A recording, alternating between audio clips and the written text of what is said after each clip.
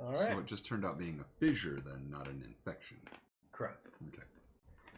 Anyway, welcome to the Wilyverse, everybody, where we are doing a one-shot set in the world that I have created. Isn't this the Galen verse?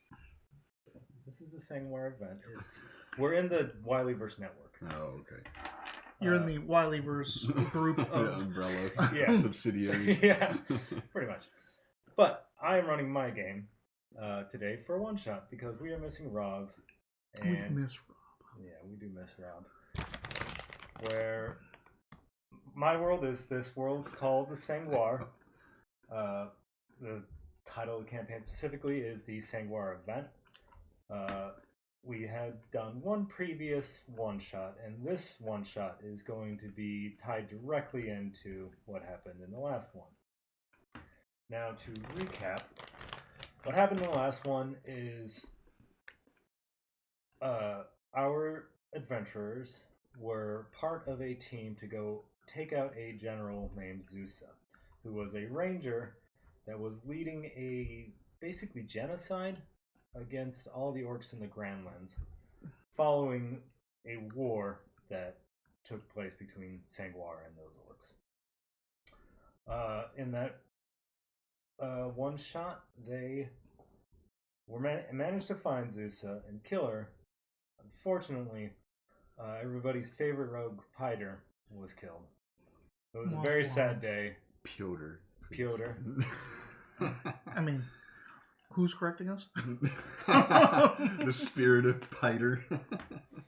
But our friendly orc ranger, who was part of this team, that was played by Dave Wiley,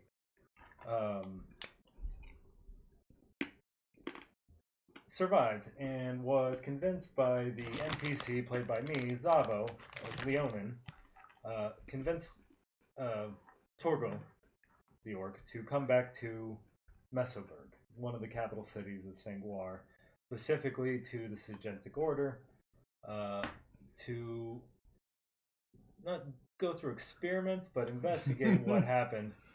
To give his side of the story is what he was told. Yeah. But don't like the fact that you pulled out the word experiments. Well, you don't know what happened yet. Yeah. I feel like your character's going to have a tough time on this mission. And what they were specifically looking into about Torville was this story that he had of a opalescent crystal fragment that he'd found that had given him a very strange dream of a catastrophic meteor impact in a land that he'd never seen before. And afterwards, the crystal just disappeared. And it just kind of stuck with him. He thought it was odd. He told it to Zavo, to Leonin. And that's why Zavo convinced Torgil to go back with him. But since that time, Torgil has not been heard from by his family or tribe in about 7 months, which was about how long ago Zusa disappeared. And that brings us to our characters right now, which is Torgil's sister, Kulan Archnud. Archnud. Oh, you're a woman? Yes. Oh.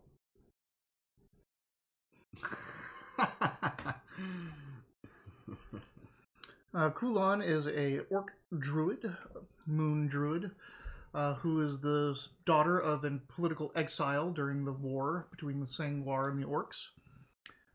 She was on the side opposing the war, and her father was exiled because of it. And it really shaped me and my brother, Kulan and her brother, which is now why I'm trying to find out what happened to him. Because we had a very close relationship, living in exile together. Who have you brought along with you to try and find Torgil? I'm Old Hunbelorth, and I'm from a neighboring tribe to Kulan, right? Kulan.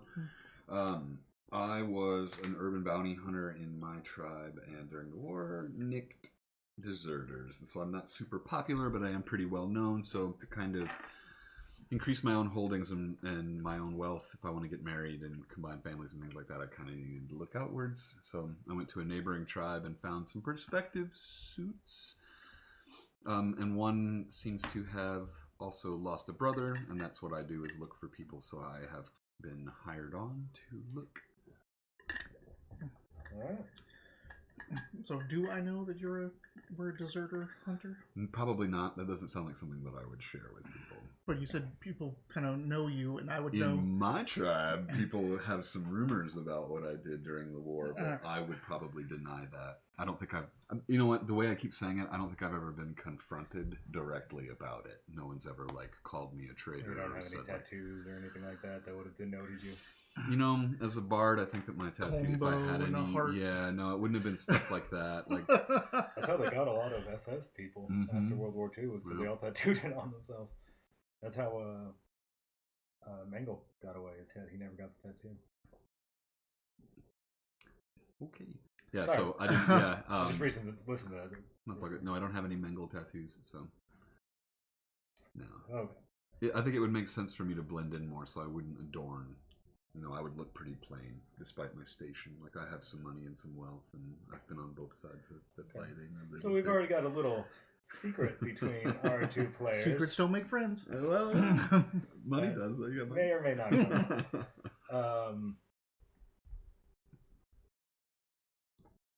I'm sure. So, for the sake of time, we decided that we're just going to start this one shot off. For the sake of time, you have 6 hours. You can I tell know, us as much as you want. And he's going to need every one of those hours.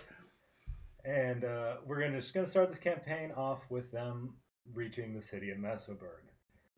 Along the way, though, I will say that they were often turned away from towns, citing ordinances on how many traveling orcs were allowed in town at any time.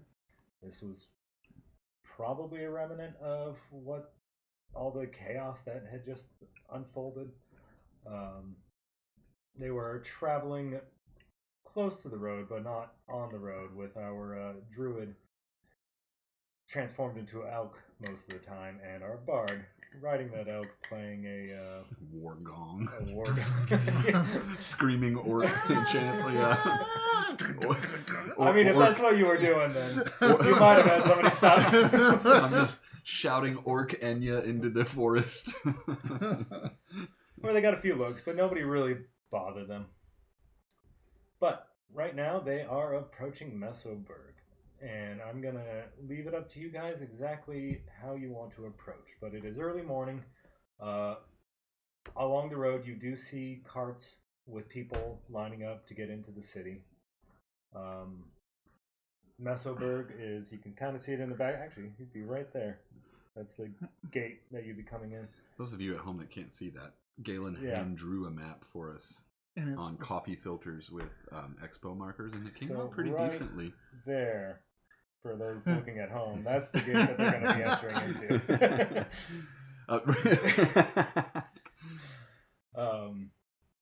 But yeah, you see carts lining up to get in. They haven't opened the gates quite yet for the day.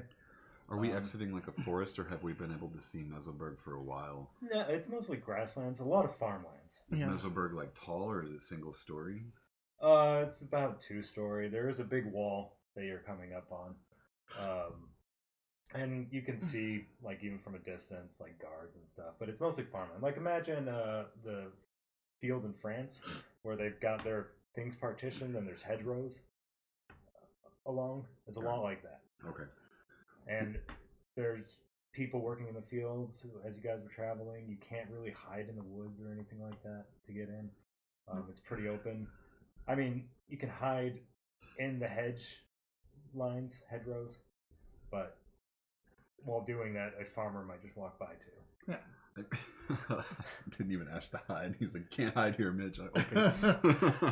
I say we just walk in. For sure. There's no way they're going to turn us away here, right? Do you have a... Right?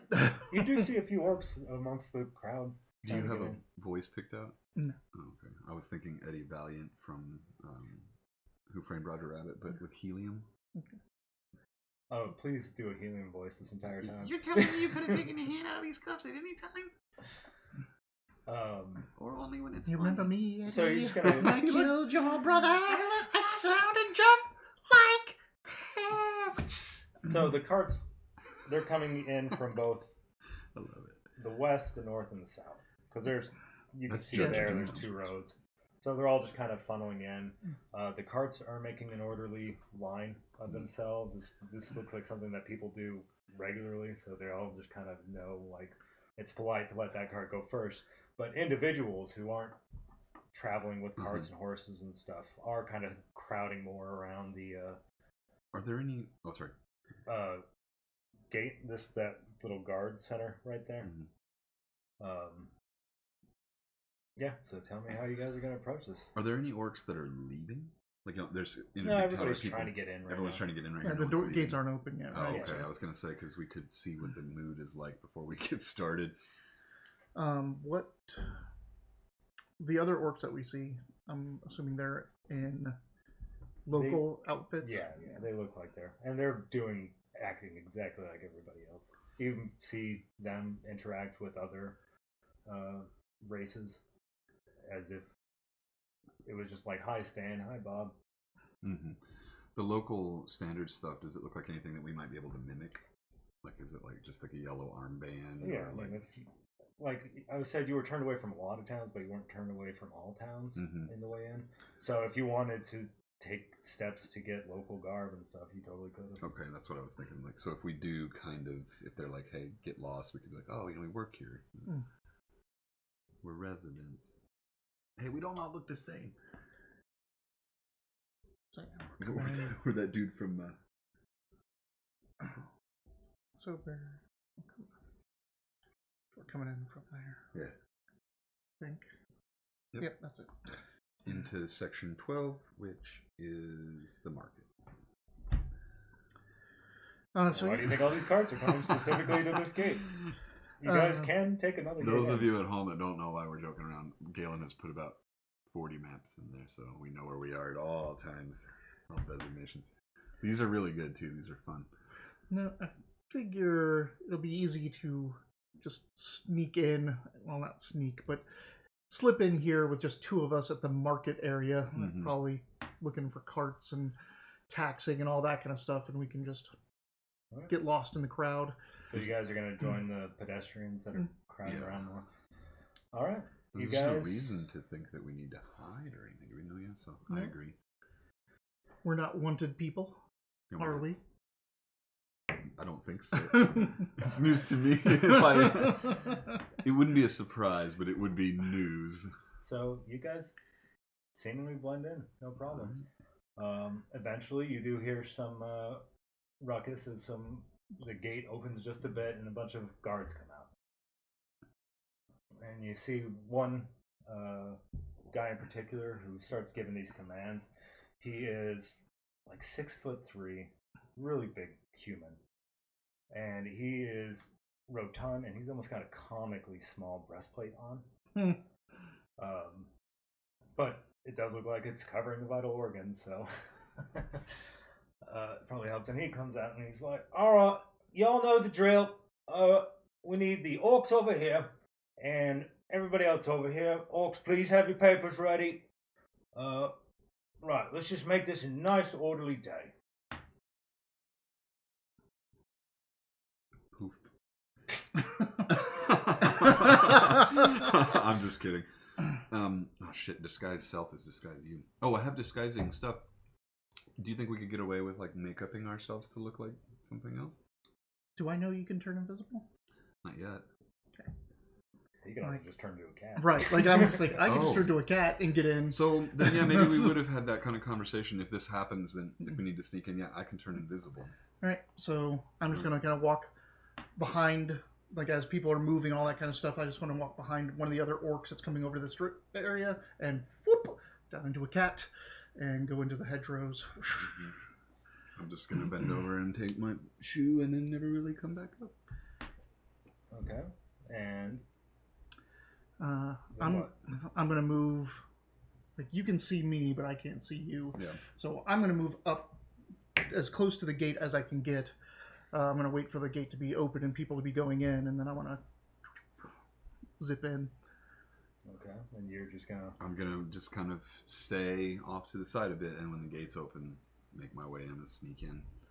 Okay, so it does take a little time, not a lot of time that you guys run out of Like an hour. invisibility. It's like an hour. Yeah. Please don't be an hour. But there is like everybody's just kind of they all know the drill. Like all the orcs are getting into their own line. Mm-hmm. Everybody else is getting into another. If you guys, Is the treatment of the orcs any worse than what we've seen anywhere else we've been, or is it just similar? no, actually, it's Like it's it is very shitty. banal. Like this is just standard for everybody. Like It feels more like security. you'll theater. see the guards recognize the orcs all the time and just kind of wave them through. But if they see somebody that they're not sure of, they will kind of stop them and. Look over their Okay, so papers. it is Yeah. good that we snuck in. Mhm. And the gates do open, and the line that is an orcs is moving a lot faster than everybody else. Yeah, and give me a, just because it's crowded, give me a dexterity check to just make sure that you can avoid running into anybody. Stealth. Stealth, He's moving. stealth, yeah, stealth's fine. Do I have inspiration? No. 12. Yeah, you should miss fine. Wasn't too. There were a couple of moments. Yeah, It was probably more the dust that I didn't like, where I'm like, oh, you can. I am not moving through this dust naturally. and yeah, you're just a cat. Nobody I'll really say- takes mind of you. I chased the wrong cat for a little bit. No, Kulon! you would know exactly what he looks like as a cat. I should Do you have. want me to roll stealth? Oh yeah. You roll stealth? No. Yeah, cats are common enough that they're not. Nobody's gonna take notice of you. If they do, it's either gonna be trying to shoo you off or lure you in. There's my cat.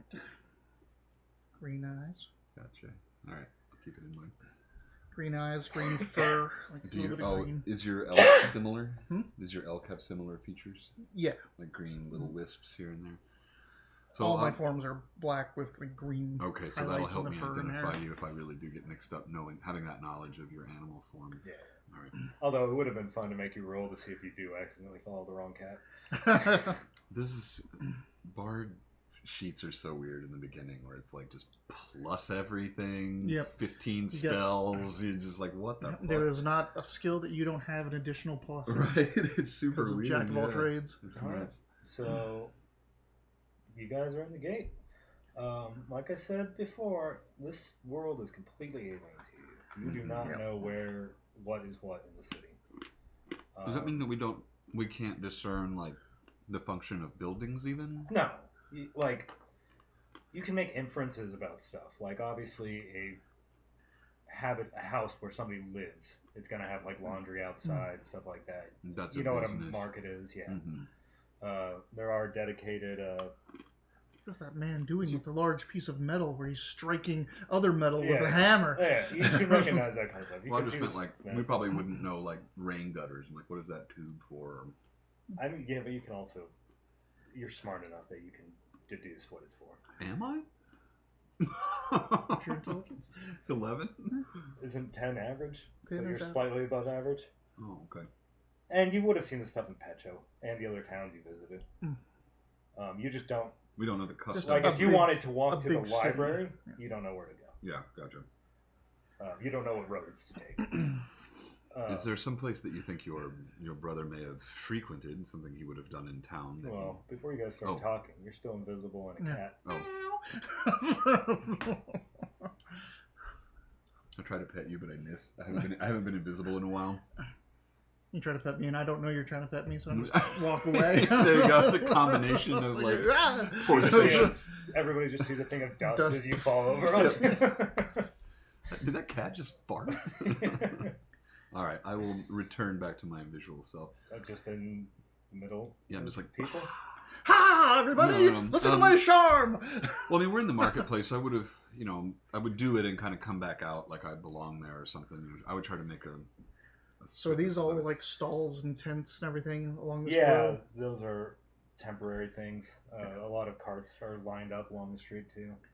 I'd like to do like the same thing, just like stand up from time machine. It's a little less crowded once you get through the gates. Yeah. Let's go behind So a it's cart gonna- or something. Yeah, Yeah. I'll find some place to hide out. I mean, I got my stealth still, unless you want me to re-roll it. Okay. Do you want to say specifically where you're? No, I'm just hide somewhere. It's fine. Okay. Somebody's like, duck away for a second. So you are back to an orc, and seemingly nobody noticed an orc just appear out of nowhere. Have you seen my cat? I come. There's a merchant who kind of turns and looks at you and is like, "Are you talking to me?" No. You climb my shoulder and turn back into Kulan. And then it's rodeo time. How long can I stay up here? Yeah. 8 hours on me, 8 hours on you.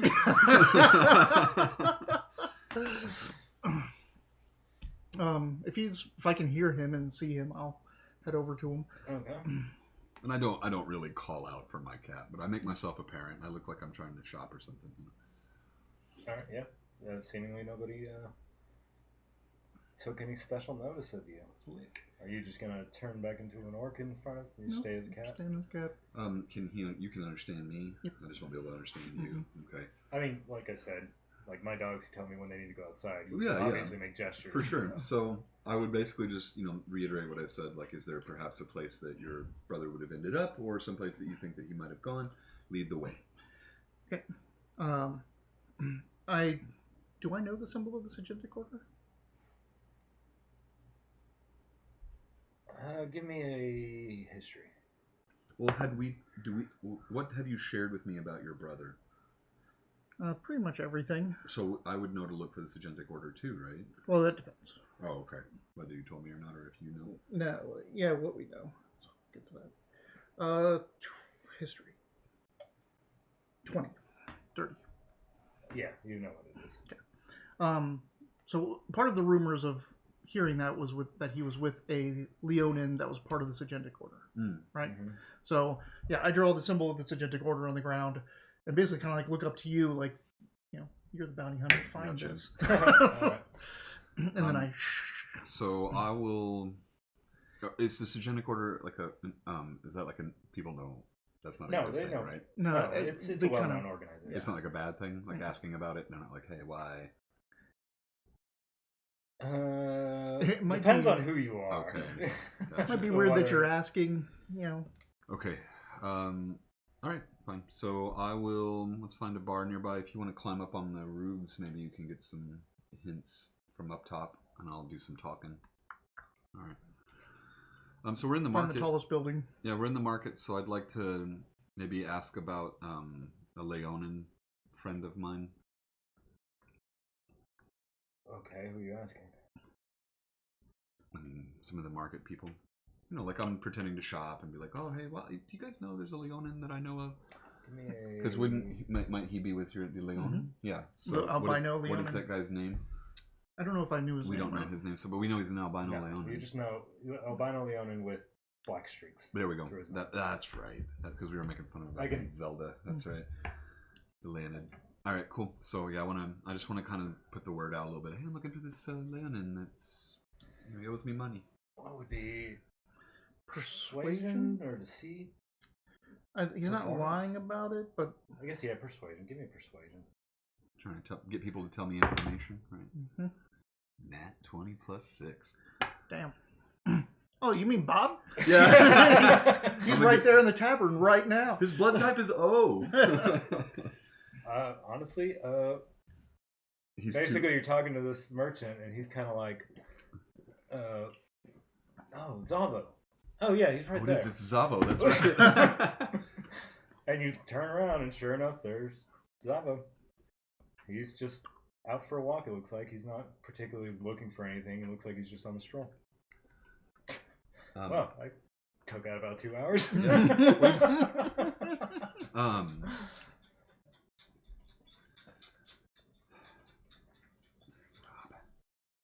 This marker is covered in ink. Past here, it's like leak. Give me an investigate.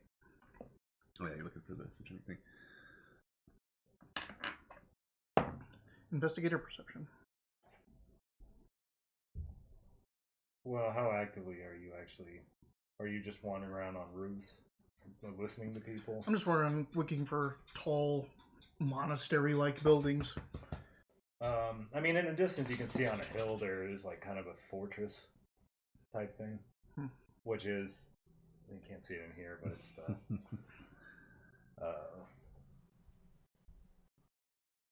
that bastion on a hill next to the river. Next to the Far right there. Is it that gray area with the yellow building? Yeah. Yeah, with the blue fountain. Up right. Top right. Right there. Yes. Yep. Oh, yep. that big thing. Okay. Yeah. And that's not a yellow building. That's actually an archery range. Yeah. Yeah, I only got. Well, let's see. If it's perception, I got a 12. If it's investigation, I got an 8. Remember, investigation is Sherlock Holmes knowing what to do with things, and perception is noticing. Yeah, it's just more like, are you actively just wandering around looking for something, or are you like studying people's behavior, like what they look like? Like I'm looking for somebody with robes. No, I'm just trying to look to see if there's a building out there that looks like it would be weird. Where you're at now, how far are you going to go from the market? Just to like the first, permanent buildings past. Yeah, I gate. mean, you can see some. Yeah, we'll go with perception. 12. There's an area that looks like it's more heavily vegetated. It almost looks like there's a park in that direction. And you do see not so many merchants walking around that area. Okay. Yeah. All right. Once I kind of see that, I'm going to look down, see where he's at. I'm doing this. You got a 12 on your perception? Yeah. Okay. I'm like, where did he go?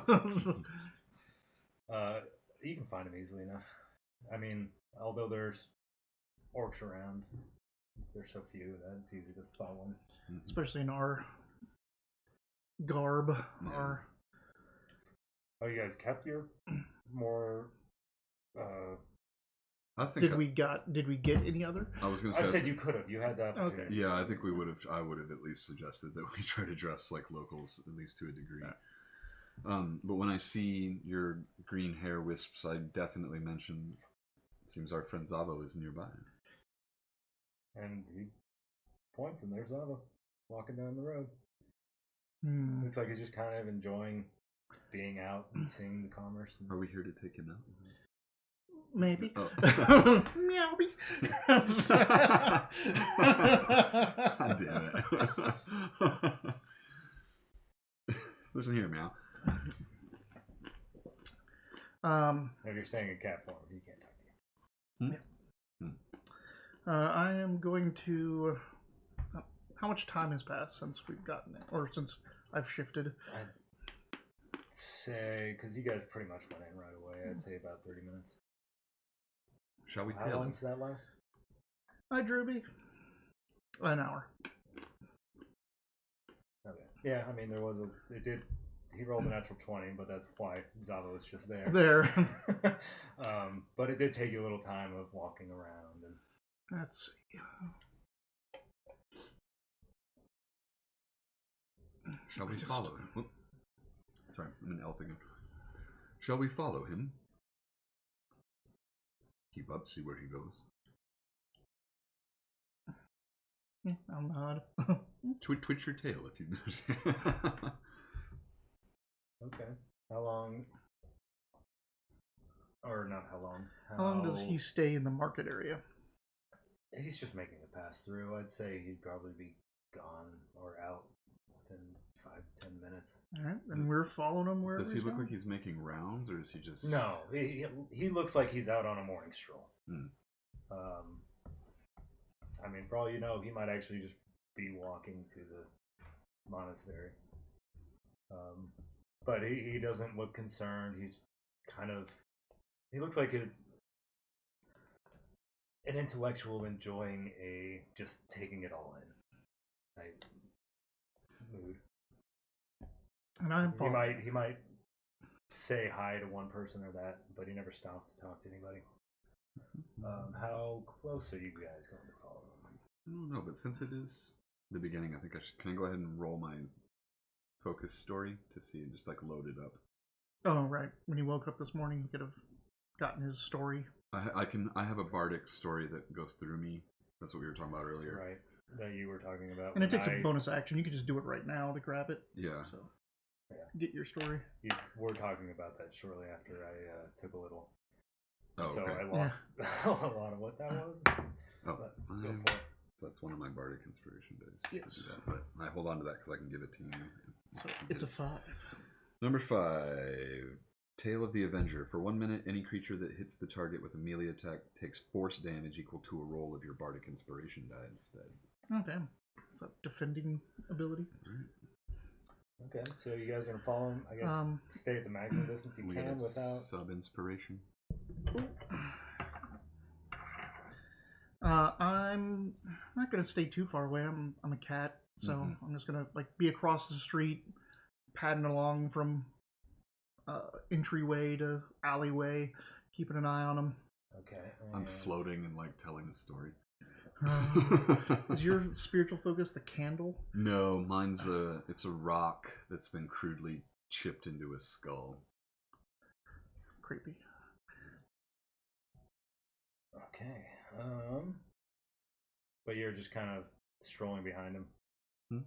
Yeah, I'm gonna keep some distance. The cat's probably the more ready. I want to make sure that I'm not affecting that at all. Because you're quick, you're the tiny cat. He can follow. I'll be behind a little ways. I'm gonna be relying more on following the cat than the landing. Okay.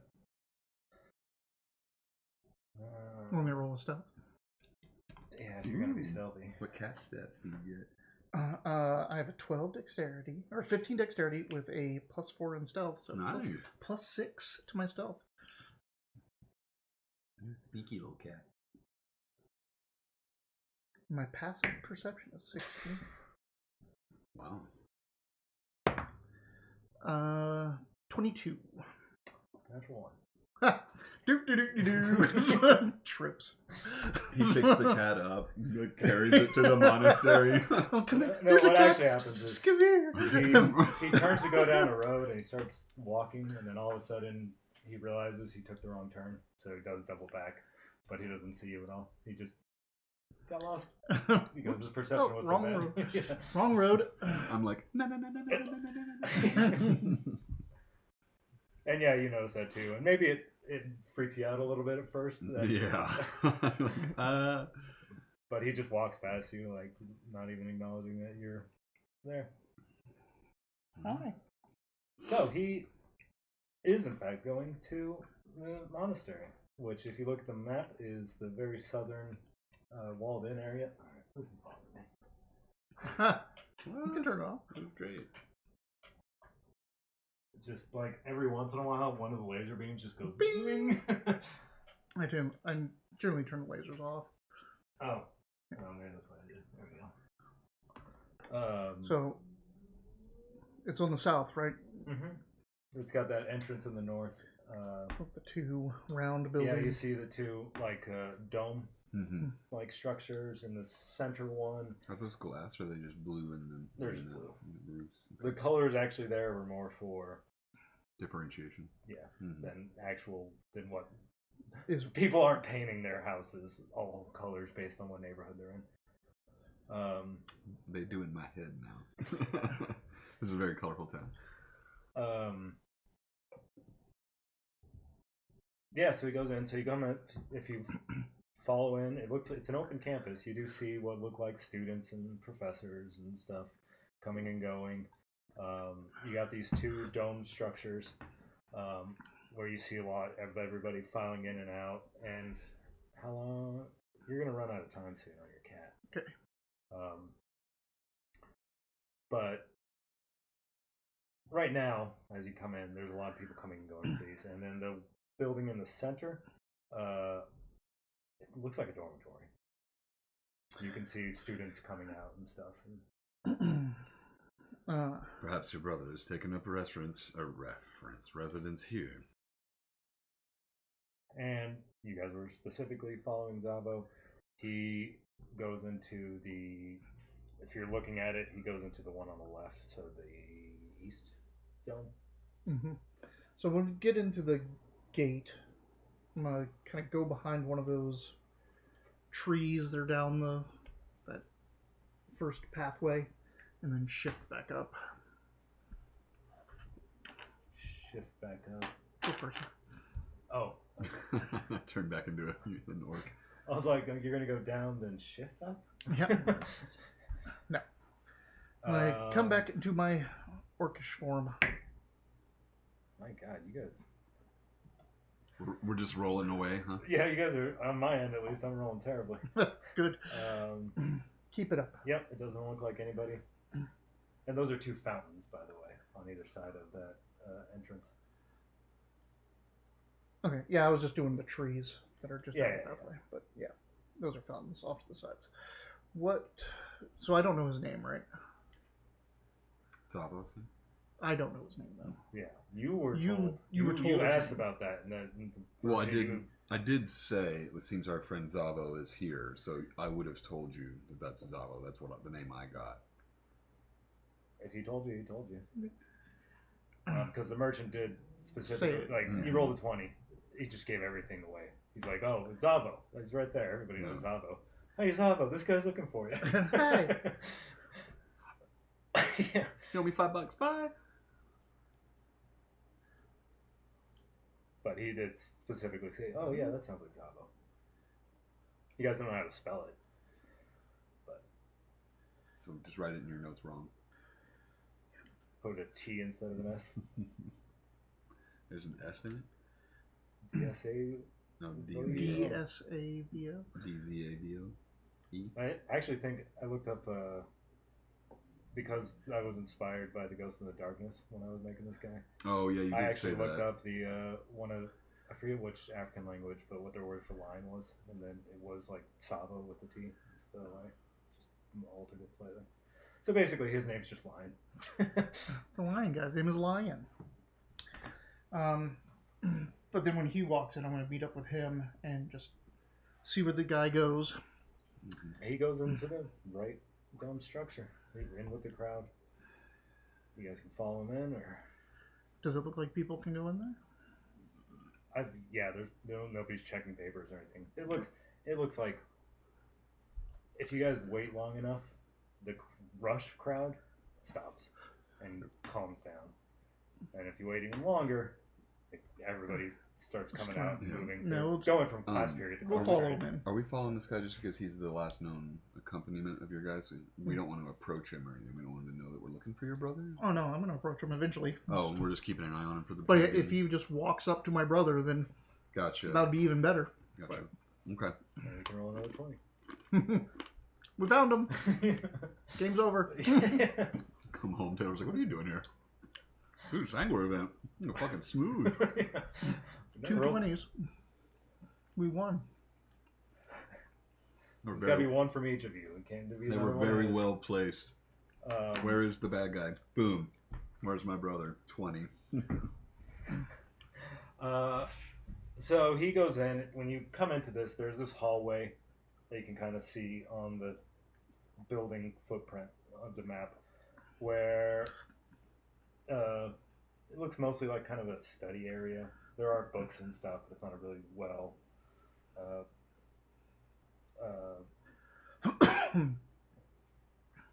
Stopped.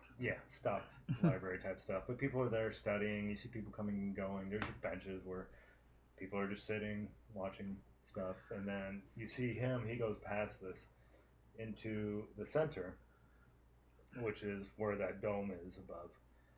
And it's partitioned off into 5. So there's the entrance that you come in, and then from that, there looks like there's 5 doorways to 5 rooms just along the entire. And you see people coming in, and Zavo goes into the one immediately to the right. And there's other people are following him in there, and eventually somebody comes and closes the door, and that area just kind of empties out, and you guys follow him in to that room, or do you stay outside, or do you do 2 different things? You're the bounty hunter. It's true. I mean, if you don't want to approach, then... I mean, I don't want to approach him in front of a lot of people. We should try to get him isolated so we can talk to him. I agree. So, confronting him in a classroom I don't think is the best bet Perhaps we could sneak in or join the class and take a look, see if he mentions anything of note or worth, or just see what sort of person he is. All right. Perhaps he's approachable, like maybe if we listen to him, we'll realize, like, oh, he seems reasonable, that kind of thing. So, all right. we'll join his class. I hope you wrote that down. Are you going to give us an hour lecture, please? He's going to defend his thesis for us. You might not be the teacher. You're right. I'll walk in. Okay, class, sit down. Zavo, it is your day for speak. You guys get in. Once you get into the room, you see that Zavo did just walk to the front of the class. All right. So it looks like he's a teacher and everybody's sitting around. Try to find a kind of in the back. Are there other orcs here, or are we going to stick right the fuck out? You guys are sticking out. And Zavo kind of, he notices both of you sitting in the back. And he just kind of gives like a slight look at both of you, but then he kind of gets to a lecture about, I don't know, fucking magic mechanics. Magic mechanics, okay. Magic science. I make notes. That's not how any of this works. It's called the spirits, and they do what I ask. Yeah. That's what I do. Different type of spirits. So yeah, the course goes on for about an hour, and at the end, he dismisses everybody, goes over like, this is what I want you to read for next time. And do I get a plus to my Arcana for the next hour? There you go. No, it's not that kind of. It's all theoretical. You get an advantage to rolls to defend against Fireball if cast at level 19 by... No, you just get one level 4 spell. It just teaches you a level 4 spell. So he's seen us. We've gotten his attention. Do you want to? And are the students leaving? Yes, everybody. Like you've all been in classrooms. Obviously, here's one here. Yeah. So we've given ourselves up. If he sees us anywhere else, it'll be a pattern. Oh, let's go up and talk to him once all these students filter out. Is there a specific question you want to ask him? Just like, where's my brother? Or do you want to go about this? As everyone's leaving, he sits down at the desk in the front and starts. Looks like he's working on some notes. Like, what's your plan of attack? Do you want us to do this deceptively, or do you want to just outright tell him I'm looking for my brother? Maybe you know where he is. That's what my plan was, but Let's if you have a better No. I work for you. I'm not subtle. Yeah. I'll follow your lead. Yep, I'll head up after the last of the students have left. At first, he doesn't look up to you. But then slowly over time, to see you, when he sees your deeds, he's just kind of enmeshed in what he's writing, and you just hear him say, "Office hours are in the afternoon." We're not here for office hours. And he stops and kind of looks up. Oh yes. There's still some students mulling around, by the way, so that's not a completely. He's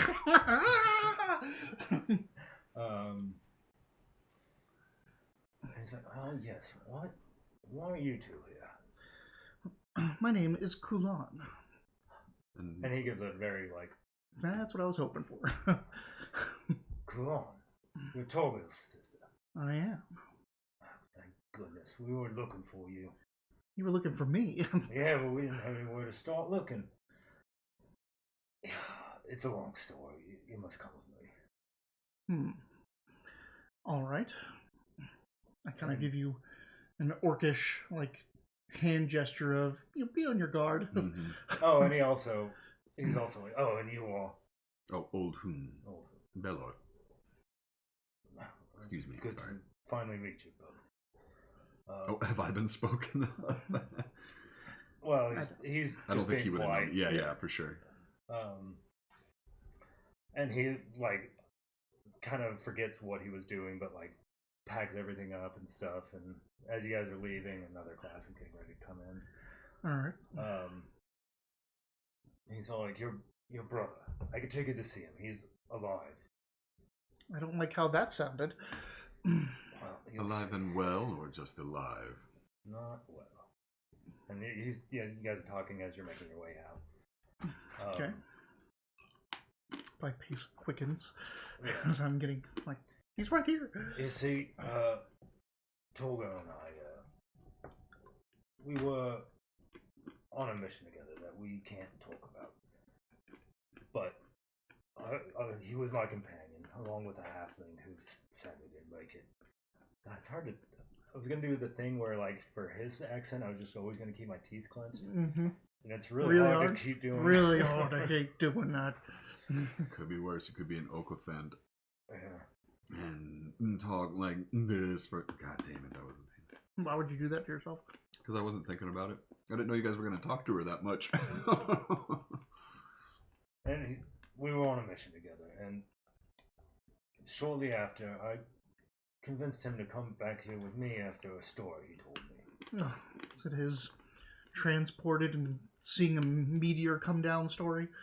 Oh, he's told you. And he kind of talks in a hushed tone. Of course. I'm his sister. Yes, it was that story. Well, shortly after we finished our business, I convinced him to come back because we've heard stories like that before. I mean, he didn't make it up. Not as far as I can tell. You've heard stories like this before recently, or heard of stories like this before? I'm not at liberty to say much more than that. What? Sorry. Not at liberty to say. But yes, I push the issue. We've come a long way. Perhaps share it with the brother or the sister of one involved. Well, that's what I'm trying to do. And you guys, once you leave the Dome. little university area, you take a hard right and start heading in the direction of that. There's no fortress. door, so it was really hard to go right. And you're like, dig. So we're heading up towards the keep. Yeah. And you can see right there, you're going to take the quickest route, which is you're going to enter from the side, or that's what it looks like. It's going on. What is the blue building up on the hill to the south? Oh. That's a little cathedral. It's on the little key map I gave you. Yeah, I have my phone. It's too small for me to really get a good detail. That's a cathedral. But we're going up through here. Yeah. See it. All right. Cool map. And so you're pressing the issue? And so he's... Well, like, yeah, just reiterate. we've come a long way. We know you're here. You've confirmed it. Like, just please tell us. Like, this could help us a lot. We've come a long way looking for one person, and you seem to know where that person is. And he reiterates, like, I can't tell you specifics about that event. Mm-hmm. One that Torgo experienced in his dreams. But he always says is that he knows of other times that have happened. That's what I asked him too. Did that happen recently, or have they heard of that? Oh. Like, is this like something that's happened over time, or is this like something new occurrence that people are having these dreams? That's what it was. Again, He won't tell me that. That's what I was trying to press. Okay, cool. All right. But I assure you, I'm taking you to him right now, or at least what's left of him. You say he lives, though. Mm-hmm. In a sense. Well, with all this terrible news, let's make haste. Alright, so you guys make your way up. As you enter through that gate, there are 2 guards on either side who at first look suspicious when they see 2 orcs, but as soon as they see Zavo, they just wave you guys past. We try not to walk through the archery pit. Yeah, you go around. There are people practicing. They should have turned it the other way so it's facing towards them. Yeah, right. You miss. You miss and you hit someone coming into the gate. And they, from what you can tell, they are very good archers. Like, they are hitting the mark like almost every time. This guy doesn't know anything about bows for once, so wow, he can't tell if they're doing well or not. Well, you can tell that I know hitting there's a target in the center of the. But he takes you around the archery range and takes you to one of the buildings. It doesn't matter. And that's when you see 2 guards who do stop Zavo. and Zavo, and they're like, all right, they stop him, but not like in a hostile manner. They need to sign him in, and Zavo comes and signs it in, and he's writing some stuff. You can't really tell what he's writing, unless you really want to try, but I don't care. he's just filling out a form.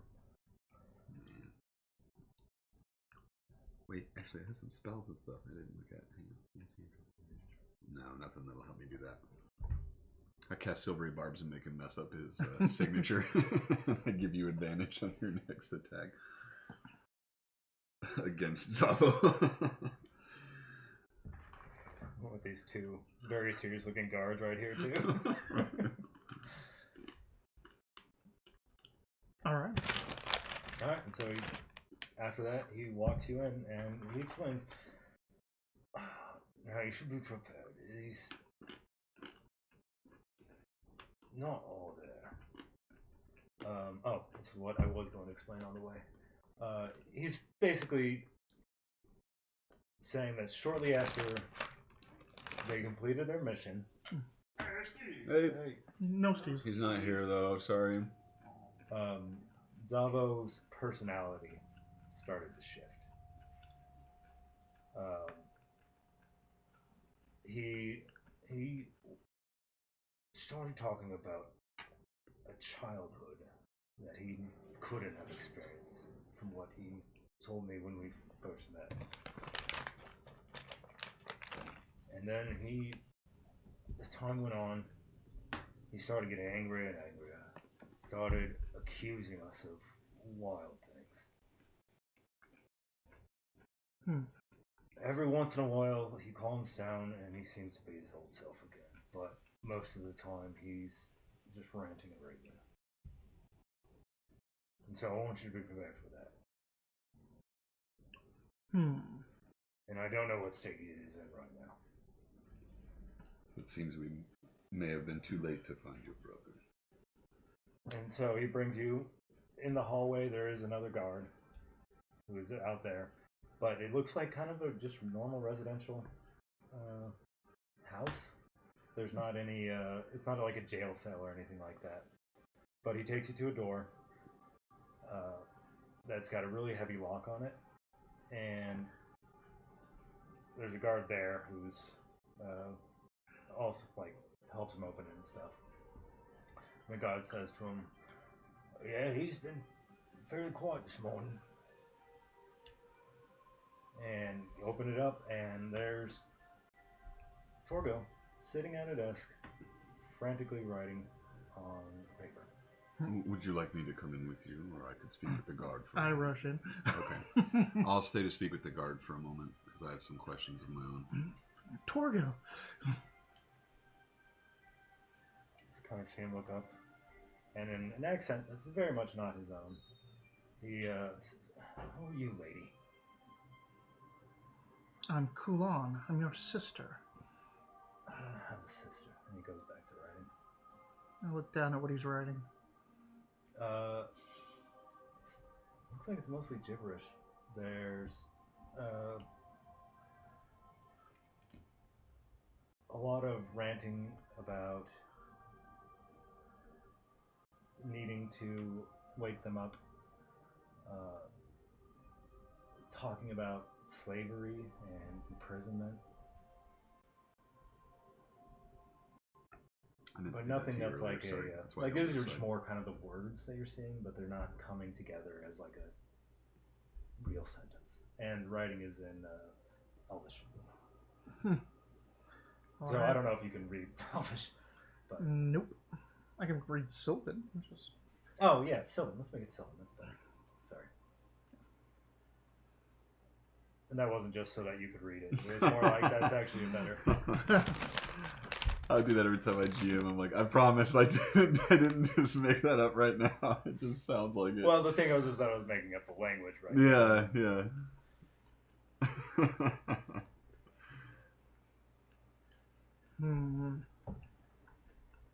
Well, leave me alone. Who are you then, if you're not Torgo? That's none of your business. Y'all are just here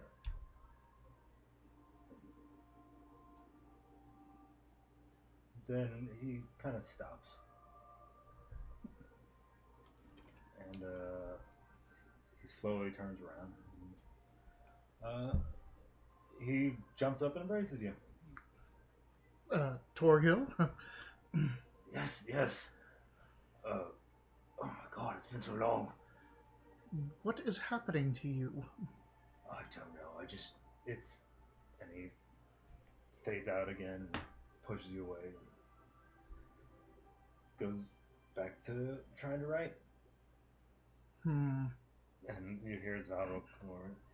This is what I'm talking about. What happened to him? What did you do? We're investigating that at the moment, but I wanted to try and find you to try and help. We were looking for somebody who might be familiar with him. But with all the fighting going on, it's been hard to figure out where anybody is these days. Well, what can be done? Like I said, we're investigating. We want you. We're hoping that a familiar face would be help keep the true trouble here, so that we might be able to get answers from him. But every time we talk to him, it's like talking to somebody who just woke up.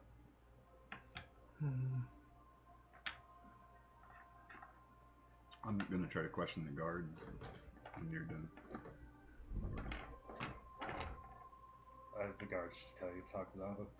Oh well, the questions are about guard stuff, where it's like, are they the regular guards? Like these two guys that are outside right now, are they the ones that are usually posted outside of? They give you a very kind of suspicious look, and like, why are you asking? Just curious. We're seeking about the safety and well-being of my compatriot's brother. I've been a physician of some sort. One of our top concerns. Of course, but is there any pattern to what he's raving about? Does he speak of anyone or anything in particular when he yells or isn't himself? I'm not sure. I don't pay that much attention to what he's actually doing. How long has he been like this? I'm not sure. I was only posted here a few months ago. So at least a few months. As far as I know, he was here before that.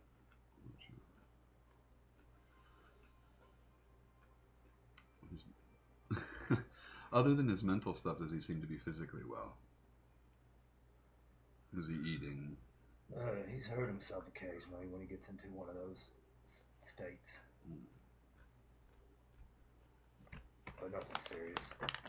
When he's in those states, does he try to cast or do anything unusual that would be beyond his class or race? Is that a normal thing to say in D&D? No. This is an Earthdawn. Does he try and cast or... Like, yeah, does he do anything that's unusual for himself? Like, does he... Suddenly he sings in a different language? The guards are just going to explain to you, like, this is just their day job. They just stand here. They don't know anything. Okay, that's fine. That's what I was thinking. And again, they say, like... I just thought they know you're with Zavo, so they're actually a little like, why aren't you just asking Zavo this stuff? All right, well then I'll come in and ask Zavo stuff like patterns. And like, is he mentioning someone, or does it seem like when he's crazy that he's somebody? Somebody? Does that make sense? Is he someone else specific? Yeah. There you go. Zavo explains that it does look like there's two personalities going on here. He's becoming... And they're kind of battling each other. He said that he first noticed the change on the way back to Messelberg. But it was very, like, subtle. Like, just habits changed. But the closer they got to Messelberg, the more... this other personality started to take over. Well, have you tried to take him away from Messelberg? I mean, we've taken him out to the country before, but... It didn't subside? It did not.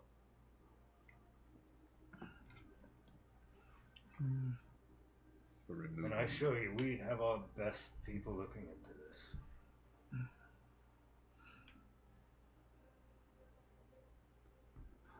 And we'd like, if we will release him to you, if that's what you wish.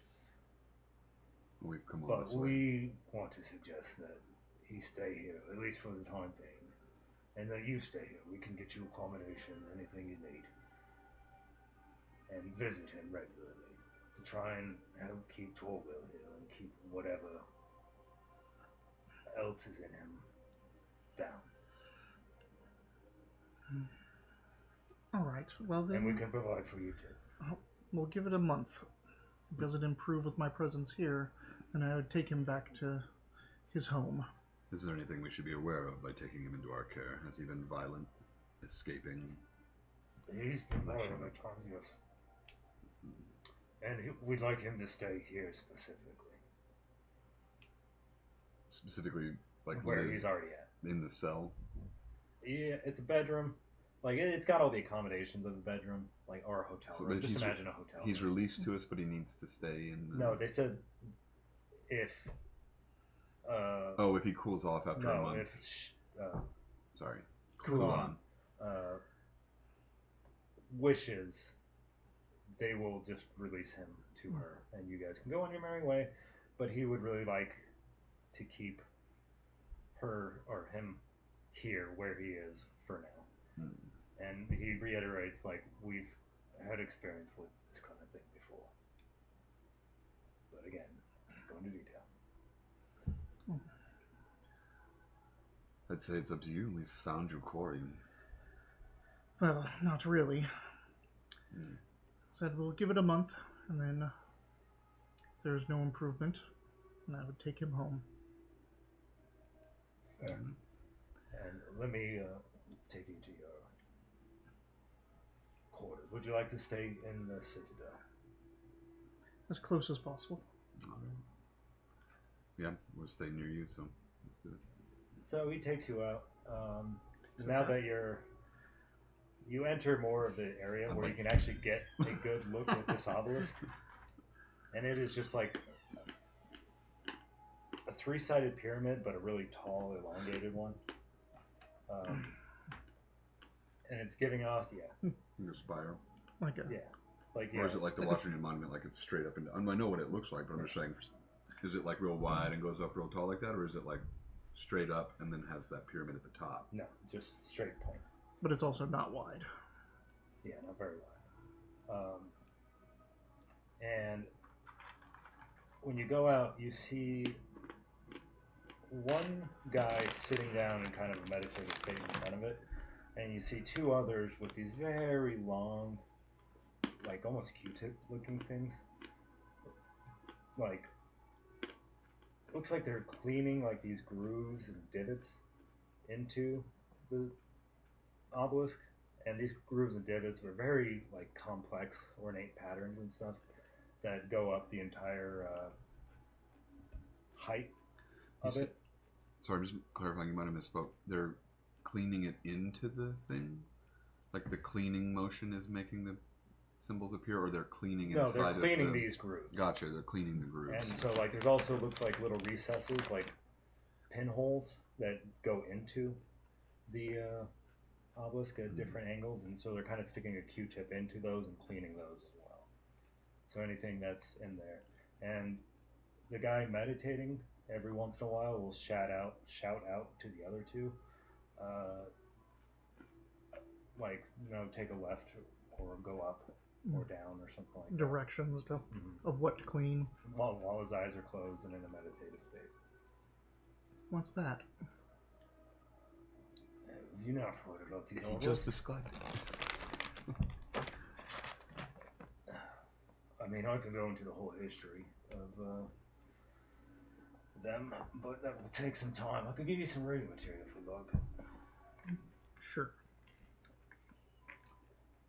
And it would just be the history of these are made out of, these artifacts and stuff. Yeah.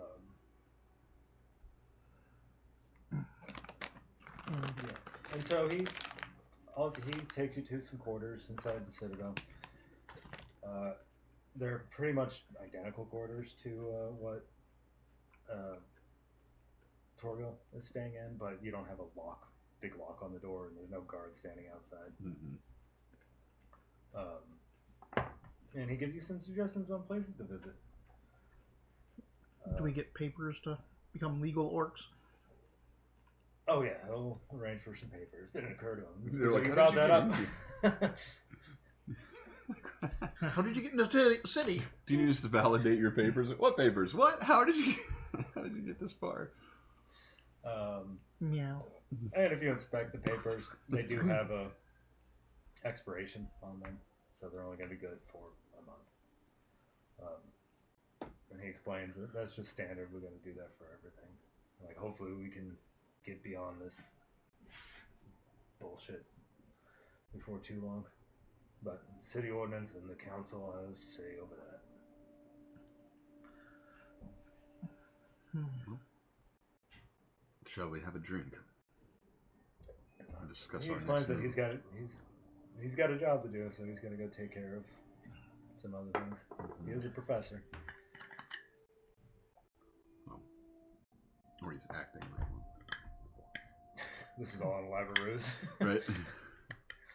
Surprise, there is no Messelberg. It's all an illusion. Damn it. All right. Well, we've found something like your brother. Not well himself at all. What is it you'd like to do with him while we wait? I'll visit him, see if I can wrench him back out of this state.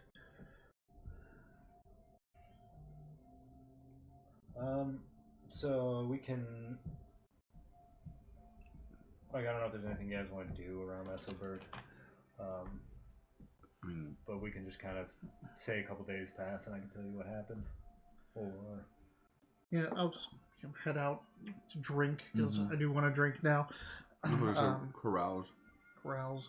I also want to see, go out into the city, find where like the common folk hang out, and see what they think of the order. All right. There are several bars around town. I haven't named them all except for one, which is in Old Fishton, which is that area with like the smaller dock. That is one of the oldest parts in town. This is something you would have learned, or somebody would have, Zava might have told you. But there is one bar on the coast there, on the little island. I had a name for it, but now I forgot what it was. Well, we don't go to that one. So where is Fishton? Is it the bottom right, or is it that, directly east of the Citadel. Yeah, so that like little tiny dock to the bottom right. Yeah, and all the smaller houses and stuff. That's the oldest district. Like, that's where people first started living. It might be those old port pieces higher. And so that's the small port. Because those little houses are up there. See, those are the little ones. The little docks. Rows behind the little docks. Yeah. All right. So we'll go in there. They're close enough to be right in the shadow of them, but old. So see what they. And that bar. Are you going to that bar? Or are you not going to that bar? Okay. It's the oldest bar in town, and it's on that island. And that little island. Okay, that's what you're talking about now. Oh, it's that little thing. Yeah. We were both. I thought it was above. You thought it was below. We both missed it. It's in the delta. I'm like, this doesn't go out enough to have an island. Yeah. But no. If somebody wants to name the inn, you can go ahead. It's the oldest inn in town, and there is an ongoing dark joke that when big storms come in, a lot of people go there specifically to wait it out, even though the danger of being right on the coast and the only thing on that is there. But it's made it so far. The tasty trespasser. The tasty trespasser. How about the rainy horses? Rainy horses. The light cake inn. This is the blue site giving these to me. Yeah, the blue site is terrible for tavern names. Ye old stew inn. Jesus Christ, these are getting worse. The painful ocean tavern. That one might actually. I like that one. Let's do painful ocean. I should have done not another tavern generator. That's a good one. Mm-hmm. I mean, the name was supposed to hint at kind of that joke that a lot of old timers would go and wait out storms there, even though there you go, probably the painful ocean. Should have called it the jacuzzi, the whirlpool. The not another tavern generator would give you a menu too, and tell you like all the ingredients and all the name of the proprietor and what he was like and stuff like that. Are you looking at tavern names? I was, yeah. Is it a tavern? I was thinking something, not the Last Stand, because that sounds more like a fight thing, but like the breakwater. Sure, that works. The breakwater. All right, so we head there.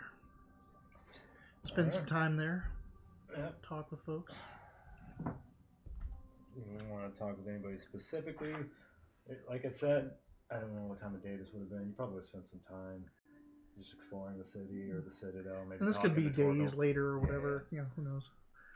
We could always play a tune. I'm not really a thief this time.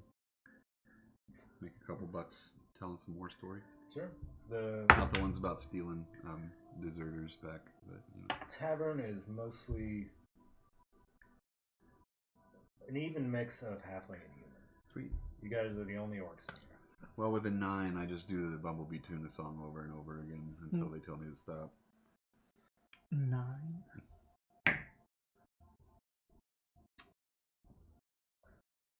With the war gong. I love Bumblebee tuna. Yes, they actually start kind of jeering at you. I get down, it's all good. I need to tune this thing. And you hear one derogatory slang yelled out. Whoa, what?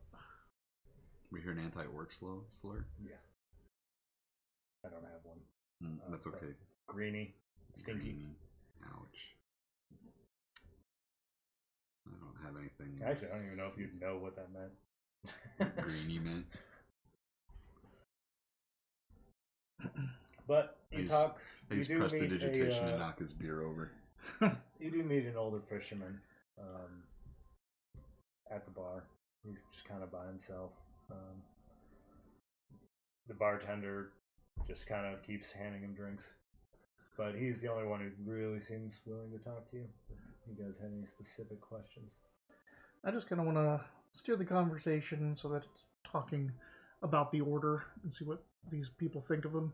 I'm glad you said that's kind of what I was trying to get at. Was like, how is the Sigenic Order here? Like, what's the mood of the town around these guys? Oh, and like if you've read any of the material that he would have given you on the obelisk, he just gives you the story that I posted before on where they came from, and but it's very blasé stuff.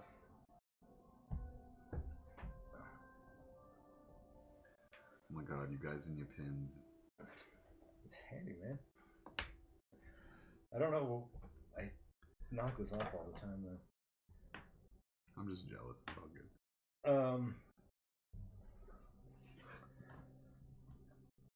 Yeah, he just kind of says, "Oh yeah, the order's just always been here." That's pretty good. Like I grew up around these parts, and they've always just kind of took care of the that obelisk that they claim is providing all this bounty for us. And as a fisherman who's made a good living over the years, I'll say if it's working, keep at it. All right. Are the Sigenic Order, are they like a religious order too? Do they They are basically just the order that maintains these obelisks. They're all based in magic, and if you're part of it, you're gonna be a magic user. They might hire a fighter as a guard or something. Gotcha. I'll ask them then, how do they treat the townsfolk? I've never had any problem with them. Like deference? They Do they interact? Do they go to Oh, functions? yeah, they're just regular people. I think one of them comes in here every Friday or so. Or whatever equivalent of Friday would be in this world. In your world, you get to make it up. Yeah. I know. I got the months, I didn't think about days. It's Galen's Tag.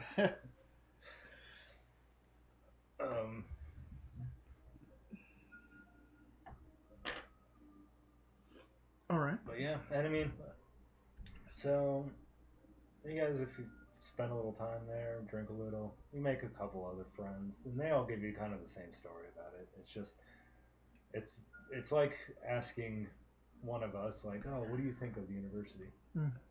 It's just, well, it's a thing. It's there. That's a very broad question. Yeah, it does a lot of stuff. Yeah. And they'll give you their simplest, most layman explanations of the. Is there a reason that it's here in Mesoburg? You would have known from the history that this was one of 3 prior existing monasteries after the Cinder Wars that they decided to construct one of 3 obelisks. So there's one in Mesoburg, one in Norberg, and one in Surberg. Gotcha. But as the night goes on, it's starting to get late. You guys head back. Yeah, I'll just kind of... And give me perceptions. Okay.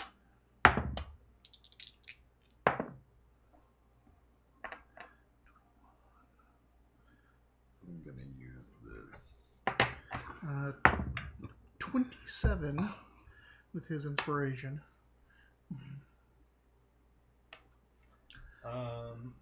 You notice somebody from the bar is following you.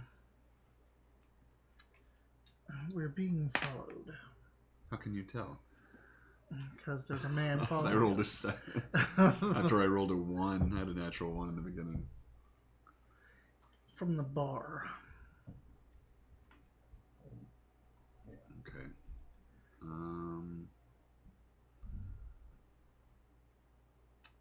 What do you want to try to stop the person, see what they want?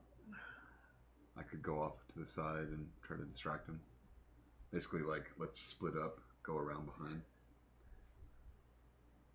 Surprised there's no rub. Yeah, we should be starting 11 minutes ago. So. Well, it's also what 5 o'clock there. They might be right in the throes of their like dinner right now. Rob? Supper. Alone in his hotel room? Oh, isn't it like a function though? No, he's there cover for somebody who's going on vacation. Oh, then yeah, he should be good. Yeah, Rob. Yeah, Rob. Worthless. Yeah, you. So I feel like we can get more information from people trying to see what we're up to than we can the other way around. So like, I've got my first lead. They're following us. Your first lead is that you are the lead. Yeah, right. My first we're lead. leading someone. I'm leading my first lead. So I have a question. Yeah. So you go off. Here was the question. So I gave you one of these because I meant that I could bestow that song upon you. But you use it as bardic inspiration. And that's It's how not I how should that have works. used. Yeah. So I've used one of these now to learn the song, right? Yes. And then I gave you bardic inspiration. Which I cool. used. And then if I want to bestow it, it costs me another one. No. No, I have it ready I'm pretty to sure go. you just have that ready to go. Okay. So I need to make 3 You can use your piles. action. So Yeah, I did. so Okay. I You just have make sure. spent one to get it, That's just and then you bookkeeping. can hand that out. All right, that's for an bookkeeping. action. My suggestion is that we split up and try to get this person. It's one I don't person. know who they're following, but why don't you duck off to the side and try to get behind them, and I'll Alright. keep going. So is that a deception or a stealth? Let's say stealth.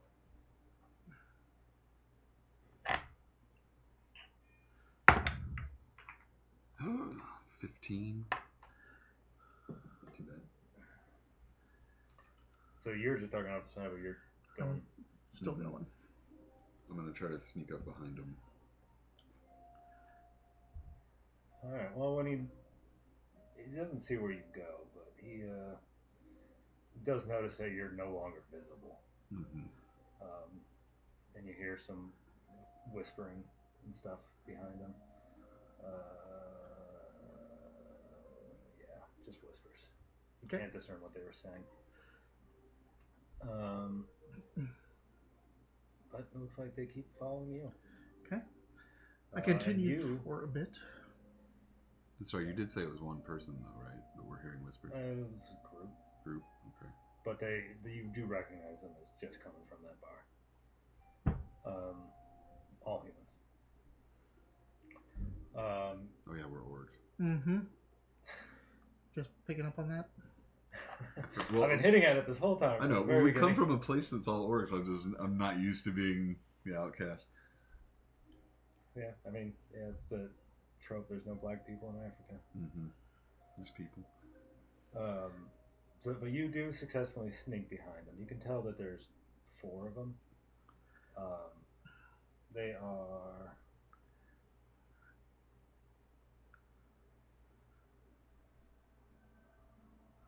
wearing what looks like leather armor, and you can hear that they're kind of like, whatever, just, I don't know what I'm dealing with, but just keep following her. And they do. All right. Are they trying to gain on me, or are they just keeping at a distance? They're keeping at a distance for now. But you're also, there's still other people walking around and stuff, but kind of, give me an insight. Both of us? Sure. I don't know whose dice these are, but thank you. They're mine. Is it the blue clear ones? Yeah. I got a nat 20. Rob's are all over the place. It's like 120, 120. It's like, what the fuck? These ones are terrible, Dave. They're the DM That's dice. okay. Yeah, those are supposed to be. That's where these dice should be, over there. Yeah. 22, and you got a nat 20? I got a nat 20 plus They 3. looking, it kind of seems like they're looking for an opportunity. But Okay. right at the moment, they don't have one. I'm going to give them the opportunity. I'm going to try to find some place that's off and... Should be able to find it. There's plenty of little houses with backyards and spaces in between. I just want to find a kind of openish area to lead them down where there's nobody. And then once you can find it. It's kind of a dank little alleyway with not a lot of light. It's not very deep though, because these are just small houses. This is the historic district of Messoburg. And as soon as you do that, you hear, all right, let's get Yeah, I see what's happening, so I want to try to get the jump on them. And once I get to like the other end, or towards the other end of that thing, I'm going to turn around and cast a spell. Okay, so you duck in, like right as they come around the corner. You want to cast a spell? Yeah, basically want them to be able to see me, and then as they come out, hit them with it. Okay.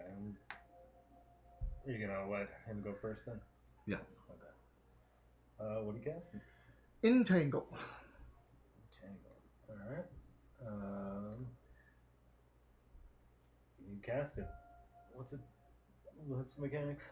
Grasping weeds and vines sprout from the ground in a 20-foot square, starting from a point within range. For the duration, these plants turn the ground in the area into difficult terrain. A creature in the area when the spell is cast must succeed on a strength saving throw or be restrained by the entangling plants until the spell ends.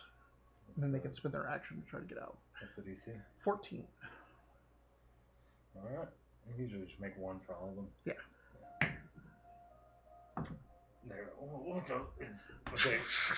They do manage to rip free of it, and It is difficult terrain for them, so it's quarter movement or half movement. Let's say you are about 30 feet. That's the length of this little alleyway. Okay. And with my bonus action, I'm turning into my dire wolf. All right. I guess that's in. Yeah, if you can take an opportunity or a free attack if you want, Mitch. Do whatever you're going to do. Yeah, I was going to cast blindness on whichever one was closest to me. So that would be the one in the back that's there. Yeah. Nice. Alright, so Constitution saving throw 14. Okay.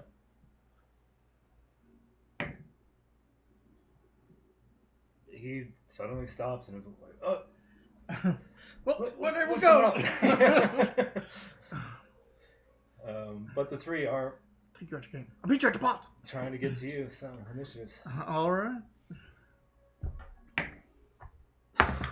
God. Bad or good? Whoa. Oh, yeah. Still dex. 13 for me.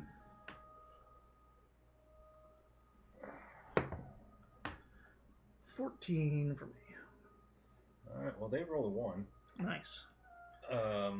Those, as they were trying to make it through, those entangling roots grab onto him again. But at 14, that's you. What'd you get? 13. Oh, okay. And they're cursing like, "What is this fucking orc bullshit?"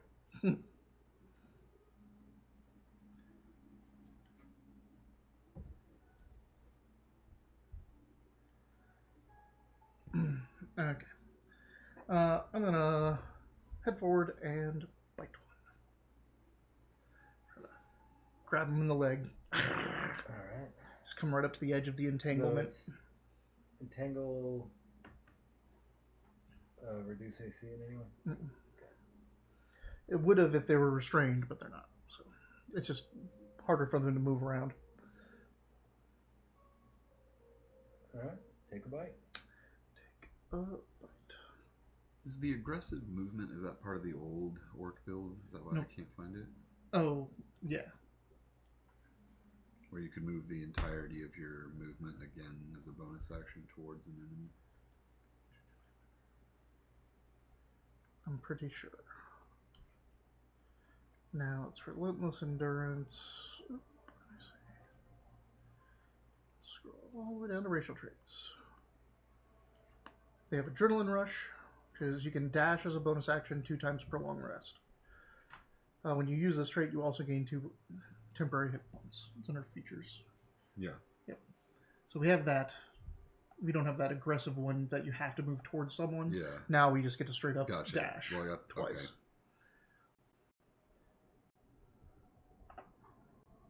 Adrenaline rush, I found, so it was just replaced with adrenaline rush. Okay. Yeah. Now we don't have to run towards someone. Mm-hmm. Okay. My attack. Plus 6 to hit.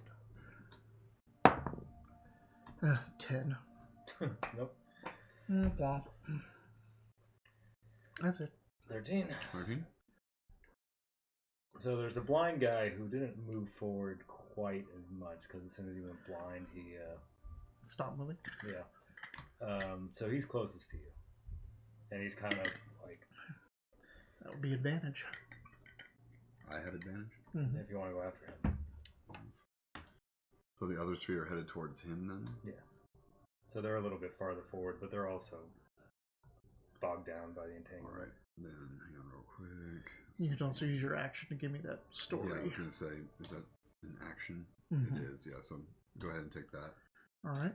So I have the Avenger story now, which is anything that hits me takes damage. Mm-hmm. Alright. think That's it's all just- your action? That's his action. Now, do you have a bonus you want to do? Yes. Bonus action. I guess not really. There's nothing I got going on. Healing word, yeah, so that's that. All right. Yeah, that's fine. So the one that you took a bite at and missed is going to. They're going to kind of try and crowd around you. Okay. Pack tactics. I have that too. So for 1 minute, any creature that hits you with a melee attack takes force damage equal to a roll of your bardic inspiration dice. So you roll damage back on that for 1 minute. Alright, so the guy that you tried to bite is going to swing a just crude mace looking thing at you. That sounds like Looks like it's made from an old fishing implement of some kind, like a. One of the clubbering things they use to kill the fish. Yeah. swing at you with advantage because of pack tactics. Does a 22 hit? Yes. But instead of damage, you take. He takes 4 damage for hitting me. And you take 7. Okay.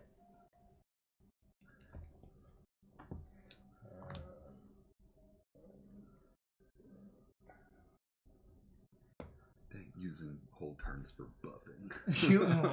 Bards. You could have actually given me a Bardic regular inspiration. Bardic too. inspiration. Yeah, that's my bonus action. The next one's taking a swing at you. Mm-hmm.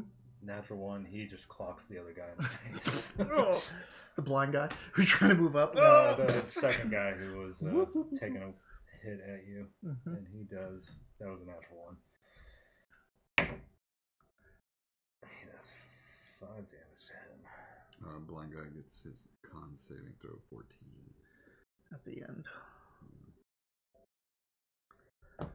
Third Third guy? guy who was also around you, because he just took a hit Mace to to the the face, face. he's not going to get advantage on this. And a 8, I assume, does not hit you. An 8 does not. Alright, and then the fourth guy in the back, blind guy, is just kind of going, guys! Guys! Roots and shit is feet, Yeah. blind, orc bullshit, Yeah, or bullshit. orc butt fuckery. So that brings it back to the top with you. Alright, I am going to. I'm gonna bite this guy. Actually, no, I'm gonna bite the guy that got the mace in the face. The blind guy? No, Oh. the blind guy didn't get the mace in the face. The blind guy's in the back. I just thought you were calling my blindness mace. Like, No, I just pulled not- out mace and I'm like, blindness! Blindness! Haha! Oh, Mitch. You mind? Oh no. 22 to hit. 22 hits? I hope so.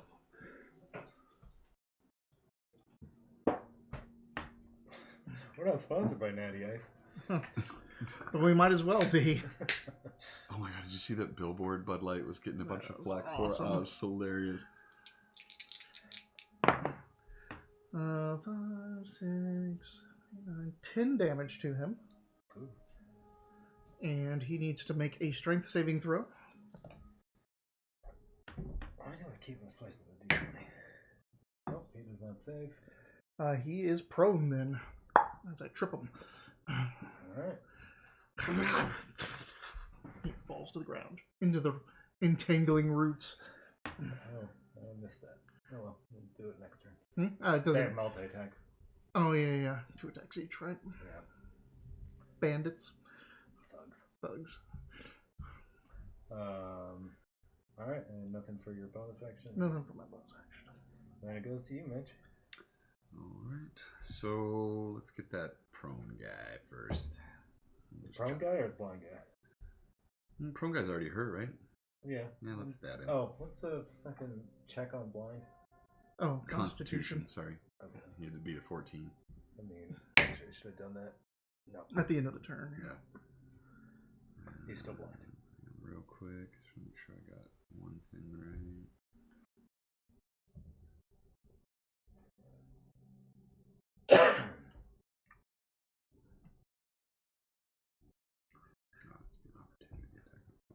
All right. We're up here. 11 to hit. You have advantage. Oh, advantage. blind. That's prone. You're adding your +1 from the rapier, right? It should be in there. Yeah, it's already in got there. it. No, so it stays what it was before. 11. 11? Yeah. Yeah. That hits. No, sorry, you're going after the prone guy. Yeah. 12 damage, max damage. I just was like, it's like, ow, that hurt a lot. Yeah, but he's like still trying to get up. Bonus action, Bardic Inspiration. Alright. So, that guy that you just stabbed and you hit, and the other guy bludgeoned, thinks, what the fuck have I got myself into?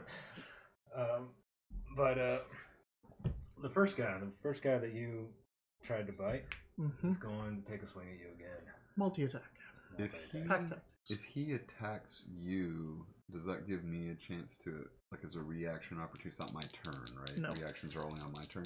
Reactions are on other people's turns, but attacking someone else doesn't provoke it. Gotcha. Being in the fight, if he tries to run away from you, Yeah. then you would get it. Gotcha. That's what I thought. Okay, that's the attack opportunities. First attack is a 12. No. I have a 14. The second attack is a 22. Well, he takes 3 damage for his trouble. That's a great one. Orc magic. Fucking orc bullshit. Sorry, you how much have damage? spikes. 3. You're a spiked wolf. And he does Some yellow, something on your face there, mustard or 3 pink or damage. something. 3? Yeah. How are you feeling over there? Second guy who's standing. Fine. Oh yeah. And also, all of this, I have 37 hit points in this form, and all of it is temporary. Oh shit. Like, yeah. he's not doing any damage to me. Your wolf form. Yeah. He takes second guy takes a swing at you. The guy who first hit his friend in the face. And a 18. 18 hits, and he takes 5 damage for his trouble. I cast blindness sprays mace. And you take 6 damage. Magitech blindness.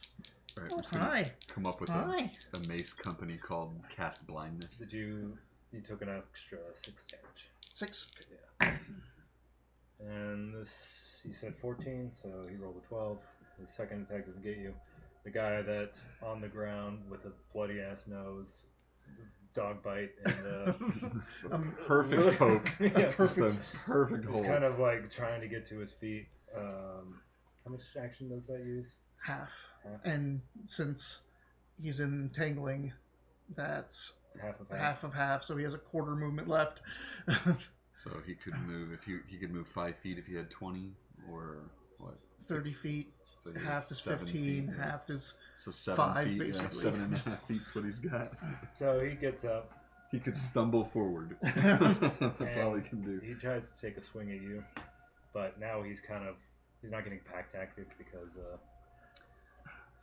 he kind of had to get up and he's all disoriented and It's all right. he's not even sure that his friends are his friends anymore. He has disadvantage because there's kind of like 2 of me. Oh, that's right. Yeah. Did you blur or something like that? No, I'm wearing the cloak. Oh, of the close displacement. displacement. Nice. No one's attacked me yet, though. They're all focused on you because I'm here to protect you from behind. Even with disadvantage, does a 21 hit? Yeah. It must have been casting this way. Like, Yeah. just is he right there? Ow! I am right here. Keep going until the No, what it was is that he's seeing double because he just smash. So Counteracted the That's funny.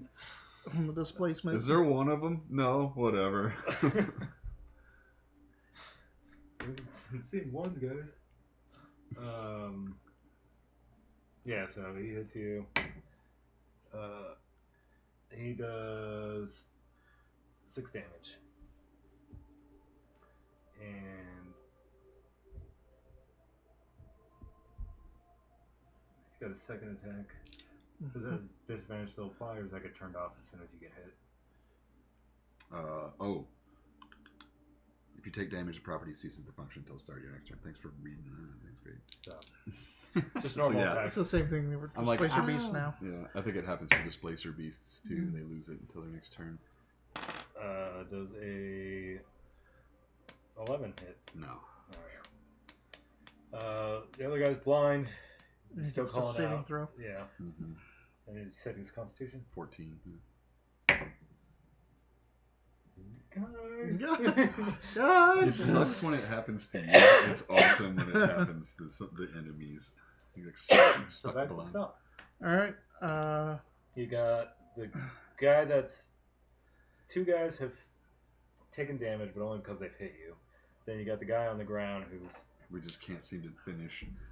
Is he back on the ground? I thought he No, got he up. stood up. Yeah, I'm going to attack him because he was attacking him, right? Yeah. So I have pack tactics. So I'm going to get advantage against him. Sweet.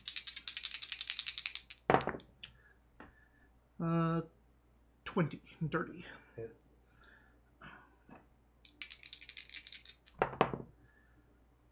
One, 8 damage.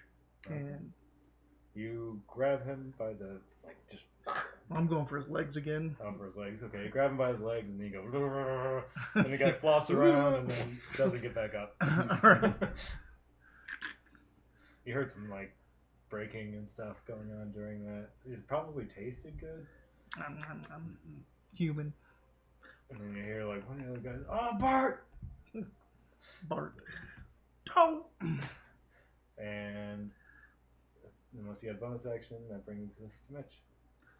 All right. What do you think? Bag of tricks or press the attack? Yeah, just keep attacking. That's what I Not figured. worth You're gonna to use everything. So use a bag of tricks on these morons.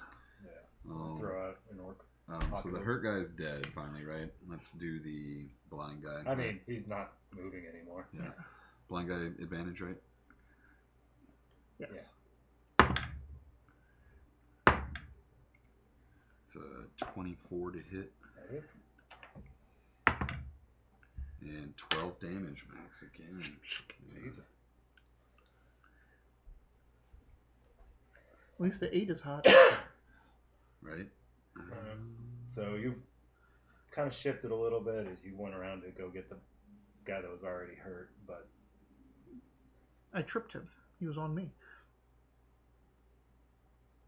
all right, whatever. I'm just kind of giving a narrative or whatever. It's not changing anything. But they're 2 guys that have only taken damage from damaging you. Turn to keep going at you. All right, bring it on. Pack tactics. Yep.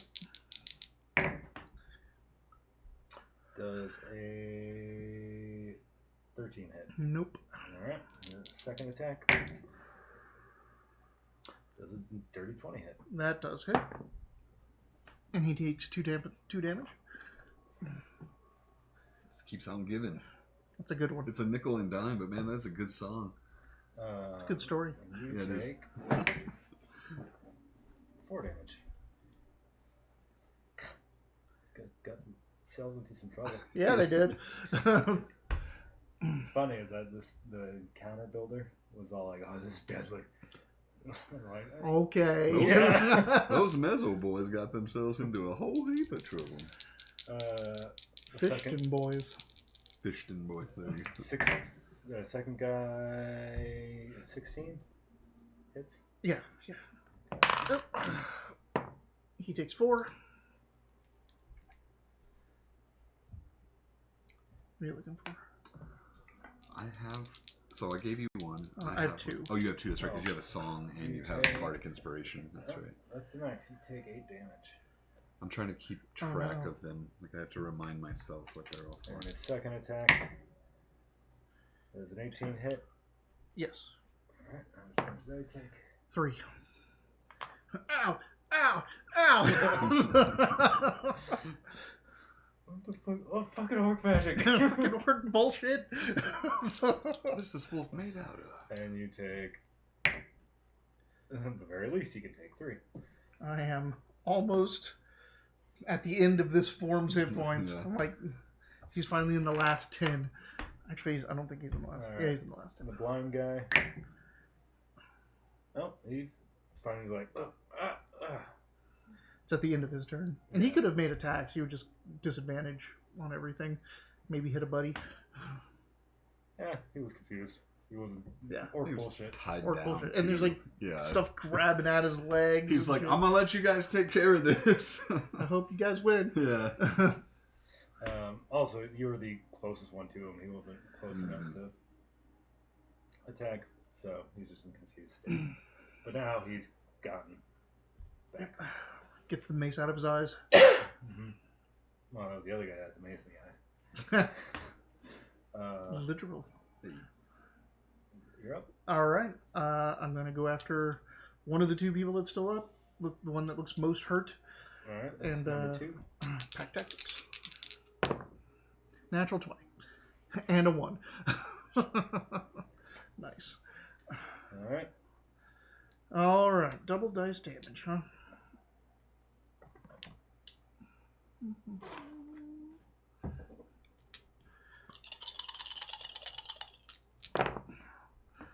What a shitty roll. 10, 12, 16 damage. You take a big chunk out of wherever part of you. Is he still up? Yes. Make a strength check to see if he's still up. Why did I write that? Does this not have an eraser? No, that's why that D&D eraser's right there. I guess it doesn't matter. I could just... Yeah, you can just scratch over things. I think everyone that's sat in that seat has done that. Like, turned that pencil over and you're like, Nope. forget it. Scratch, scratch. What's cool about like these? I don't. Probably yours does it too, but this one has an eraser. No, I wish it did on the back. It's got a button that you hit that you have to hold down. And then you can erase. undoes. Yeah, this just if I touch anything with this, it undoes the last line I made. Do-do-do-do-do. My Promethean board has two tools because I can draw with my fingers and erase and stuff, but I have to And then you have select to what it's hit the. doing. It's basically But Photoshop, right? You hit the tool. But the pen is always the pen, and the eraser is always the eraser, so I don't have to switch back and forth if I use those peripheries. Except one of the X8 kids stole my pen. Strength check. Strength saving throw. I'm gonna say no. So 13. You rolled a 5. All right, he's on the ground. He took out his calf, I guess. Thump. Yeah, that's the wolves do the trip tactics. My turn? Yep. Thanks for tripping that guy. Yep, advantage. Is it his turn? Yeah, I'm right after you. 17 to hit. Yeah. Let's see, come on, 8 again, right? Oh, 10 damage to that guy. Only. He's on the ground, like, and you just... And he just goes quiet. Okay. Alright. Roll morale. That, but also you hear some shouting in the back now. It sounds like guards are coming. And yeah, first off, the guy that's blind, who was blind, like when he could see, see what's it was going 4 on. against 1 when he started to see. And this guy's shimmering into two things, all this orc bullshit. So he just sees that and is all like, all right, fuck this, and he takes off Turns running.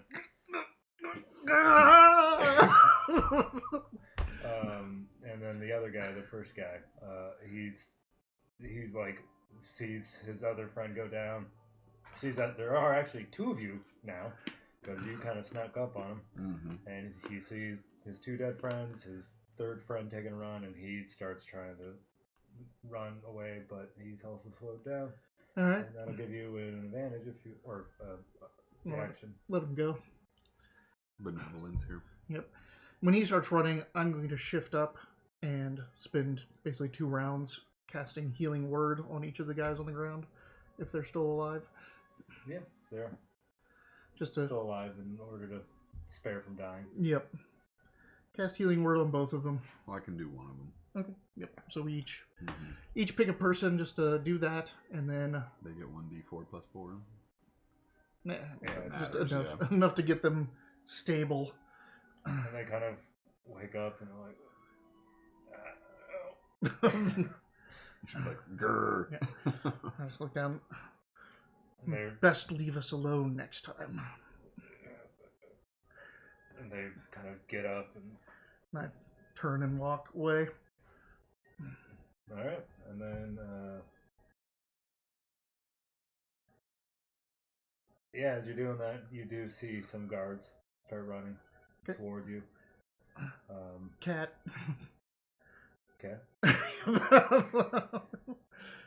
I don't have any spell slots for invisible. Then stealth. Yeah, I'll sneak off. Does displacement cloak give you any advantages to stealth? No, it's just against attacks. 21 to stealth though. All right, you're able to slip away before they really notice you two. I want to roll my cat stealth. Two orcs don't want to stop to talk to the cops? No. Because It doesn't always work out so well for me. I've lost a lot of money that way.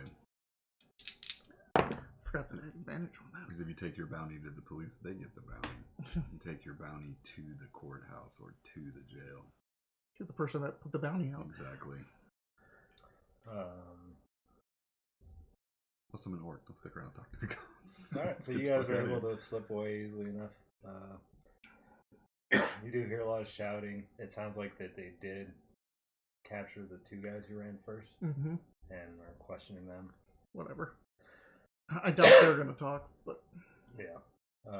maybe they'll try to throw us under the bus. I mean, they're going to be the first ones to tell the story. Yeah.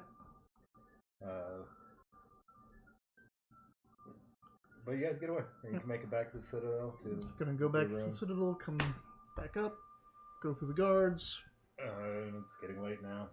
Probably about bedtime if you want to do bedtime, or if you want to just decide to go beat up some other More people. boys. I'm gonna visit my brother before I go to bed. Okay. The last couple days, he has seemed more calm with you around, or they're saying that he seems to be doing better with you around. I'm like making things and leaving him stuff, like stuff from our childhood, and like I remember we used to make little stick figures and stuff like that. I don't need to do any of that stuff, but I would probably continue to like ask a little bit around about this Agenic Order, just as he's off doing his thing. Okay, I mean you would. So this Citadel, you've noticed since you've been here a few days, it's a lot of Sagentic Order people around, and you know historically this was the location of the monastery. They moved it down the hill later when the city was growing, and this is the most defensible spot in the city. So this is also the seat of the city council. And like any courthouse would be late at night. It's got that kind of vibe. Like there are guards standing around, just keeping the riffraff out. But they recognize you, they let you in. So basically what I was getting at, why I went off on that tangent, is you're around here, if you ask anybody about the Sagentic Order, it's going to be, yes, this is the Sagentic Order. What do you want to know? You can study the obelisk a little bit more if you want that. Yeah, let's take a look at that thing. Like I've seen the patterns. What's that? Touch it. Yeah, exactly. They're like, don't touch it. Oops, I've already done it. Oh, and while you're doing that, an elf maiden, who's very elf-like, like the flowing robes and stuff. It's very beautiful, isn't it? Intimidating was what I was thinking. Yes, I guess you could say it's that too. It resonates. It feels like. Is that real or is that just me? No, that's the artifact.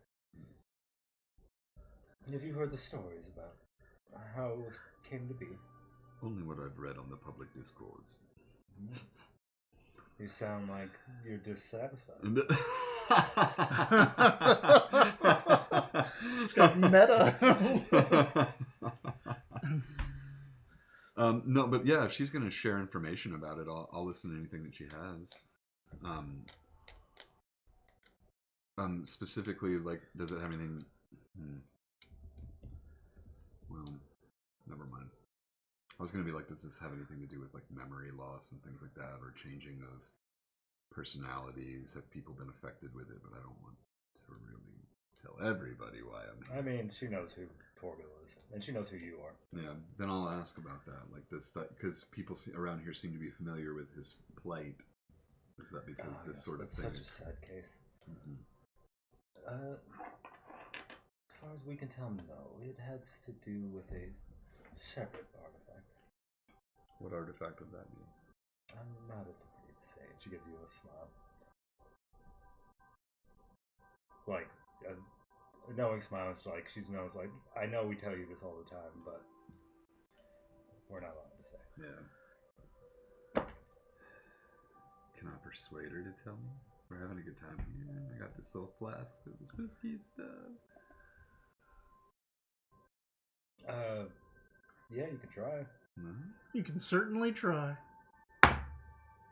Oh, that was so 14, close I to know. it. That's 20. Get the next part done. That was right there. And we're done. It's still a 14.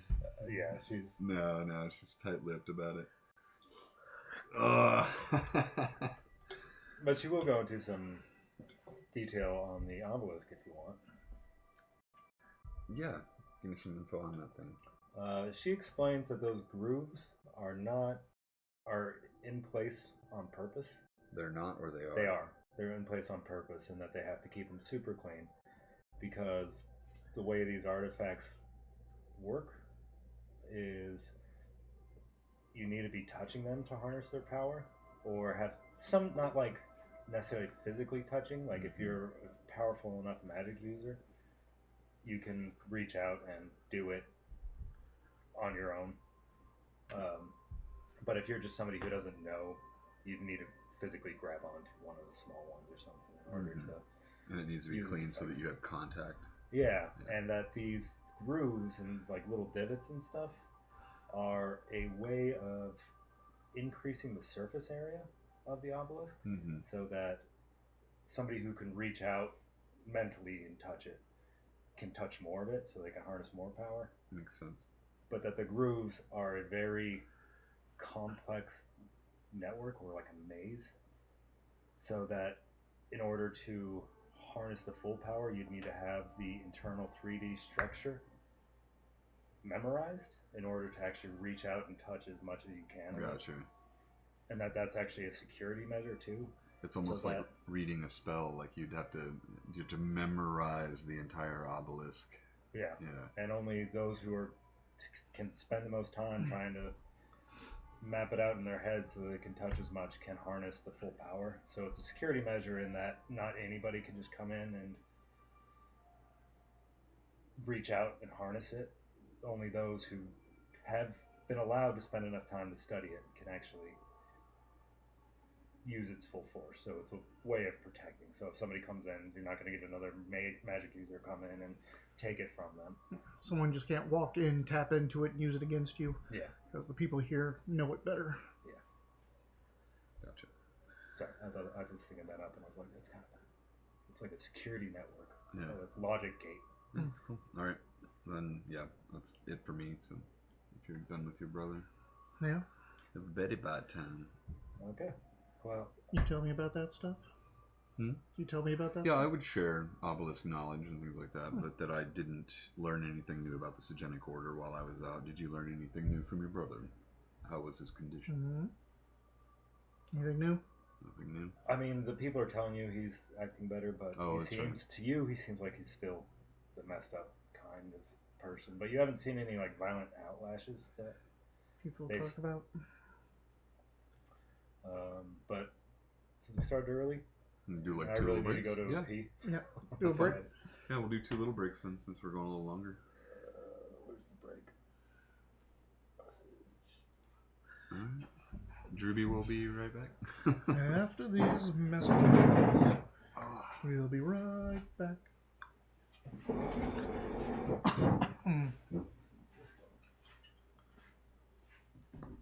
I feel stiff today. Yeah, me too. We had 9 people absent on Friday. Wow.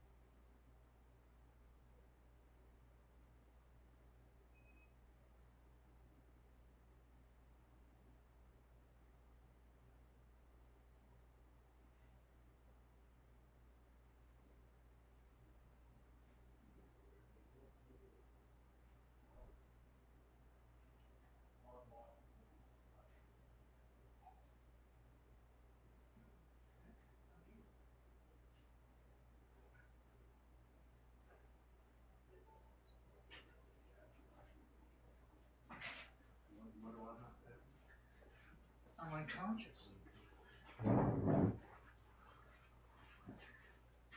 Taylor's got it worse though. Her cat likes to push in the face.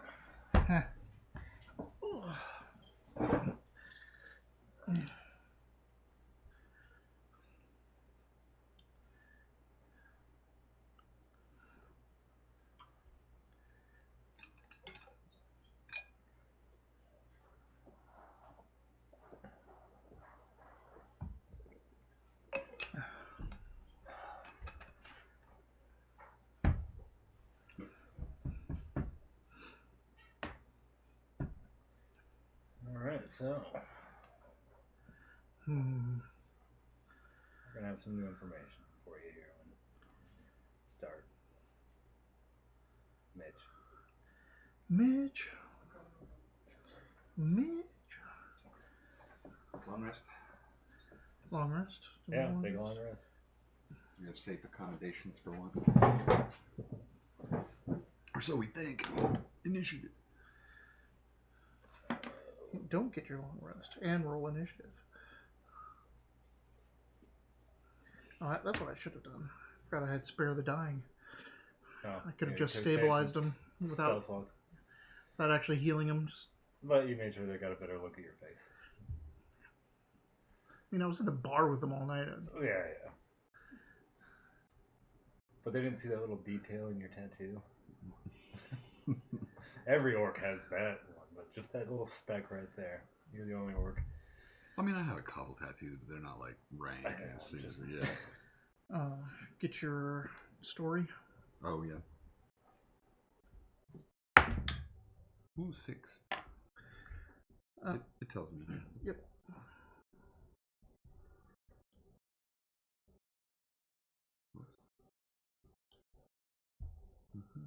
Huh. Anything good?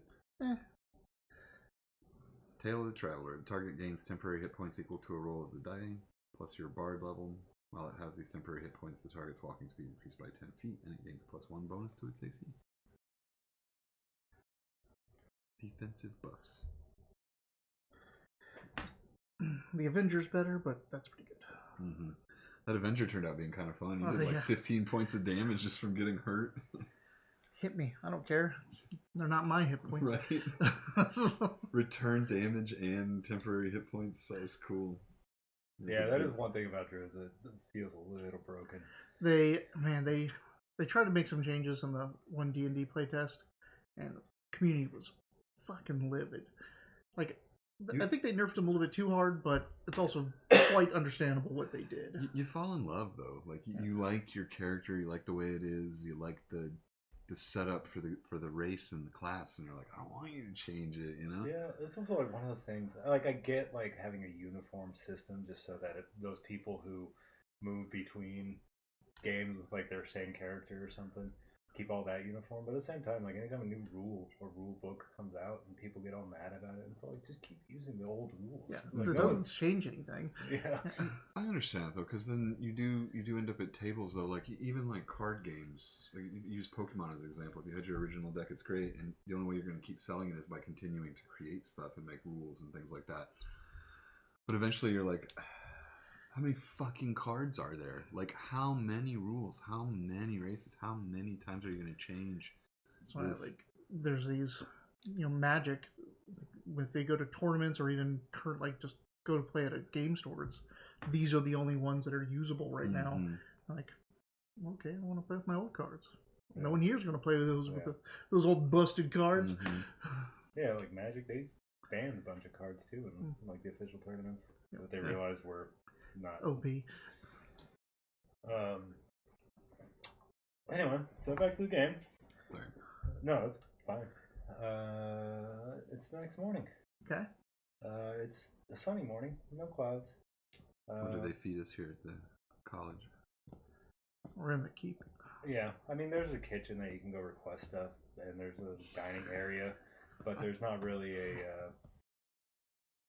It's not like a hotel. It's more like a continental breakfast type thing that you can go here and get food. Tea and a biscuit. Yeah, basically you can go get tea and a biscuit. If you wanted something heartier, You can talk to the cook, but you might just have to go elsewhere. Working in the hotel, I used to know all of those designations. The Continental, the blah, blah, because there's a bunch of them actually. The Continental is tea or coffee, so it's a hot drink and a baked good. That's all it has to be. So people would freak out and be like, "Wait, I want a continental breakfast." I'm like, it's there. Yeah. That muffin and a coffee is fucking. That's your breakfast, that dude. foldable Toast. table over there with the friggin' bagel and the coffee. Yep, That's it. That is a continental breakfast. I heard the history about that, and it was really funny. I can't remember The what it name is stupid. It's like from an airplane. Like it's really like Continental Airlines. yeah. It's like this is what you can expect, on the red eye if you're on an airplane in the '60s. Like, what did you expect again? It's a coffee and a bagel. Shake your fucking mouth. It's free. I think it was an Adam Ragusa thing. He was talking about the origins of eggs and milk as breakfast food, and he went into a whole history about it. They talk about that a little bit on the those kids try things, and they'll do the ones where they eat the MREs and things, where they open up the old packages of food from the 20s and 30s where they make stuff like that. They talk about that a lot.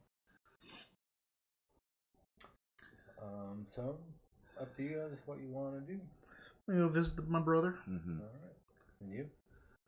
At this point, I think I'm going to stay with him. We came here to find him. We know where he is. Unless there's like work to be done, but I'm gonna wait and see for a minute until we need money or something before I start looking for bounty. Like, my brother's better. Let's go home. I'm real busy right now. I'm making money. All right, so you're both in the room with Forgo. While you're in there, just you're probably trying to tell him stories like, remember when this happened? And sometimes he actually comes out and is like, oh yes. But every time you do, it's always like, oh, where am I? What's going on? Type thing before it goes back into this other personality. And that other personality has absolutely no interest in either of you. He's not directly hostile towards you. He just wants to ignore you and go back to what he's writing.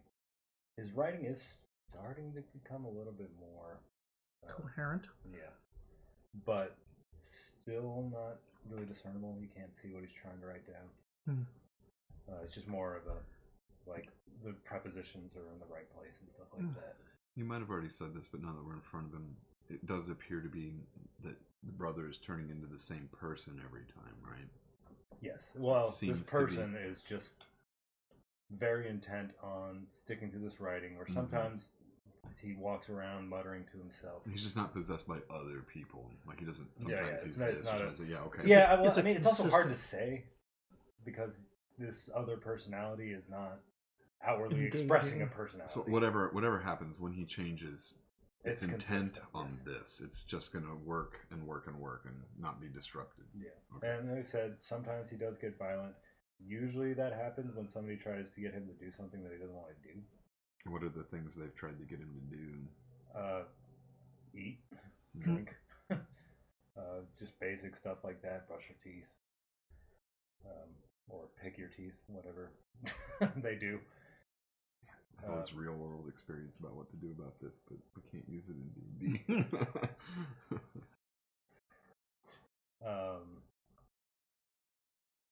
While that's going on, you hear a knock at the door, and they don't really wait for you to respond. It's just we're coming in, and you hear crack Doctor open. knock. Yeah. And Zavo steps in, and he's like, "Oh, good, you're here. We need to talk. Okay. If you wouldn't mind." Step out. Say goodbye. Is he asking both of us to step out, or just him? Oh, okay. Yeah, he specifically said, I looked at Dave, but he basically was beckoning. I'm just checking because yeah. I'm like, this is like, I'm gonna stay here and keep fucking with this guy. Well, no. All right, she's gone. And he kind of, like, you guys go out into the hallway. There's a guard there, and he kind of motions you to guys come into like a corner down the hallway or something where there's nobody standing right now. There's other doorways to other rooms, but who knows if anybody's in them. Okay. And he's all like, well, first, were you guys involved in a fight last night? What? We were jumped and defended ourselves, yes. Alright.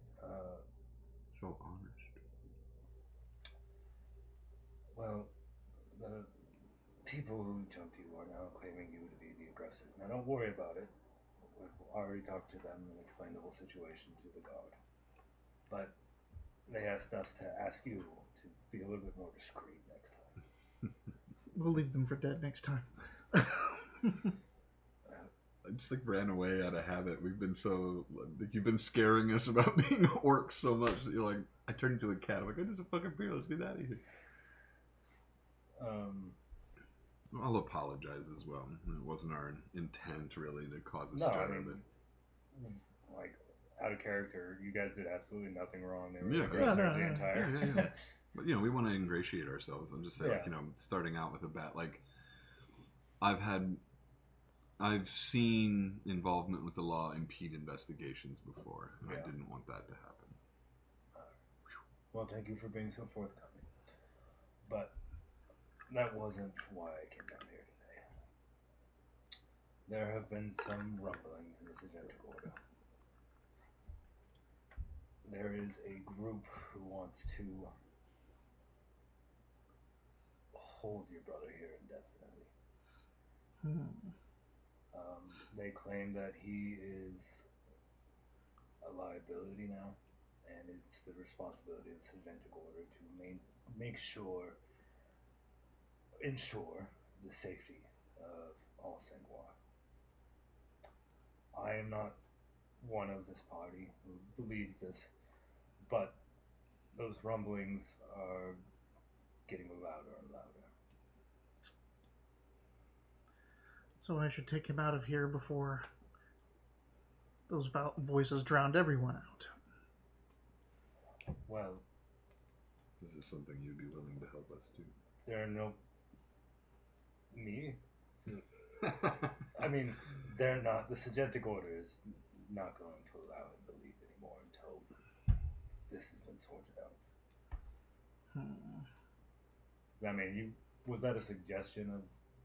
Are you asking... If you said out Zalo loud, to then help? we need to get Yeah. him out right now, then I would say, yeah, is that something you'd be willing to help us do? Because we're not really going to just... This guy's literally been kidnapped from our tribe. The story is he willingly came here, and then he got ill. But our evidence is to the contrary, that his illness is probably precluding his internment. I mean, you can interpret it all you want. I'm just reiterating that that's the story that Zabo told you. Do you want to be that direct with Zavo? That's what we see. You guys have been very direct so far, and it's worked. We're heavy. Can you help us get him out of here? Mm-hmm. He looks at you kind of like, crap, I was worried about this. It's like an episode of Deep Space Nine. It's like, your friend has become a political prisoner. Can you help us get him out of here? Well, fuck. Damn it. Yes. I knew you were going to say that. And he kind of like looks at the guards and kind of motions you back a little bit farther. His current orders is that he is to remain where he is, untouched. If you're talking about breaking him out, I might be able to help you there, but we can't do it right now. Too many eyes, especially now that there's been this new order that came down from the top that he needs to remain where he is. All right. But I can meet you later. It's got to be outside of the away from prying eyes. There's I don't know how much of the city you guys have had a chance to explore yet, but there is a park in the northwest. It's called the Egality Park. If you want to meet me there tomorrow night, we can try and figure something out. Give me insights. Yeah, that's what I was gonna say. Let's do it. All right, come on.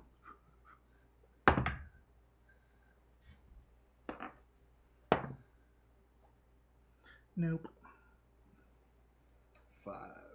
You seem sincere. 9. He's been helping us this whole time and is gonna follow him blindly. I don't have anything that makes me like. Every time I play a new class, I'm like, can it do everything?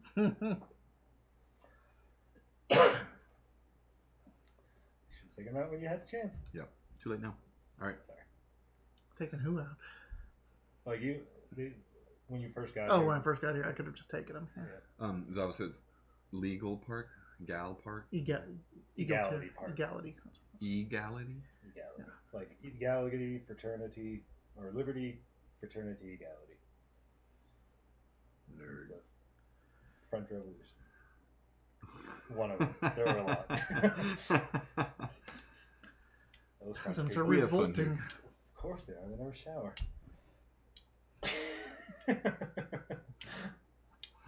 I need to watch Men in Tights again. No, I didn't say Abe Lincoln. Like that joke was so bad that they even get mad about it in the movie.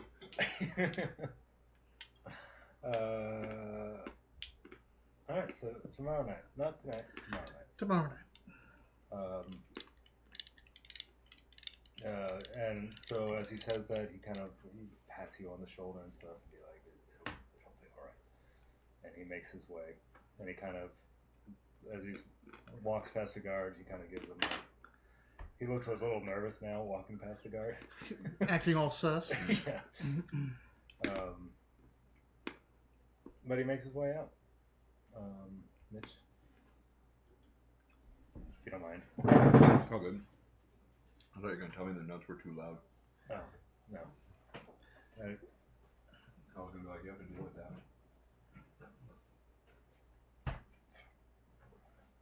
I'll take your other cans, too. That way you don't have to stop.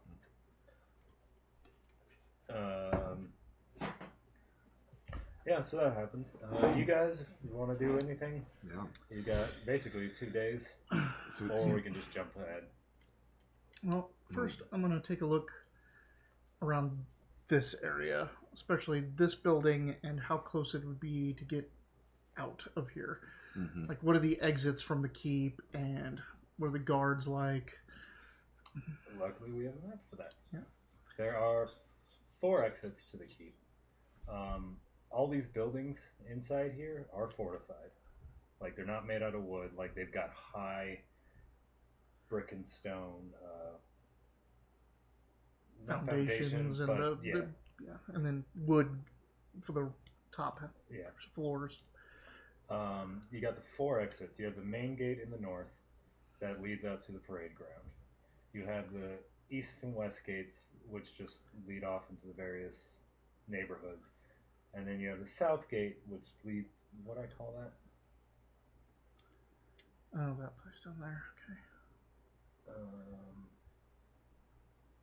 It's on my little chart, but I don't know where I put the chart now.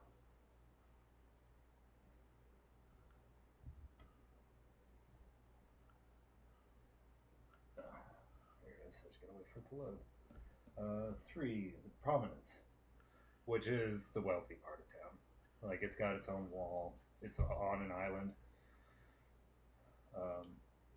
By the way, that north fork of the river, if you guys got a chance to inspect it, that's completely artificial.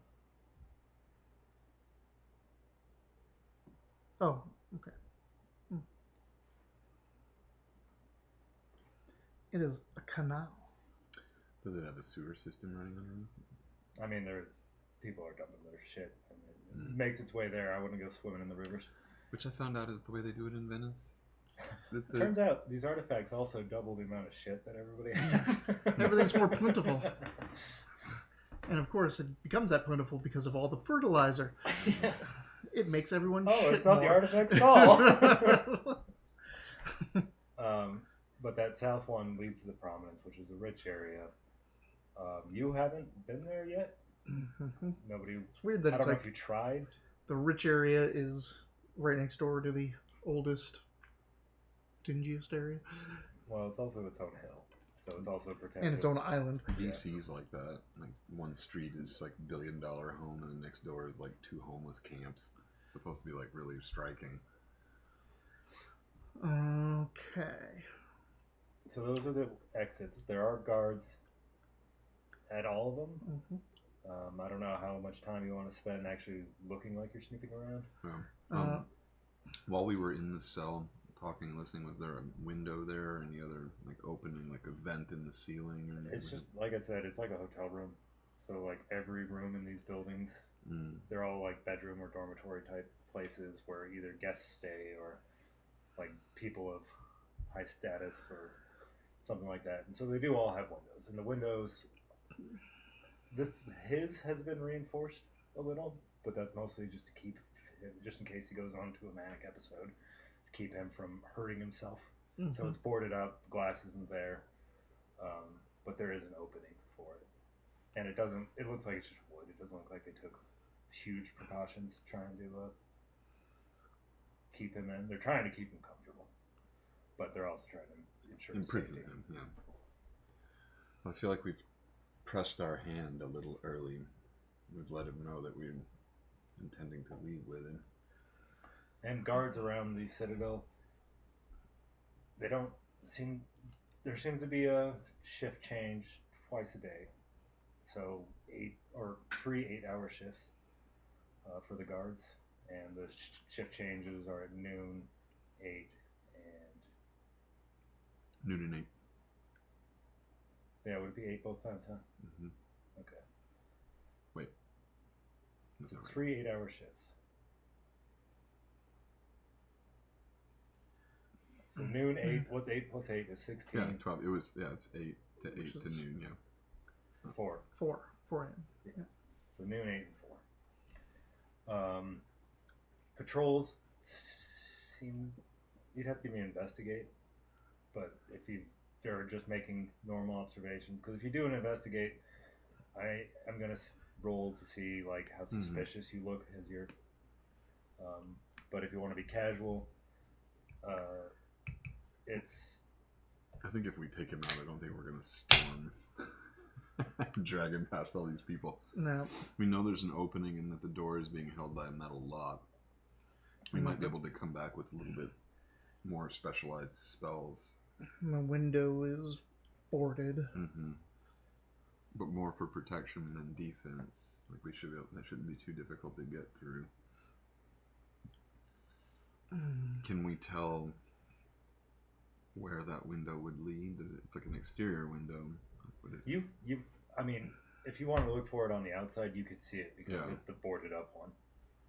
Where on the outside would it be? Facing the court.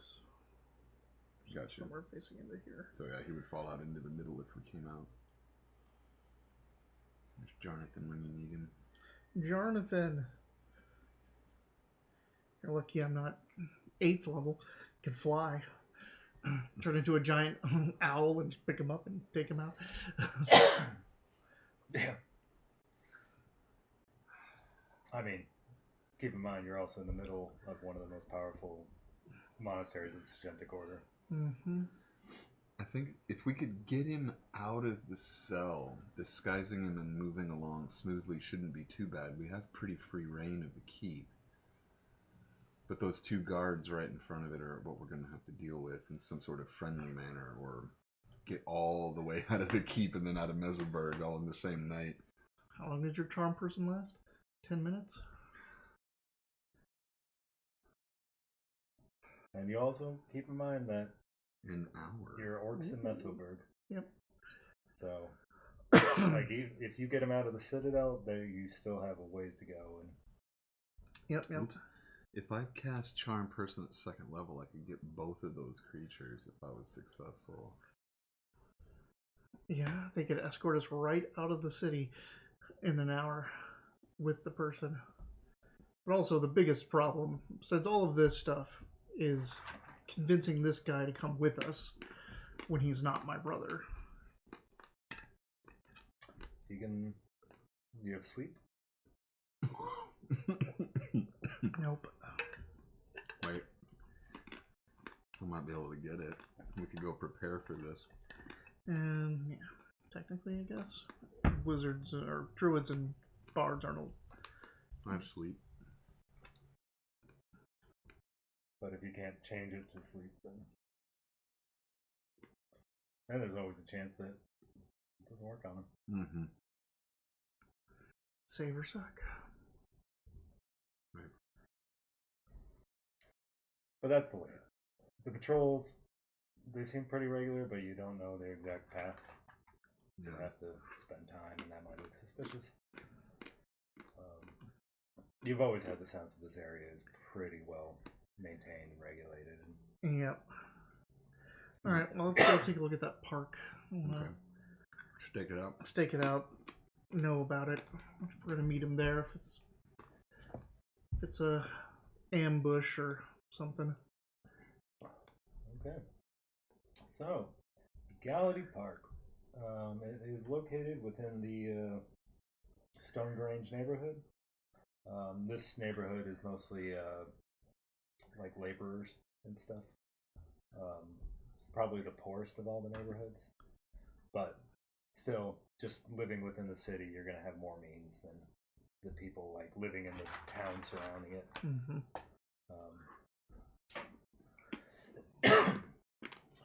The park is not walled off, but surrounded by hedges, so that there's only 4 entrances going in. I mean, yeah, you can see it. That's what it looks like. There's 2 lakes in the middle, not lakes, ponds. That look like they're very well maintained. There's ducks and stuff. He specifically told you to meet in the northwest corner. I didn't mention that, but that's what he said. Because that's a park big enough that just say meet me there is not going to be. I'll meet you in Central Park at 6. Where? Central Park. You can see there's a little closed off area that he thinks. Can you zoom out a little bit so I can see the closed off? Cool. Thank you. But there. And there's, it's a park. This is where people come to relax. There's people having picnics, people feeding the ducks. Yeah, basically it's Central Park. Not as big as Central Park, but that's what serves the function. When you go specifically to where he wants to meet, you guys catch 2 teenagers making out. And they see you, and they're like, it's a boy and a girl, and the boys are like, "Oh, you pervs," and like they scamper off. We both do this. But other than that, it's just the park. Were you looking for some sort of ambush spot? How high are the hedges around? 10 feet. So this is very secluded. That's why somebody's making out here. Yeah, I mean, those hedges were built specifically to try and block out the rest of the city. Yeah. Dampen and baffle the noise of the city. Alright. Well, if things go bad, I'm just going to turn to a cat or spider. And keep your invisibility spell ready. My what? Invisibility. But I think that's it. I think we'll just wait for this meeting. Alright. It's tomorrow night, so is there anything else we need to do? Do we want to tell your brother what's going on? What? When he's my brother? Does he remember things from one time he's my brother? Him, it's like he just wakes up and occasionally you're able to like explain something to him or like see if he remembers something. He's like, "Oh yeah, I remember that." But it's not long until it's back to the. But now when he comes back, does he know that I'm here, or do I have to reintroduce myself every time? No, you don't. Okay. So he is retaining memories between his spouse as my brother. Yes. And he's always asking like what's going on. And it takes a little bit of recollection. He needs to reorient himself every time he comes. All right. So yeah, I'm gonna when he pops back in next time, I'm gonna sit with him, and next time he pops back in, I'm gonna kind of do the quickest summation that hey, we may have to get you out of here. Just be prepared to and try and yeah. Yep. You do the explaining. I'm not the character. He seems like he's nodding around and understanding. And then back into the other person. All right. Well, we should tell the other person too. Hey, you may have to continue your work elsewhere. I'll try that. I'll like persuasion or something. We might even want to see if he if he wants to go somewhere. Does he have an agenda? You do get out of him that he's been trying to escape for a while. Okay, so we'll let him Since know these that. bastards just keep keeping me here against my will. Ask him if he has a way to do it. Does he have If I a plan? had a way to do it, I would have done it by now. Well, you have 2 more at your disposal now, is what I'm trying to say. Do you have any skills, abilities, spells? Anything beyond your class or race? I did. But I can't seem to access them right now. I'm gonna ask him to try to see if he can access, or I'm gonna show him one of the spells, the ranger spells, the druid spells that I taught my brother, and see if he can cast it. So I'm gonna see if he can cast one of the ranger spells my brother knows.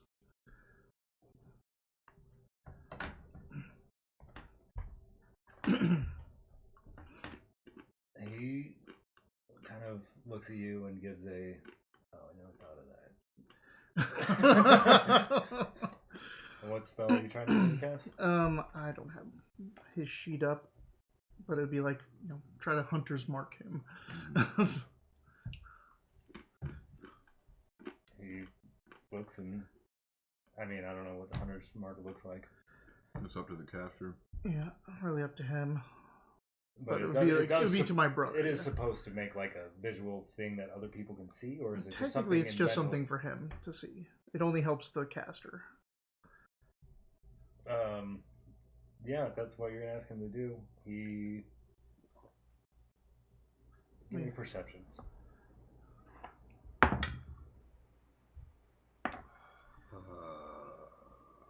13. Let me see if there's another one that's better.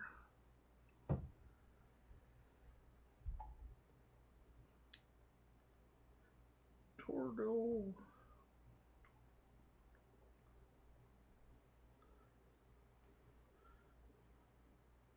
Ah, yeah. Ask him to shape the water in his cup. That's a better one. Thank you. I'm like, do I look more punchable? Can you see the arrow? I feel super punchable, guys. Is that what I look like? But no, let me yeah. see. Oh! Still give me the perceptions though. 13. 8 or something like that. He is able to shape the water, and then you see, well, nothing. He grabs the candelabra that's on the thing and makes a swing at you. And you also now have Hunter's Mark. So it's a regular roll because he has disadvantage because of my cloak. Okay. So it cancels the disadvantage. And he misses. Actually, I don't think Hunter's Mark gives an advantage. I think it just gives him an extra d6 of damage. Oh. Okay. So. He rolls a... He has a disadvantage then, since he doesn't have advantage on his roll. Okay. Let me check. Hunter's... So yeah, he misses Yeah, terribly. it's just the extra d6.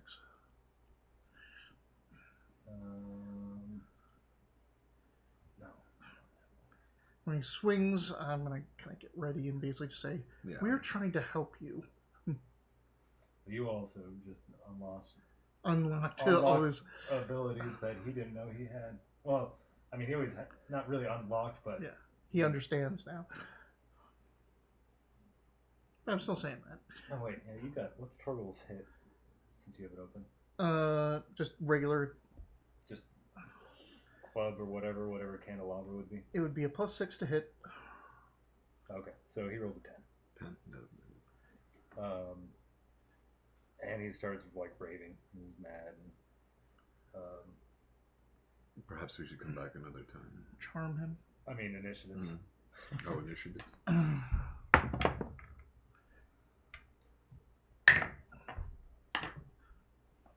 guess I should just pull up Torgal.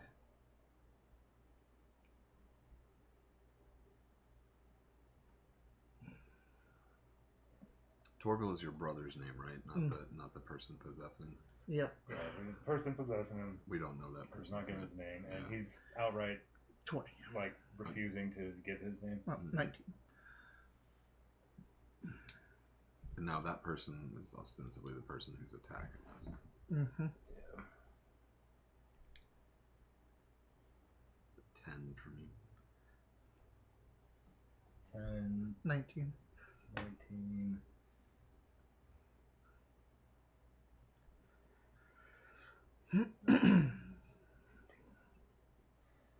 All right. You're up first. So now charm won't work because he's actively. He's okay. Yeah. Just making sure. Unfortunately. That's okay. Hold person. All right. What's the DC? 14 wisdom save.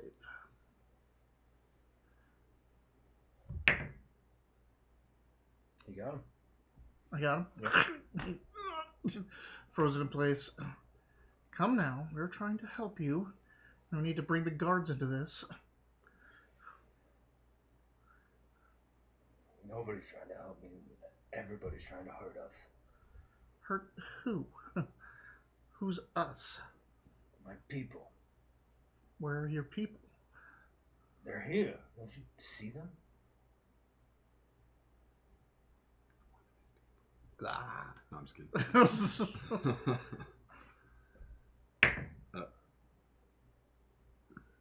Still held? Still help. Okay. I'll hold my action. Yeah, he's got him held. All right. Well, he. You have given us very little about who you are, but if helping you will help my brother, then we can help each other. Who your brother is? I don't know who you are. I've told you multiple times, and you just used my brother's spells. No, that's not what this is. Is it not? You knew how to shape water. This is. I cast blindness. And you start to see Torgo come out again. Sorry, brother. Perhaps, Torvald, do you know the name of the one that possesses him? I don't. All I know is when I wake up, I just keep waking up here. Do you go somewhere else? No. He can use your abilities now. Can you use his? Comes back to the other guy. Are you going to let us aid you, or are you going to fight us? He talked him escape. Yes. We need your name at least. You can't have my name. Then enjoy yourself. No, I'm just kidding. I wouldn't I- say that. No, I don't want to. I don't want to give him an Here, ultimate. I will go along with it. Yeah, insights. Yeah, he's just going to use us until he's somewhere else. 22. Yeah, he seems like he's what Dave said. You're skinny. the other DM's thoughts. So even if we take this person, we're gonna have to restrain them unless we just trust them to follow us, but we can't. So they're lying to us. So, what does the Trump person say? When can you not use it anymore? You attempt to charm a humanoid you can see within range. It must make a wisdom saving throw and does so with advantage if you or your companions are fighting it. If it fails to say, so it just gets advantage because we're fighting it. But we're not fighting it. No, we're not. If it fails the saving throw, it is charmed by you until the spell ends or until you or your companions do anything harmful to it. The charmed creature regards you as friendly acquaintance. But still, yeah, Try to do it now. Alright. Cast charm. Wait. Does it matter if I do it at second level? Just multiple people, right? I think so. Oops, not cast. Jesus. You looking for his wisdom saving throw? It's 14. Not Torville's. This other guy's? Yeah. I hate that they don't just there's the add button for like when D&D has a long list to populate, and there's always that like add or see the whole list, and I'm all like, give me the whole list because Right it's from the always beginning. down there. What's your 14. 14 difficulty? Mm-hmm. And it's wisdom? Yes. Wisdom.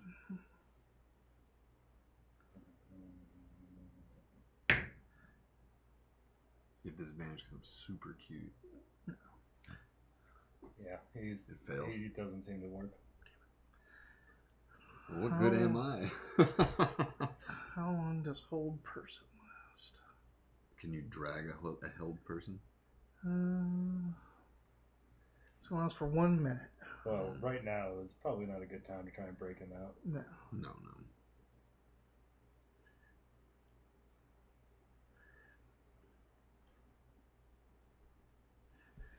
Technically we could. He's just paralyzed.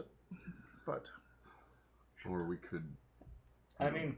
We know that he's willing to go along with you. You just know that he's probably going to try and get away as soon as he can. So we can go through, like, we just need, like, a first part of the plan. Like, where do we take him where we have the advantage? Yeah. All right. Well, we'll return shortly. We are working on the plan to get you out of here. We have other conspirators that want your freedom as well. So once we get with them and deal with the in-between here and outside, we'll come back to you. What do I need to do and when? We don't exactly know yet, You could start by not drawing more attention to yourself. The more guards you bring, the more fits you throw, the harder it'll be to escape. I don't even know how many guards are out there. Well, 6 at the moment. We'll try to get that halved. Until then, control your outbursts. Let's see.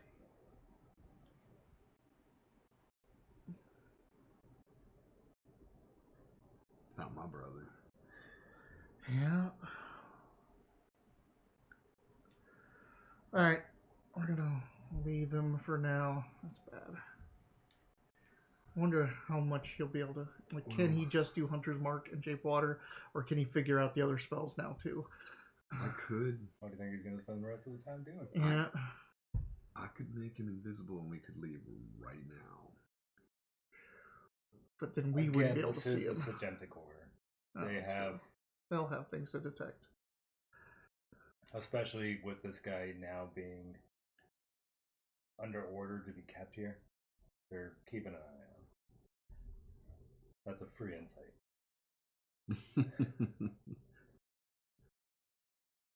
That's probably something he's never dealt with before, an actual magical institution with all its defenses.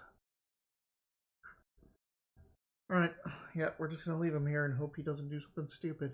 But I'm guessing he's going to do something stupid. We'll find out. You can warn the guards. He's going to try to escape, and then we're going to try to get him out later after we told the guards he's trying to escape. That ingratiates ourselves with the guards. It does. So, yep, as we get out, there's been a development. Really? The prisoner has learned... Oh, shaky with it. He says, fine, stay here and rot, asshole. Well, he's going to get out. You can see yours are the far, far right. Oh, yeah.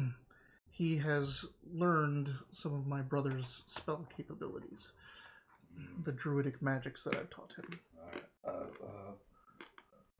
This isn't good news. No, not at all. I'll stay here. Please, you two go tell the captain of the guard. Immediately. We go tell the captain of the guard? Do we? Just leave him. Fuck off. I mean, he would tell somebody eventually. Yep. The guard is very grateful for you coming to give this news, and he's like, "I'll make sure we step up our efforts to keep him contained." Yes. Make sure you have some type of magical countermeasures. We're setting our own trap, huh? Yep. All right. So, have we left? Yeah, let's leave.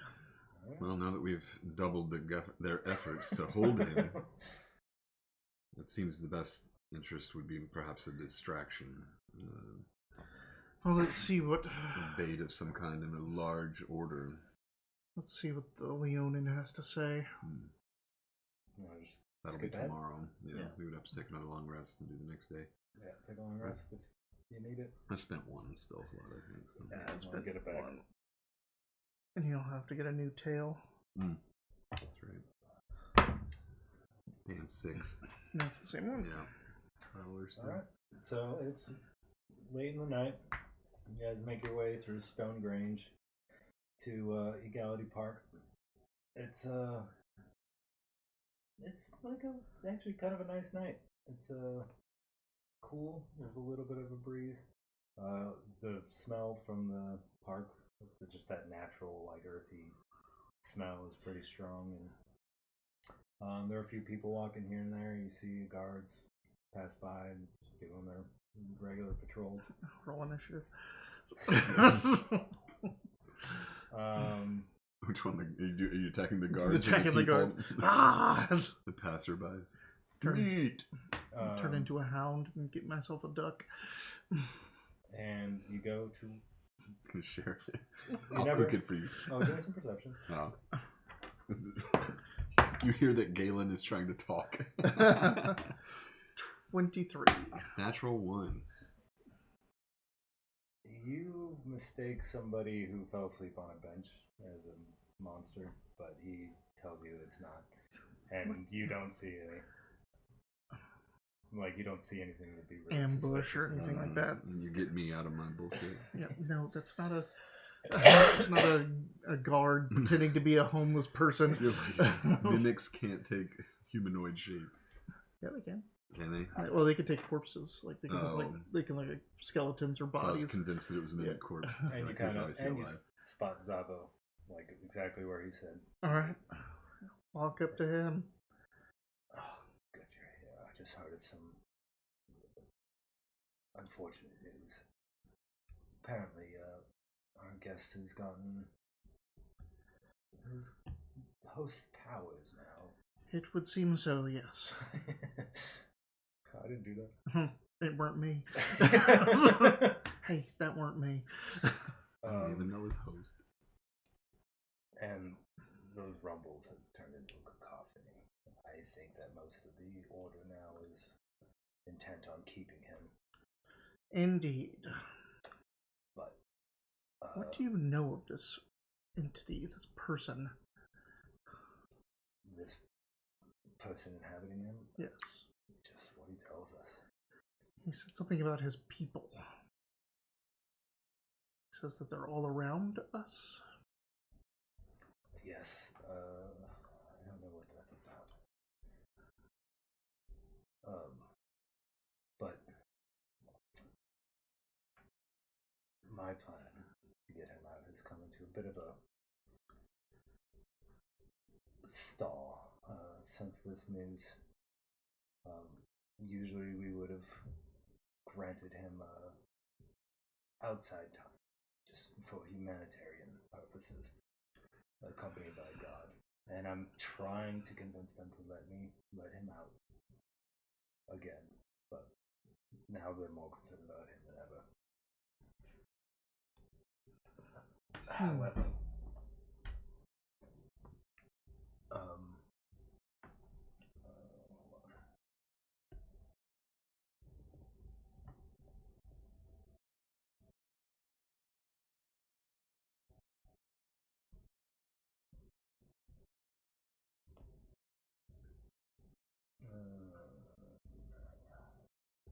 I wish there was like a way that you could just put have it a screen that it's just like a pop-up for all the usual things I need to look at on D&D Beyond instead of having to navigate. Because like I'm now going back to Zavo to check some of his abilities. I just make new tabs. Oh yeah, I guess I could do that. Sorry, I'm fucking with the dice and keep rolling. 91 plus 14. Sweet. But I do also have some contacts within the guard who are sympathetic to yours and your brother's plight. And I think we can get him out, but for now, the hearing on whether or not to detain your brother indefinitely is tomorrow afternoon. Should we be speaking there, or are they just going to make this decision without us? No, witnesses. Public comment is always encouraged at these events.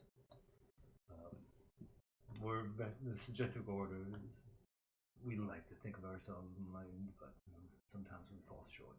Will we be heard? We are not citizens of this You area. will be heard. All right. But I will continue to press efforts to get him yard time. Recreation time. Yeah. Sunlight. But in the meantime, he gives you a list of guard names who are sympathetic that you can try and coordinate with. But he wants the plan to be that first let's just hear out this council, because if they just say like, no, we're not going to hold him indefinitely, then you guys have nothing to worry about. You can just go. And he wants that to be the case, and he doesn't want to act before that because Then it he'd be forces out of their a job. hands. Yeah. But he does want to start building efforts to set up the scaffolding for a breakout. Okay. And he's like, I must go now. I have a class in the morning, and I don't want to deviate from my regular routine.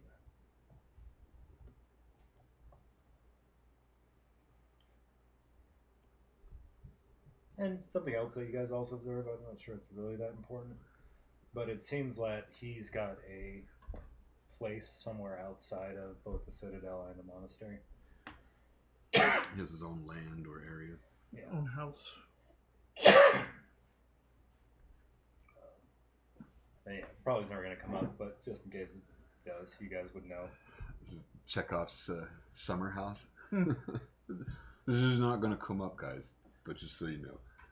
He doesn't. It stay just at the occurred to me keep. that it's all like, if you guys ever needed to find him because he's always just found you, that you guys wouldn't know where to look. I don't know. The first time I looked for him, I found him pretty quick. Yeah, and you can be confident like that. He's just always there when I need him, apparently. Where's Zama? Hey, right there. It's just always right there.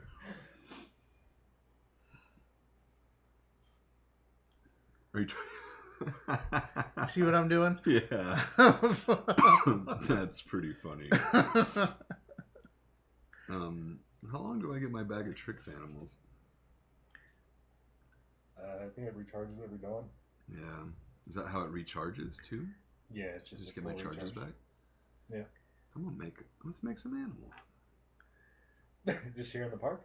Yeah, why not? Alright. A fuzzy object on the ground. And I spit on it. You spit on. And it grows into... Oops, I rolled the wrong die. Everything's bardic inspiration die all of a sudden.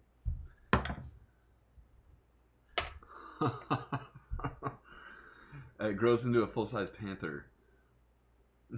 I was looking for like a weasel or a rat or something. Well, you know, full-size panther. Yeah, there's a full-size looking panther at you with me with now. Yeah. expectation. Well, I tell it just basically to follow me now and be calm.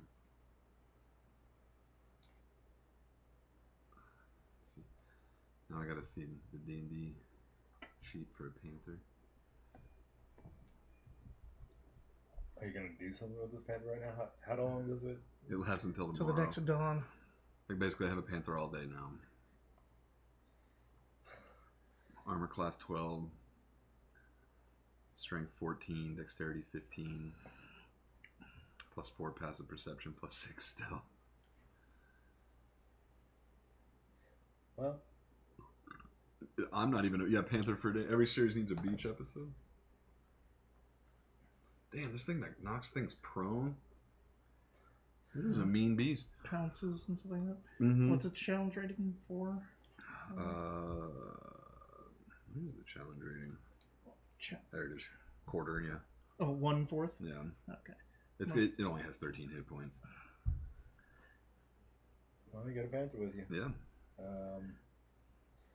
What are you guys gonna do with it? Oh, nothing for now. Walk it through the city?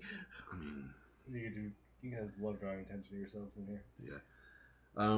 No, Maybe. I mean, obviously it needs to climb up in the tree and hang out. Like, I can't do anything with it right now. Can I banish this thing? Can I be like, hey, go away? I mean, I would say yes, but No, say because anything. I have to give it general orders, or in absence of such orders, the creature acts in a fashion appropriate to its nature. So I need this thing has to stay with me now, or it'll become a panther, a wild panther for the rest of the fucking day. And there's nothing in here that says you can. It's it either next dawn or reduce it to 0 hit points. Yeah, so I just woke up a panther and keep it with me now. All right. So it's just gonna walk with me, and I'm gonna kind of order it to not make eye contact if I can. Just ignore everybody. All right, so you guys are gonna make your way out of the park now with a panther. Now.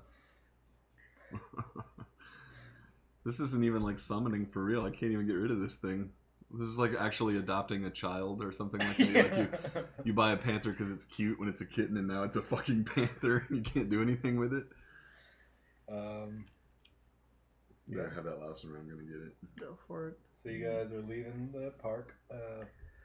Some of the passerbys are like doing double takes.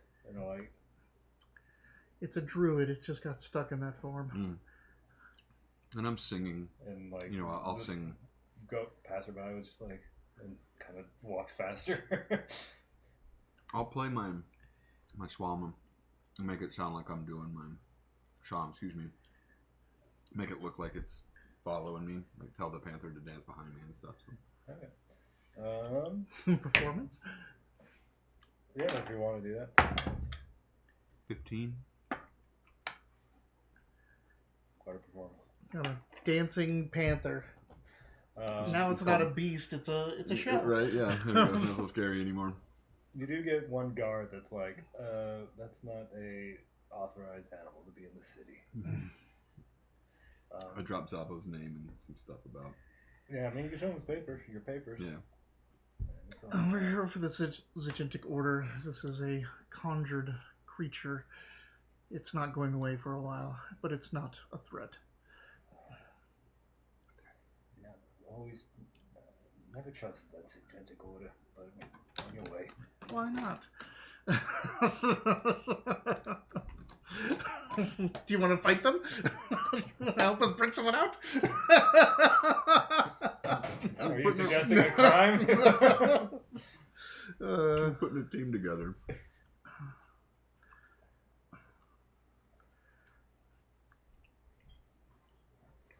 It's just one of those things. Well, I really thought that a weasel would like help us get your brother out, and I didn't even think what happens if you roll a panther? You did it while we were out at a park across the city. This is like a really good example of why there shouldn't be Dungeons & Dragons magic in real life. It's like, hey, what is that? Is this supposed to just make animals? Watch this. Well, fuck. Now what do I do with this? What do the instructions say? Don't leave it alone. Oh, okay. He says, all right, on your way, but he does give some like, and you can press him more if you want to know why he distrusts them, but you're gonna have to do some rolls because he's not gonna outright say just because of professionality. We'll see if you'll persuade him. Can I get a bonus because I have a panther with me? No? Aww. Bonus to intimidation, maybe. Yeah, can I do that instead? You want to intimidate a guard? No. Alright. Persuasion would be a 17 to persuade. 17. For him just to tell us what's up. Like, why does a guard have beef with the Zagintic Order? Why don't you trust him? He's friendly. He's super friendly. It's like a 17. Like grandma's boy. I look outside my window and it's the fucking king of the jungle, bro. What's the? Oh, I guess it's a roll against you, right? Or you can just set a difficulty of his like passive wisdom or insight. Yeah, he's a guard. He doesn't have any. So you convince him to talk a little bit more about it, and it's mostly like, well, like they have all the power, but nobody appointed them. Never really trusted power.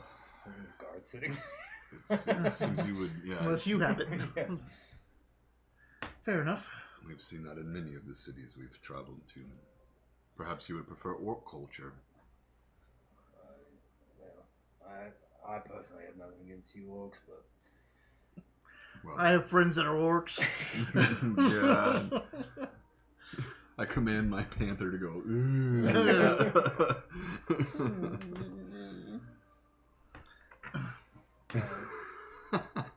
but it's basically like his distrust of it is half baked and just it's got the word order after it. It Yeah. sounds shifty, you know.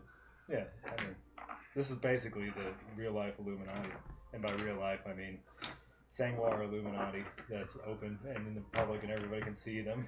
All right. And they took over once. Yeah, well, I tried to, I'm more of what you'd call a constant. but they also overthrew that. So they say. Okay. So we've placated the guards about my panther, at least for now. And Let's get back to the. I mean, yeah, you notice that. You just show them your papers that say like, "Oh, we're guests of the Sagentic Order," and it's pretty much carte blanche for moving throughout the city as long as you're not killing people or stealing stuff. Well, have them kill a couple things. Yeah.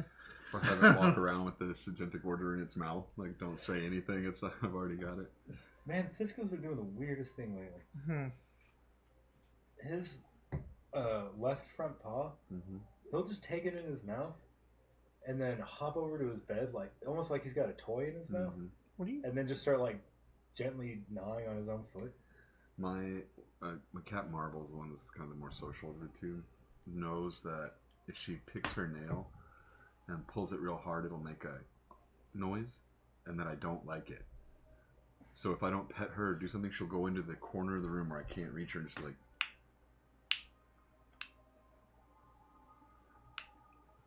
just like pop it and look at me, and I'm like, you little shit, stop it. All right, so you make your way back to the Citadel? Yep. Are they cool? Perceptions. How do they feel about Panthers? Are they cool with Panthers? 11. 19. You see some people giving you a weird eye, but they're also like, they see you as orcs, but then they also see A panther. panther? They're a little more like. Has the guard changed at all? Which guard? Well, now that At we're the- back. At the keep. It's not midnight yet, and I would say you would have set out sometime before noon. No, it's 8. 8. Yeah, you set out probably around 8, so it's in the third shift. So no, the guards are the same. Oh, I kind of meant like, are there more of them? Have they started their double up yet? Is that happening tomorrow? Do we see any changes? No, what you see more is that there's like runes and stuff on doors. Runes. Okay, they said runes. Sorry. It's more that they thought they were dealing with a non-magic user, and so, but now that there's a magic user, they need to get ready to dispel or detect anything that they might be trying to do. Gotcha. You want to sleep with the panther tonight? Sure. Okay, cool. I don't want to. I mean, you guys, like where you guys are staying is pretty nice. Yeah. This is the area designated for dignitaries. And Would this like panther friendly? again, you've got the Okay, golden cool. ticket to. Just make sure I don't have to sleep outside tonight. You've got diplomatic immunity. There we go. Park wherever I want.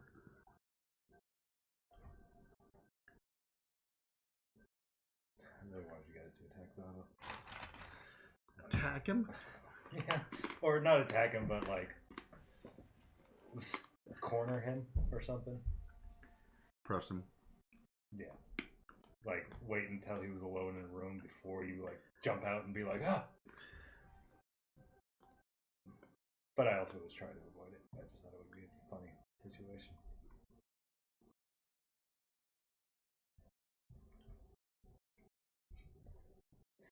So, if that's all you're going to do, we can jump ahead to the Sugentic Order meeting. Do you want to do that, or do you have anything? Yeah, I think I want to do this. So at night, for at least a couple hours, I'm going to turn into a bark beetle and climb up to the window outside and start weakening the wood on the window. Oh, and then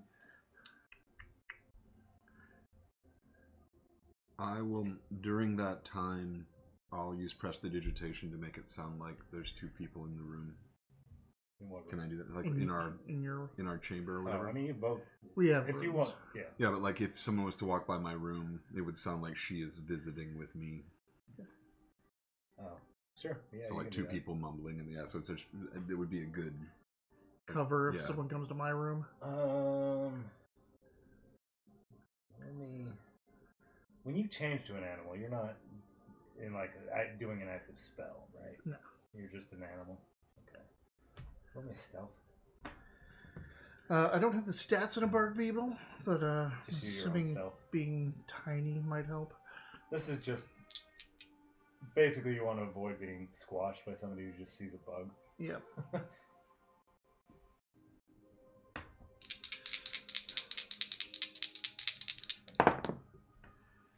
18. You're fine. I just felt like I made you roll something. You can't just eat the door off the trap. Make a roll. So, spend a couple hours doing that and head back to the room. You're like those important folks in Russia with blue lights on top of their cars. That was one of the first outrages I ever saw when the internet became a thing. Was that diplomatic immunity? Because I remember reading a newspaper article about how a lot of people were abusing that. And then when videos started making it to the internet, they had lots and lots of videos of even people in America where they just park wherever the fuck they want because they have the government plate, and it's like you're a diplomat, so you're from out of the country, so you just put your car wherever the hell you felt like it. You came back and they wrote a ticket for the car, not for the person. It was illegal to write a ticket for this diplomat, so they'd write a ticket for the car. They'd drive the car back to DC, and DC would just pay the ticket on the car. And I was like, "This is what? This is ridiculous." And I remember you should hear about the wife of a diplomat in England. Oh, that shit's that's totally different. Yeah. That's outrageous. I still can't believe that happened. Anyway. Alright, so then that would be a night. You guys can get full rest if you need them. My panther goes away. And tomorrow afternoon is going to be the meeting. If you guys want to do something in the morning, just say so. If not, we can go to that, I think. Roll for your tail. My charge did not come back on my bag. Do I need to click it? Yeah, you probably have to bring that back. It's fine. It says every dawn, not like every 24 hours. It doesn't tie to the long rest. The bag weighs half pound. You can use an action to pull a fuzzy object from the bag to 20 feet. Creature vanishes the next dawn. Friendly to you in the absence of orders. Once fuzzy objects have been pulled from the bag can't be used again until the next day. It doesn't say anything about regenerating it. Once 3 fuzzy objects until the next dawn. Yeah, so you can do it 3 times a day, and then it will come back. Oh, 3 a day. I see. Yeah. Okay, cool. I just had to click it. Okay. Cool. Sweet. Next time it'll be 3 panthers. Knowing my luck. I'll be like, panther. Yeah. Quick, here come the panthers. Birds. It's like the worst magician ever. It's cool at a party, but not when I need to do it in a fight. Yeah, that's what I said. I went for a fun item to give you guys. That last time it was the water thing. The water gun. The water gun.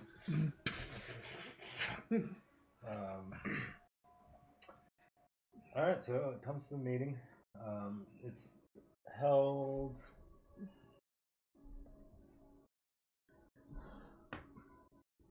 It's actually held down at the monastery, not at the citadel. There's a building to the very far east. What are you eating? Anything I can find on the floor? It's a piece of rubber from one of those Juana cartridges. The building that this is taking place in is in the monastery at the very far east on the map. Far west. Sorry. Far So you got the two dome structures with the dormitory in the middle, and then you've got that building on the. Did someone say beach episode? Someone did say beach episode I mean, earlier. I've got my beach shirt on. Is that a gazebo all the way there? At the very far west, yeah. I cast fireball. You immediately get tackled. It'd be amazing for a druid to cast fireball, but Yeah. it just has to be done. It's a You gazebo. know, like gazebos? Not heard the gazebo story? No. Oh, that's a classic D&D like myth, deep in the mythology, where DM is describing like you come out of the cave and you see the countryside before you. Up on the hill is a gazebo, and they're like, "I cast fireball at the gazebo," because they thought it was a monster. Oh. They didn't know what a gazebo was. Oh, I don't know that one. But yes, that is a gazebo for people who want to go and relax outside between classes or something. But you all shuffle in, and it's a. You don't know anybody, but it's a who's who of old farts. Hmm. You recognize an elf maiden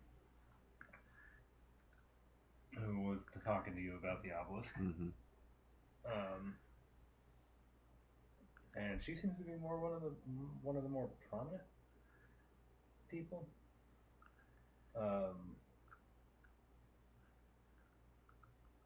And the way it's set up is that there's a table, like a panel up top,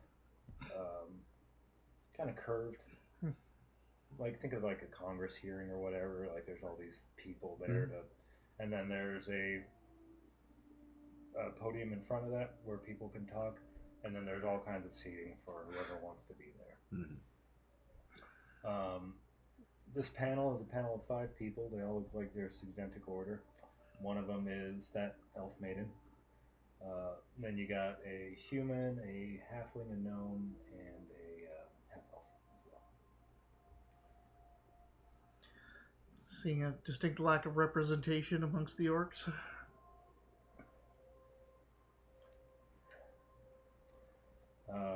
Maybe his jury will have some orcs on it. At least has 2. And while you're filing in and stuff, Zabo finds you and he comes up to you and he's like, "Well, I'm glad you could come." And he explains how this is going to go down. There's going to be a period of somebody comes up and just explains the situation to everybody. There's going to be first arguments for keeping Torio here, and then there's going to be arguments against.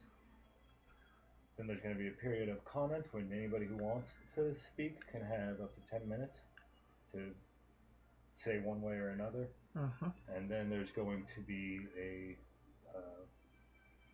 period of debate between mostly the council, the 5 people up there. And this is one of those times where they let things get a little wild, just to kind of let everybody air their emotions to see, like, oh, if we make this action, like, how bad could it possibly get?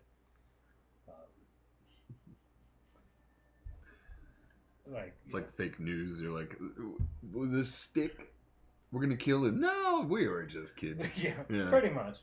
Mm-hmm. And then after that, the council will recess and go behind closed doors and come to a final decision. And it is fairly crowded. There are a few empty seats, but most of the people attending seem to be students of the Sudentic Order. And Zavo also kind of explains that a lot of these students are probably here on assignment from professors, that you need to come here and see at least one debate and write about it. And... yeah. You do see 2 orcs amongst the crowd, though, and they also look like they're Sudentic Order. Wonder what side they'll be on. But, I'm not going to fucking act out this entire thing for you guys. What? You need at least 6 voices. You got a jury, you got a judge, right? Let's hear it. We are gathered here. But it commences. All right. A advocate comes forward from the crowd who's an assigned advocate. He's got a little badge. And he's there to give the most neutral reading of something. Which is basically, he's just explaining the situation. Mm-hmm. Following that, another advocate steps forward and makes the arguments of why Torville should remain in custody. And he's citing other Sagentic Order people and what their opinions are on things and all that kind of stuff. Then he stops and sits down, and a third advocate comes forward and makes the arguments for saying that he should be able to be released or just directly released into the custody of his sister. You don't know this person. That's by design. They're not allowed to talk to you. And again, citing other Sagentic Order. Like, this Sagentic Order spends most of its time just citing itself. To come to logical conclusions. And then it opens up to the public comment phase. Okay. If you want to know any specific arguments, I can come up with them, but yeah, you guys know what you want. Yep. I think we should both take the 10 minutes and go up and Sure. And make a heated, passioned. There's a line of about 5 people already in line. Okay. They're like, I think you should be killed already. And yeah, 4 of the 5 are like, no, like, we don't know what is going on with him. And now he's displaying magic abilities, like, what's he going to be able to do a month from now, type stuff. And, like, we can't just release that into the world. Like, that's a lot of the arguments. You don't see any outright, like, oh, it's just an orc, whatever. You maybe kind of think you hear some dog whistles like that from a few of them. And then the last guy is like, no, like, this isn't what, just philosophically, this isn't how we should operate as the Sagentic Order. Mm-hmm. Then it comes to you guys. And there's one guy behind you. And you can. I'm first. Yeah, I'm going to go up. I'm going to make an impassioned speech about, he needs to be back with his people. Maybe being there will aid him. Like, I even invite Sagentic Order to come with and escort him back out to the Grand Lands. Like, I'm not trying to keep this resource from you, but being back with his people instead of being in this place where he wakes up in an unfamiliar area every time is not helpful for him. The magics this other person has learned are my brother's magics, not his own. So, what's going to happen in a month is that he may completely unlock my brother's potential, maybe even allow him to come back. And then lastly, you don't capitalize on all magic users in the realm. Like, releasing this person just puts another magic user out in the world. He has done nothing wrong so far that I know of, except for be in possession of someone else's body, and that body belongs to the Grand Lands. And, like, if this wasn't obvious, but I also didn't mention, the council, it never says a word during any of this. And so they just hear your arguments and... Persuasion. Sure. Can I get inspiration? One of my eyes turns towards you, and then you hear whispers come out of the side of my mouth, giving you instructions on what to say. Ugh. It's weird. Actually. Oh, I'm not supposed to be doing this in the courthouse either. Are you doing a spell or something? What? It's guidance. Oh, guidance. But that comes from my spirit whispers. Yeah. Are you using magic? Guidance Oh, is wait, I have Bardic Inspiration. Yeah. Oh, I'm sorry. What... I thought I was giving guidance. Sorry, no, I'm just giving him my Okay. Bardic Inspiration. And that's not magic. No, I was described. That's why you guys haven't heard the description yet. Cause Oh, I have this, which I'm going to use. This was the community one.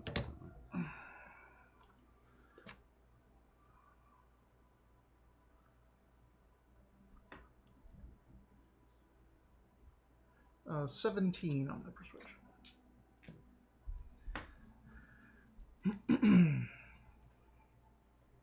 Your turn. Yep. And then I get up and I'm a little more angry about it, less passionate, and more about the the safety of the many can't come at the civil liberties of the individual, and that he's not from here. This is wrong. He was brought here sick, and now being held here sick is the excuse. And this is ridiculous. He should come home with us. And that's a 15. Fitting? 15. Fit in. Charmed crowd. Just kidding. There is. Yeah, I mean, there is a. You would have been I'm advised sure by there's- Zavo that Yeah, no, I wouldn't any cast magic that it, you yeah. cast, especially like Charm Person or something, would you land you in It'd be jail. And what's the last person go up there and say?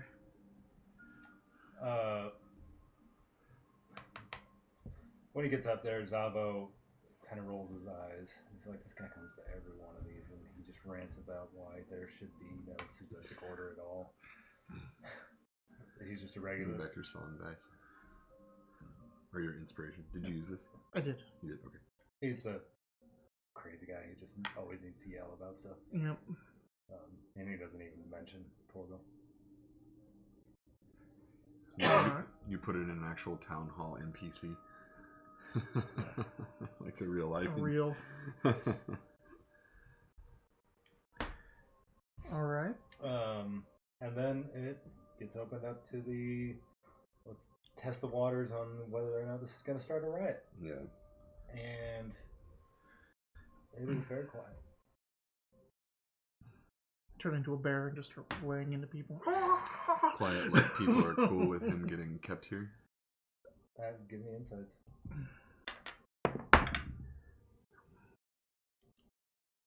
15. 9. It doesn't bode well that nobody's going to be mad about one thing or another. Because most of the Suggestic Order doesn't even know who this guy is. So there's not that emotional. Should we get the drop on these townsfolk? On all the high-level magic users up on the council. I dagger this guy right here. I don't know who it is. Oh, Kulan, I'm sorry. And this phase is very short in this hearing because nobody's yelling or anything. Like, most of the students start walking out and stuff, and eventually the council calls it to an end, and they all walk out their respective door in the back.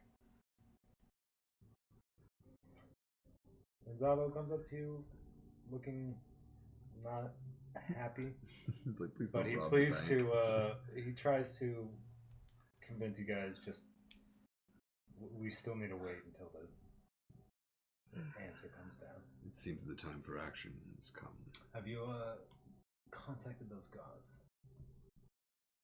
They gave you a list of guards that were sympathetic. No. Are we supposed to be doing anything with that? They're not our. No, I was giving you the option to like coordinate or do something else if you guys had anything in mind. But he can talk to you too. I mean, let's get a time where all of them are on shift. Or if you can arrange a shift where they are all that way, yeah. I can see what I can do.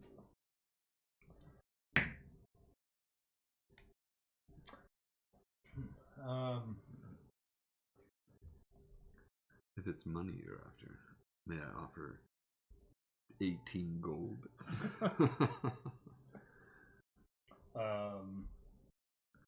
So they're supposed to come back out and give their ruling within the hour. I suggest we go for a walk. All right.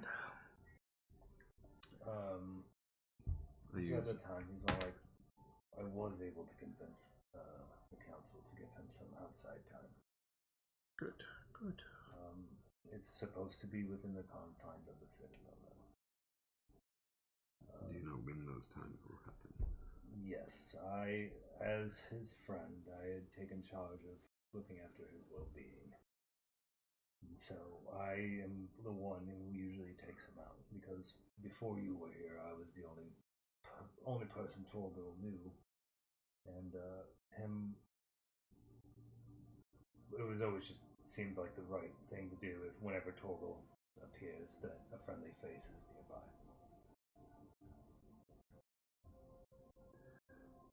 But he'll get 5 hours of open air time. A day? Every other day. Every other day, 5 hours? Mm-hmm.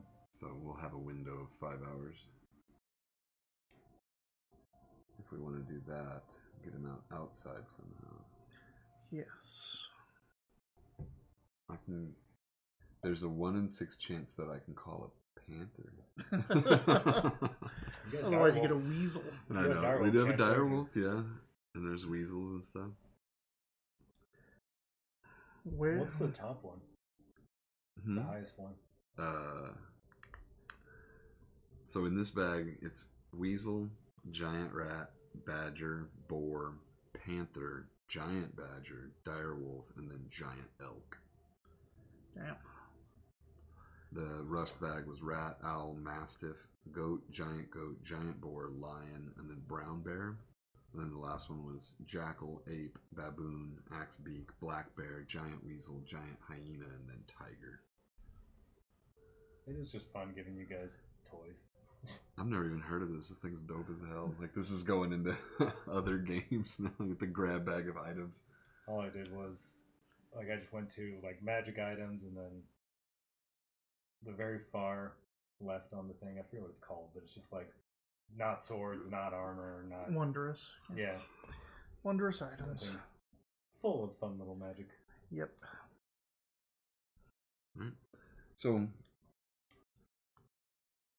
having sympathetic guards on the same shift doesn't necessarily mean we can just walk past all of them. Real quick, if you guys want to... It's 5:30. Do you want to take another little quick break? Yeah, we can do that too. Do one every 2 hours, so it's been about an hour and a half. That's fine. Yeah. Yep. And we're pretty much in the last phase of this one yeah. shot anyway, so this would be a good time to take a break before we get into the final action. Uh-huh. What's it be? It's going to have a lot more animals in it than the first one did.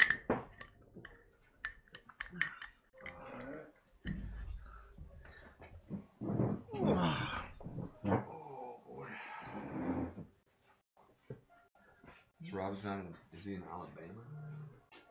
Yeah, he's in Alabama.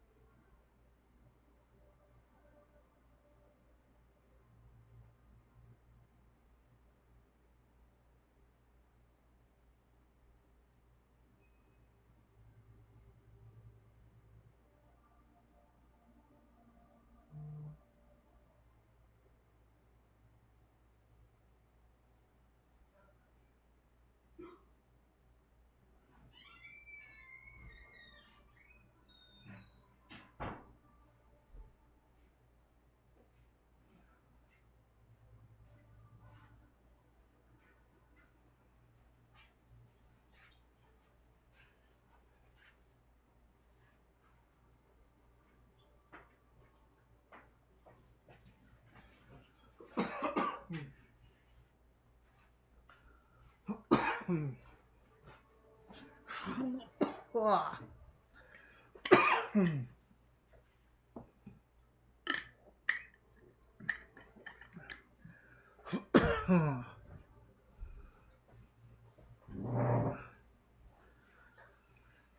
So when I went to the doctor way back when, they do that usual like asking you, uh, what drugs do you take? And And I gave the like, yeah, I do the recreational weed, and he was all like, man, ever since that law passed, everybody I asked is saying yeah, and he was totally doing that.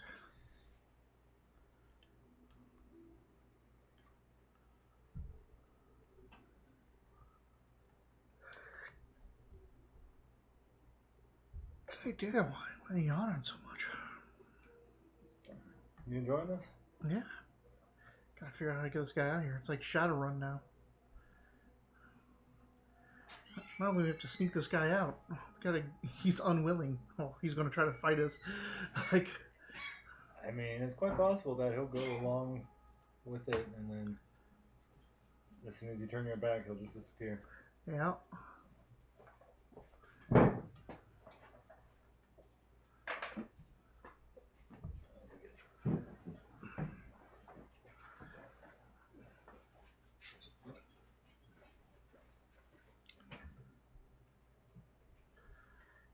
I like how much these have built up.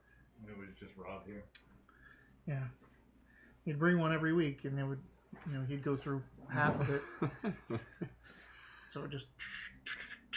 It does make it convenient. It was like when we stopped drinking liquor and we switched to like White Claws and like beer, and then everybody would bring some. And after a while, like we couldn't even close the fridge, and there would just be like back stock of White Claws back there. Yeah. All right, so The message. All right. So we're currently in that hour recess before the council comes back with its decision. It sounds like we know what their decision is going to be, but we don't have to necessarily move right now. So the hour or the how many hours does he get of recreation? 5 hours every other day, and Zavo has to be present. And where? Just around the citadel. So inside the walls. Mm-hmm. What does Zavu think is the best egress point? Like, can we should we go out the city proper and try to get back to the Grand Land? Should we try to get a boat? That's what I was going to say. Just get something in the canal and go south of the island. Like go to the east, straight out of the citadel, but south of the poor island, so we don't get anywhere near the main docks. Does that make sense? Maybe. There's gonna be guards all along this wall, though. Yeah. And there's guards in a canal there. And there's so bridge. Some of the reconnoitering you were doing. There's like for every section of wall that you see, either in between towers or gates, there's one guard.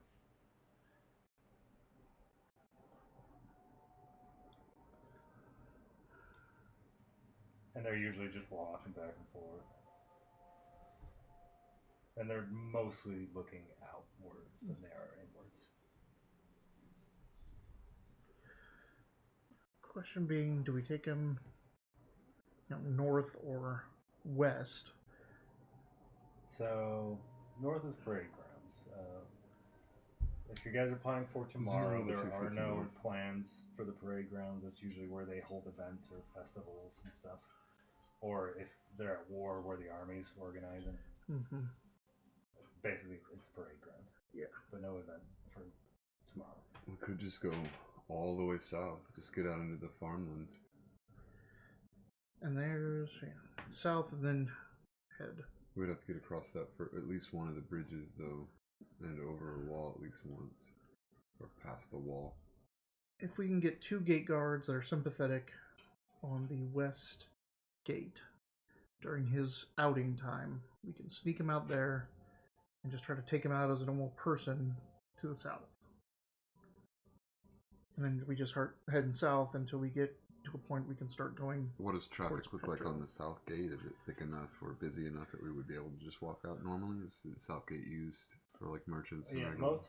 most traffic comes through the west gate. Yeah, this seems like just farmers that would be bringing up stuff. The south gate. So there's two south. Oh, gates. that's the one. This goes down to the other cities as well, right?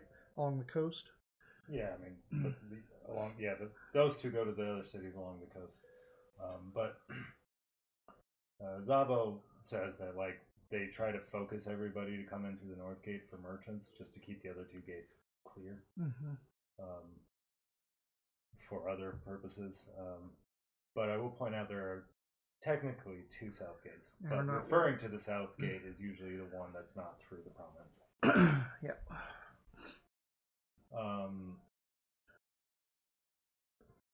Just because we get out of the city doesn't mean we're clear either. No. Then we have to contest with this guy. Yeah. I'm trying to get him home. Like, I don't want to just make him a prisoner, but he does have my brother's body. Did you just kick on the? Yeah. Oh, okay. I was like somebody. I mean, I didn't kick, but that It sounded like somebody knocked on the front door. I was like, perfect. I'm sure the dogs would be going nuts if they did. I didn't think about that. That's why I like having dogs around. Have I told you like exploding head syndrome? No. It's when like if you're right about to fall asleep, like in that phase, you hear a loud bang.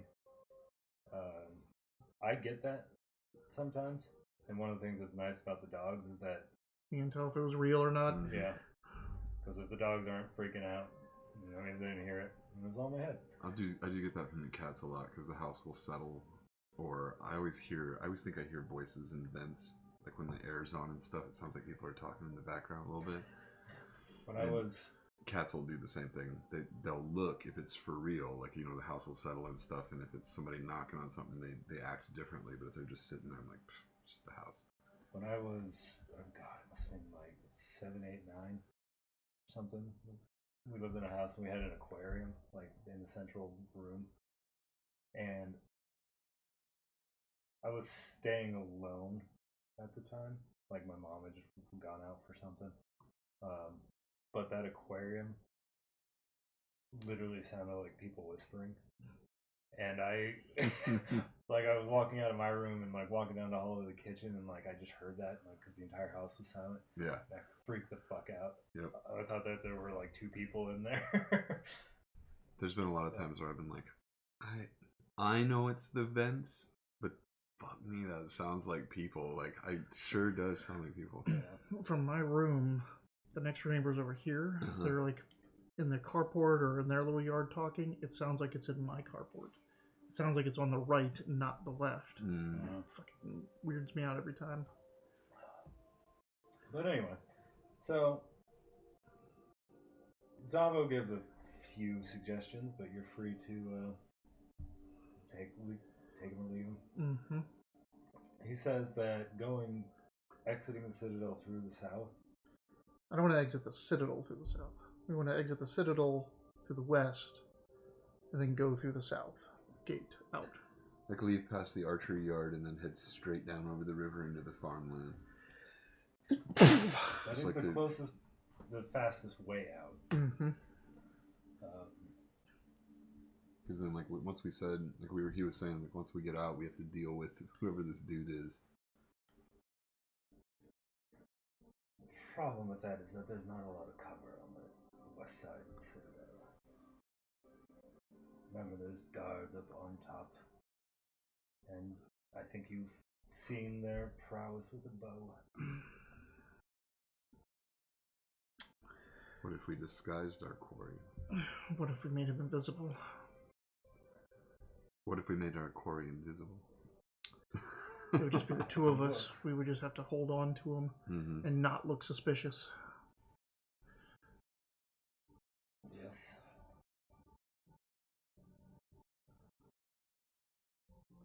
Perhaps if we had a cart or something we could pull.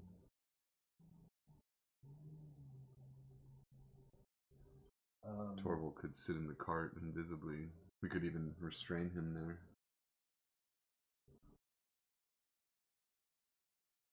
Sorry, something was coming to mind and then it just went blank. invisible. It's always the best when you're sitting there too. Yeah, where yeah. It's like you're responsible for everything. Yes, that's good work.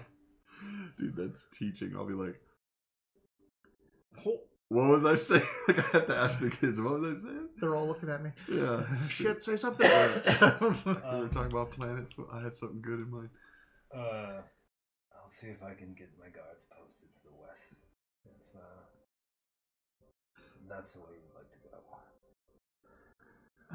And what will happen to you when you take Torval out for his walk and return without him? Well, we shall see, I suppose. We can. I mean, how far are you going with us? Well, since I have to be the minder of Torval, then I should be wherever he's supposed to be. So I will have to stay behind. If we're going to give you enough time to escape. All right. Well, I thank you, and you know where our tribe lands are if you ever want to visit. Maybe one day. Maybe I can revisit my old friend.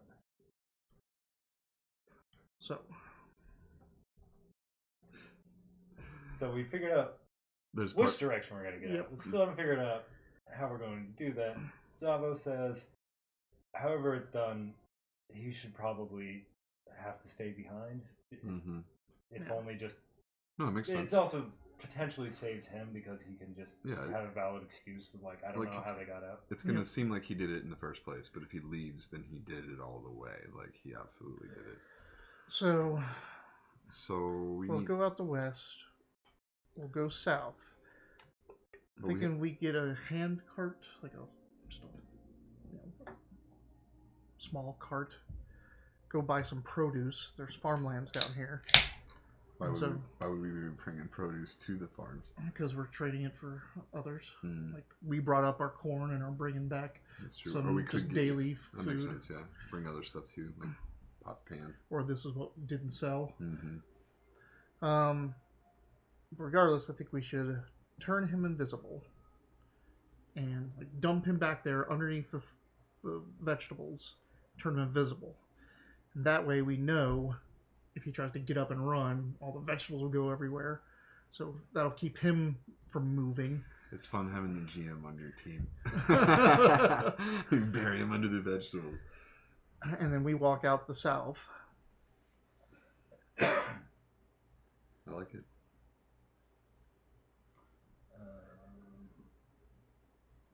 Sorry, I'm just looking at...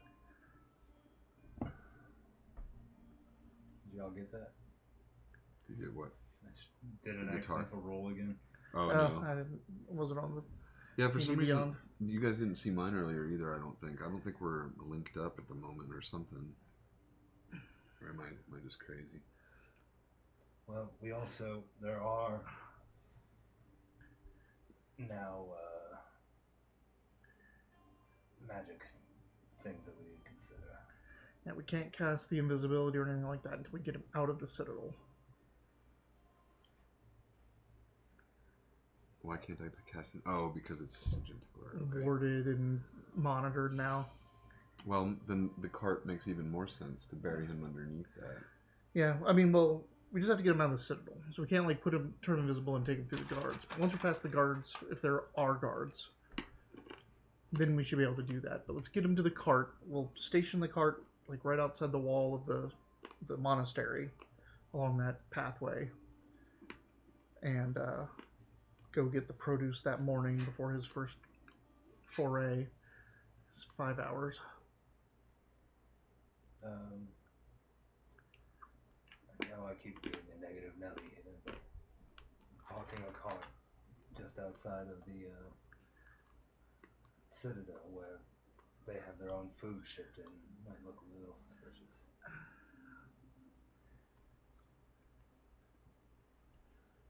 I was thinking too that the cart was a good way to get him out when he was invisible without having to like hold him or like make him through a search or anything. But now that I know we can't make him invisible on the grounds, the cart's not going to work anyway. Well, we can't make him invisible here. True. The plan was once we get out here, we make him invisible to take him through the gate so they don't see him leaving. Can you disguise yourself to look like a human? Or anything else? Mm-hmm. Okay. I can do that. No, then I know what we're gonna do. I need you to procure me a saddle. To do what? Be no problem. Oh, okay. I was like, you asked me if we could turn into a human, not a saddle. Ask you if you could turn into a human. Mm-hmm. Guess what I'm gonna turn into?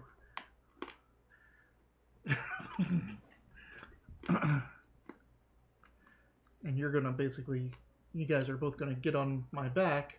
You're gonna turn him invisible in front of you, and we're gonna ride out the south. The world would be so fucking nuts if magic was real. Like, I'd be like, God damn it, dude.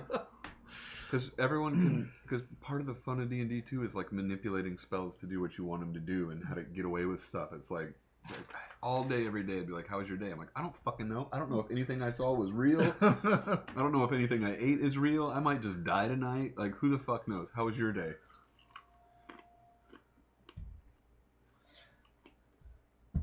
All right, so I'm guessing after an hour, the verdict comes back. Yes, it's a big thing. Everybody files back in. It's about the same number of people.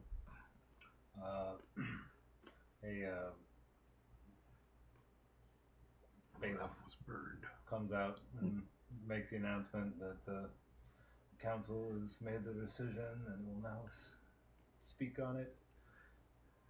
They come out and it's in those five. The elf that you met, who's on the far right of the council, is the one who makes the announcement. She said that the council has come to a decision. We find that the orc known as Torgil shall remain in Nesselberg for 5 more months to evaluate the danger presented by him. At which time, we will reevaluate this matter. I fling pig shit. Don't ask where I got it from. He's prestidigitation and clean it up as we leave. And they specifically don't give their reasoning. It's just they come out and say, this is what it is. And it's by intention that they don't ever have to explain themselves. They force our hand. I get up and storm out like I'm angry. I'm angry, but Yeah. I want to make a show of it, so it's not like, oh, they're up to something. A few people amongst the crowd take notice of it, but Right, the orcs get up and leave. no, the 2 orcs that were there that appear to be Sagentic Order students, they don't have any reaction, but there are a few people in the crowd react. You notice that the council themselves, they're just like, they don't even look that direction. Plebeians. Alright. Well, let's buck it up. All right, yeah, let's do this shit. Or we can wait 5 months. Or we can wait 5 months. And for them just to have another one of his hearings and say that all over again. This has been another edition of the Sanguar event. We'll see you guys in November. Alright. And you sit through the rest of the formalities and shit. When he stormed out, I followed him. Okay. I don't stay for any of it. Zavo will kind of sit for a little while before he eventually, like, he doesn't want to make a scene of him being angry. Don't be so mad. Here. But, where do you guys go? Let's go back to my. Actually, I'm gonna go see if we can visit him. I don't know if like visitation rights have changed since he's gotten magic. Or... I want to go see what. Yeah, there was no ruling on that. It was just basically, this ruling was just, he can't leave. I want to see the South Gate. I want to see what's going on there. What's it look like? How many guards are there? That sort of stuff. So that was in the afternoon. It's starting to get kind of late, Mm-hmm. but like the sun's still out. Shadows are long. So when you go down there, the gates are open. There are guards posted, and you see a few people coming and going, but most commerce is directed to come through the west gate because they want to keep track of it. And depending on how long you stay there looking at the south gate, you will see occasionally somebody coming up with a cart with goods, and they get redirected if they try and enter this gate. No one leaving is being redirected, right? No. You can leave if you want. You just can't come in that way. You can leave if you want to. Zavo eventually catches up with you, and he Begs us not to do anything brash. no, he's like first he just expresses his also disagreement with the ruling of the council.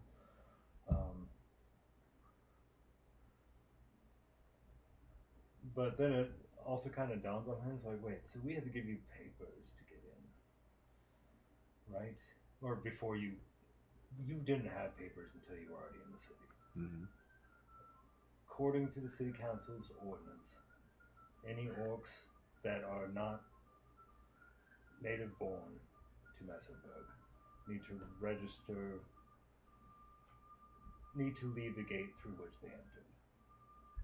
Now, given your status with Sergeantic Order, that doesn't necessarily apply to you, but they will still need to check your papers.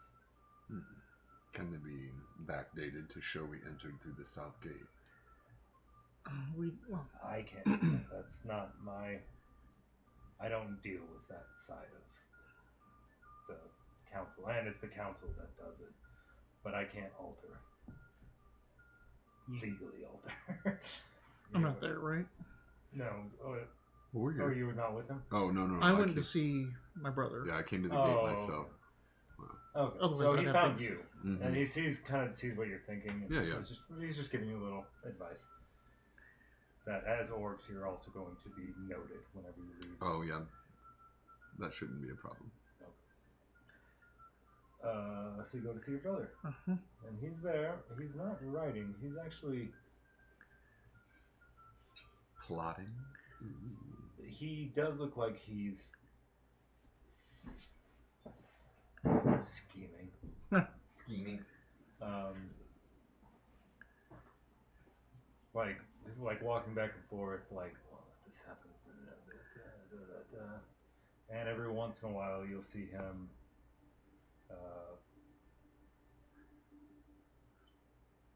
like shape water, or I guess that's the only thing he really would do. Yeah, he's playing around with the magic. It's like he's like, okay, I've got this. But he's also hyper vigilant, so it's not long before he sees you and it's like, oh, you're here. Is it time? Not yet. You're going to be released for recreation tomorrow in the yard, and we're going to see about getting you out. We will need to put you on horseback and render you invisible, where we will ride out to the gate. Yes, that could work. What do you need me to do? Not make a scene or attack anyone, but be ready. So where is it that you want to go after this?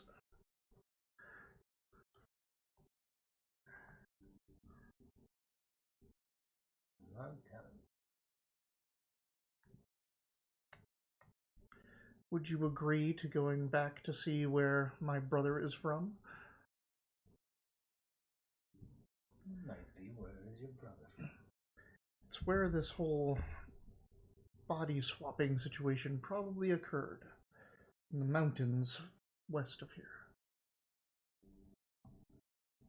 No, I haven't gotten to see outside a lot. How different is it? I don't know what you know of the outside. Like a said, I don't know much. Ever since I got here, I haven't been able to see outside. They locked me in this infernal room. They took away my window.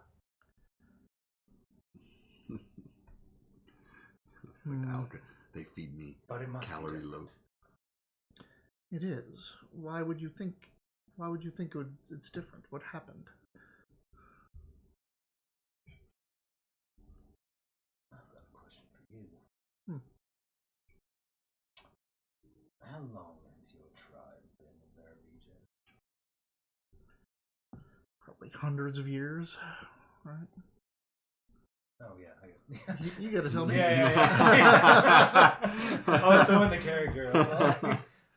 Hundreds of years. Dozen generations. So thousands of years. Is this about what my brother saw in his vision? Maybe, I don't know, your brother saw. I've never met your brother. There was as he put it, an expansive and verdant land to the east of the mountains. Now, east of the mountains is just ocean. Yes. Yes, it could have been that. Thank you for telling me that this body had this ability, by the way. It's really cleared things up. That body is my brother's. Yes, you keep saying that. Is there any way you could take someone else's body? Someone else's.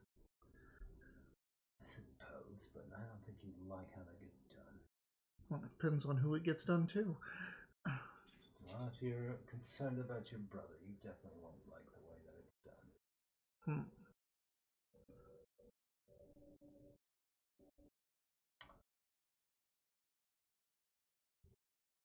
No, I'm going to give you that out. Wasn't an out. It was just something that I had in mind. If you guys asked the right question, and it just occurred to me that you guys never asked the right question. Rob, you got a question to ask? We need some insight from the peanut gallery. He won't tell us who he is. He won't tell us whose people is. He won't tell us when he's from or where he's from. So you're eating peanuts. Asking questions about how long it's Are they been. boiled peanuts? We're eating baked beans. What did you say? No, he's specifically asking you how long it's been. Since when? I can give you the year. Yes, but yes, that event is. That sounds about right. And do the people know that a meteor hit here? That's not knowledge, right? It is, but it's one of those knowledge things like, say, pre-internet. If you ask somebody how the Catalina Mountains were formed, yeah, it's just people know, but most people are ignorant about what it's about. They just see mountains. They can't see above and see the whole formation. Do I know how long ago this event probably took place? I guess we should see first if you know this event took place. So History? Yeah.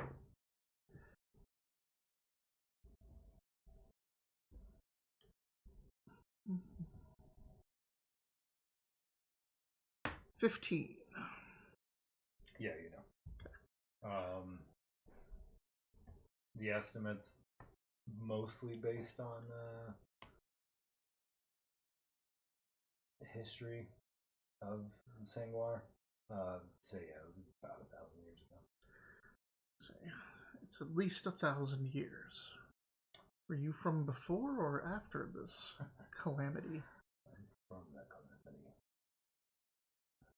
You had something to do with that opalescent rock that was my brother had found.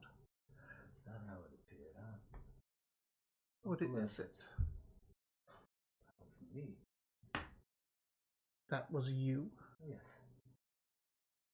Anyway, enough with the questions. Tell me how we get out I'm not here, sorry. of it. I'll go through the plan. Just Okay. at recreation, we're gonna take you out through the gate. Yeah, we already. Yeah, horse invisibility, Okay. and then be prepared. Yeah. So he kind of loses interest. Head out and go find him. Okay. The recreation is supposed to start. Like, there's not clocks, but around 10. The next day. All right. Okay. So You awaken to the sound of the war gong. Why are those orcs Is- banging all this? is Zavo with him? Are we jumping straight to? No, I want to talk to him Oh. first. Yeah, like Yeah, our Zavo's with him. Okay. I'm gonna walk up. Well, I've spoke with him. I've gotten a little bit more out of him now that he thinks we're helping him. Are we cool with Zabo here in this? Yes. Oh, okay. And anything that'll help him help us with this situation. Yeah. He says that he said some interesting things. You know my brother's story, right? That's why you brought him here. Yes.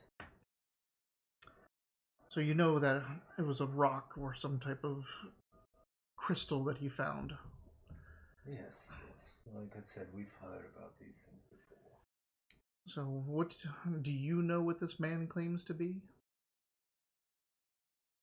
Yes. He said he was the calamity? Was that rock? We know that those rocks have possessed people previously. And I'm not supposed to be telling you this, but considering what we're about to do, we've had 2 previous cases, it seems, at the quarter like this. Both times, the person who was possessed managed to escape, despite our best efforts. And then what do they do? We don't know. They just disappear.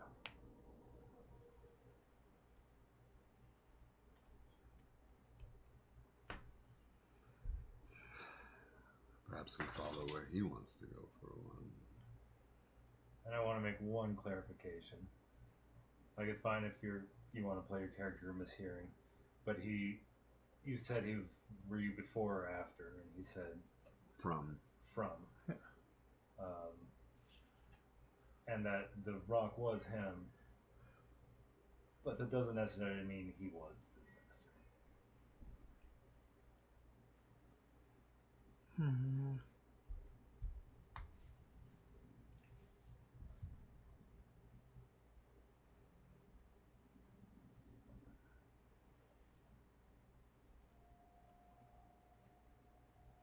It's your brother, man. What do you want to do about it?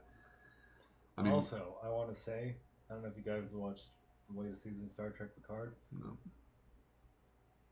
It was not inspired by what they did in Hmm. that. I was watching that, I was like, fuck, they're going to think that I didn't see it, so I haven't seen any of the Picard episodes.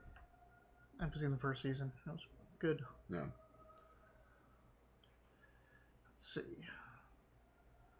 Yeah, like at this point, I'm like, should we let this thing free? Well, Like, if we knew more about it, and what we need to do to excise it. I was gonna say it's expressed that removing itself from this body is not going to be something that you enjoy, no matter what. I Yeah, think. it's gonna kill him. Yeah.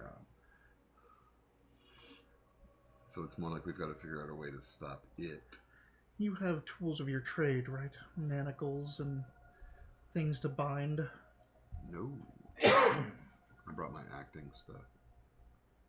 As a bodyguard, you didn't get manacles? No, I have like acting Or bounty stuff. hunter? Yeah. Yeah, like my inventory seems like I might have missed something, but yeah, it's I have a map or a scroll, ink, lamp, oil, paper, perfume, sealing wax, soap. This feels wrong. Unless this is like an actor's kit or something like that.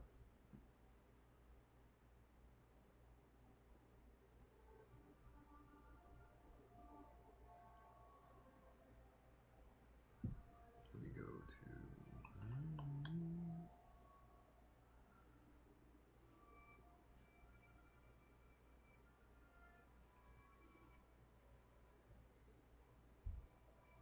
Yeah, just prepare for dead. Equipment. What's that from, Rob? It's from Django Unchained. Yeah. I'm pretty sure.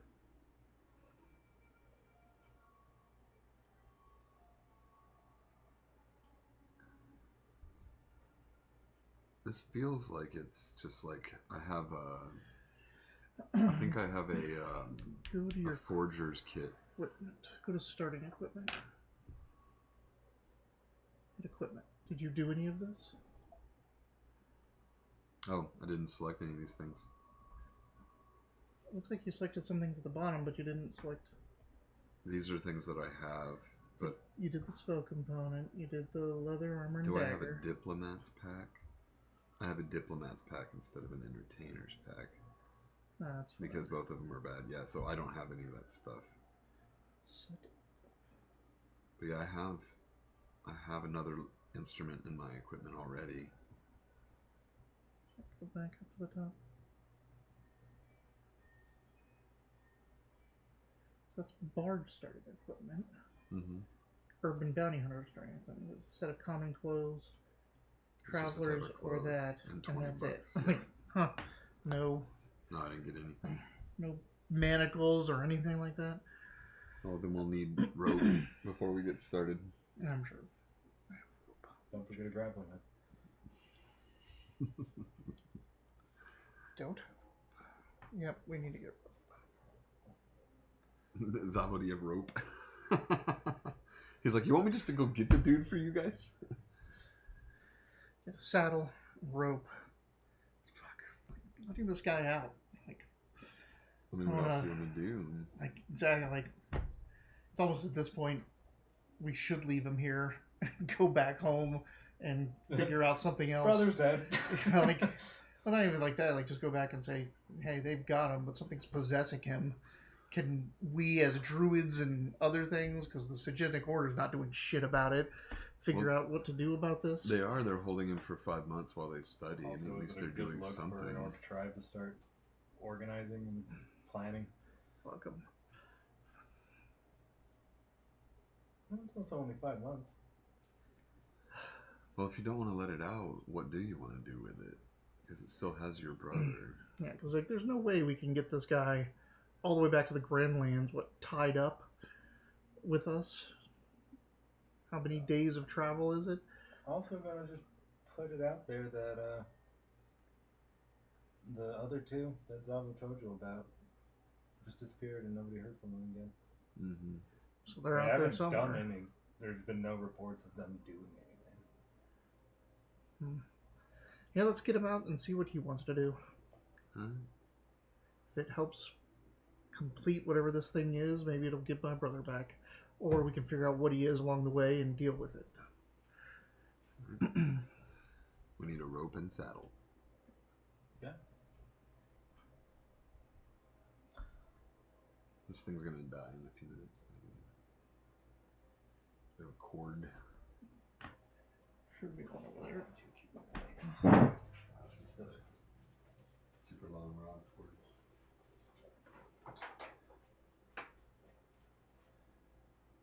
Is that the... Rod cord. Okay. Oh, wait.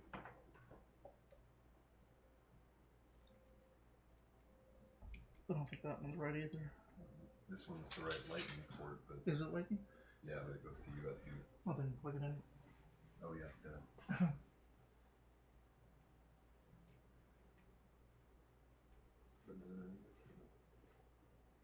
One of those two.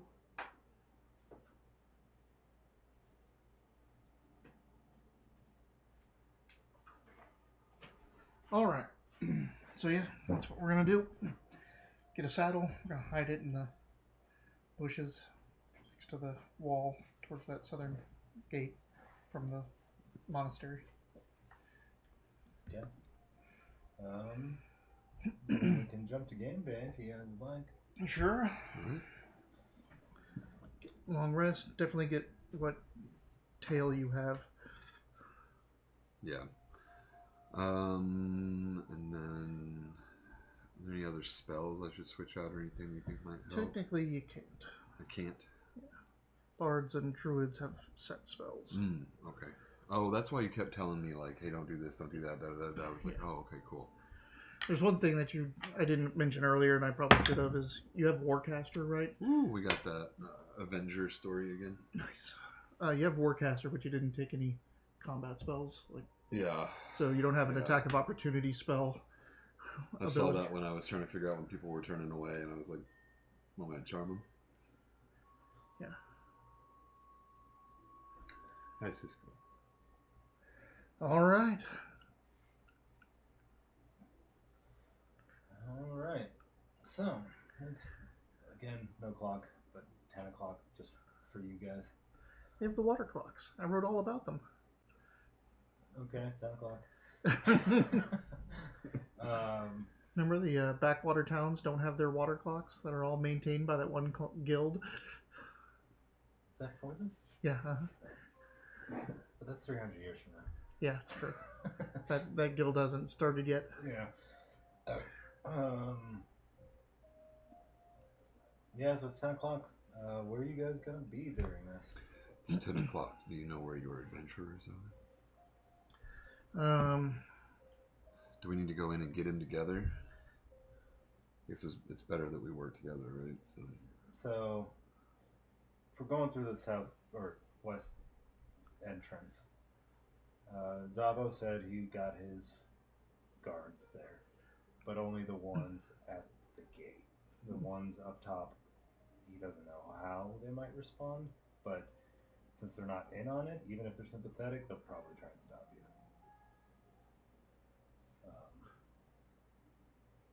Yeah, rolled on that. Sorry. All right. So we need to get past guards? We might. So I asked him where, like, at what area can we start casting spells again without fear of triggering any alarms or anything like that? You can try those again. Hopefully it's not pure sugar. The wards and alarms are mostly just within the monastery and the citadel walls.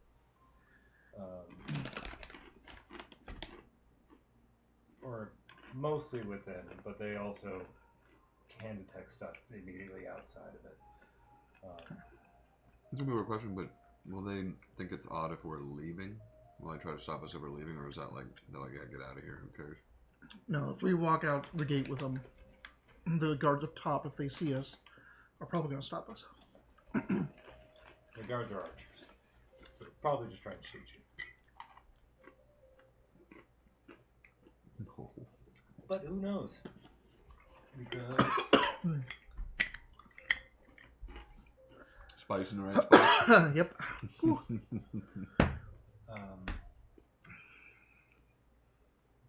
But yeah, I mean, there's a chance they shoot you. There's a chance they'll raise the alarm. They do have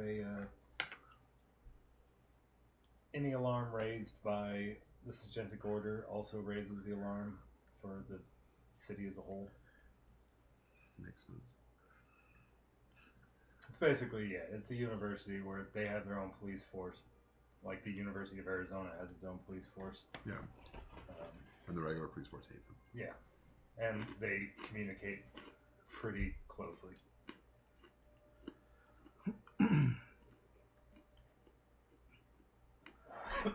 But Zava says that we should at least start off looking normal.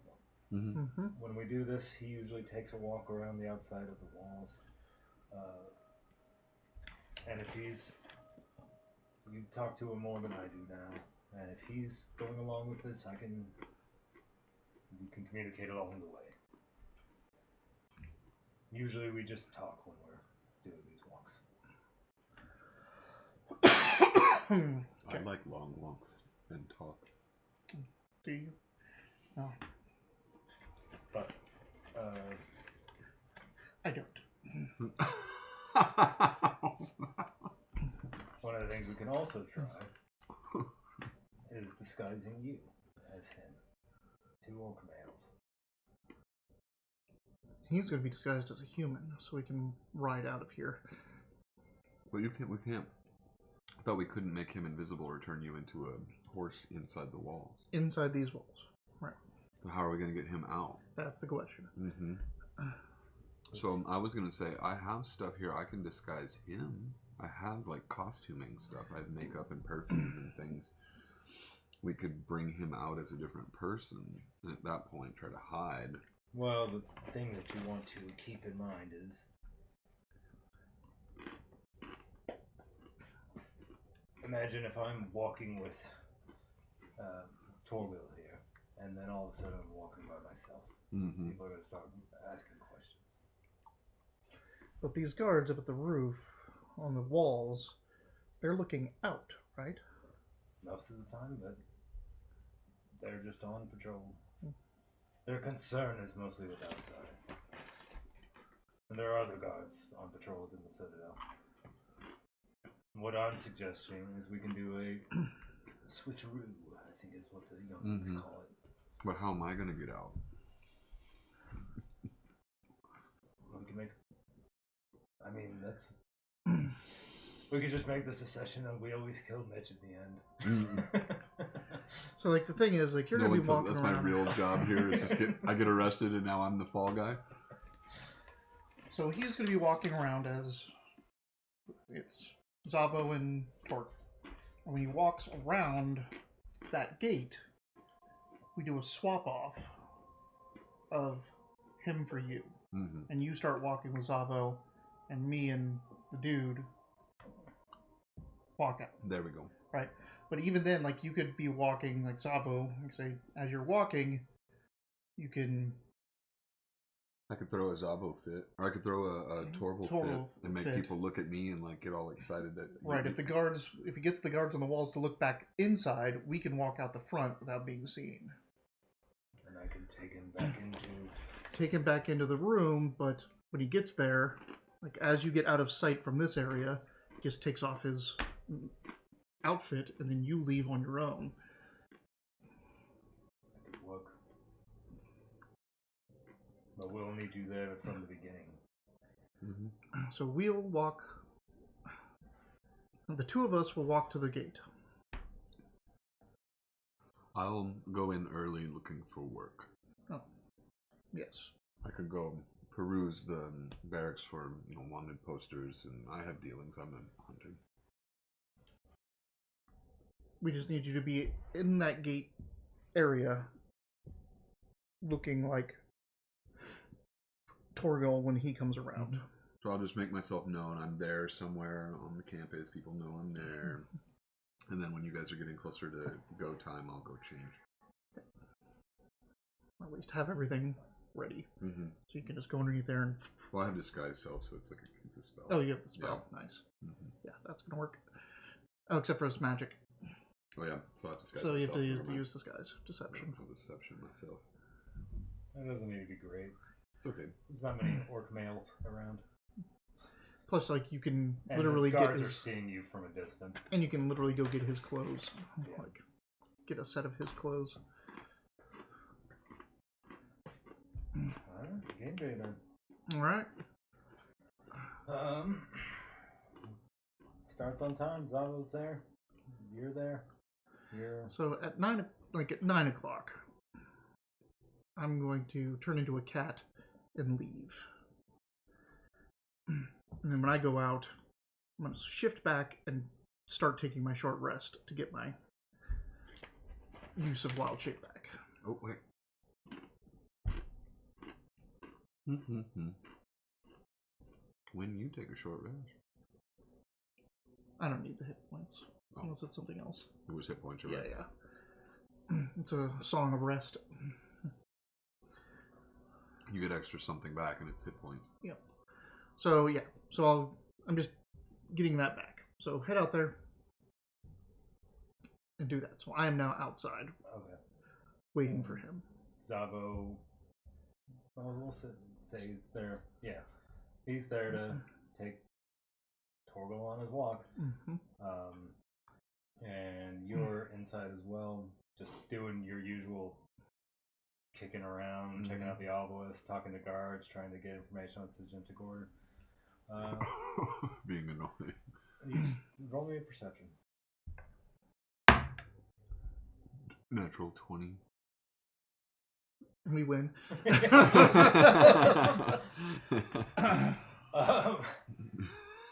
I mean, I don't know how to give you a bonus. You don't have for to this. like. Yeah. You don't have to like slam it out of the park just because it's a 20 Yeah, either. yeah. You can It is just a skill check. Yeah, yeah. You do see that elf maiden is about to.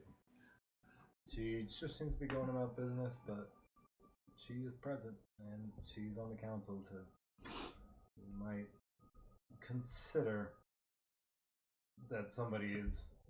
You can probably assume that a very powerful magic user is present. Gotcha. Consider. You don't know enough. She's never done anything magical around you. Well, I'll pick up a rock. You also realize you never asked what her name was. Mm-hmm. Then I'll pretend I have sending stone, and I'll tell you guys that there's magic. I really don't want to draw attention to myself right before we do this. No, it was just mostly. Mm-hmm. Just it's there. It's another threat. Yeah, so I'll keep it in mind. But 10 o'clock they start walking around. They're talking like normal. It really seems that.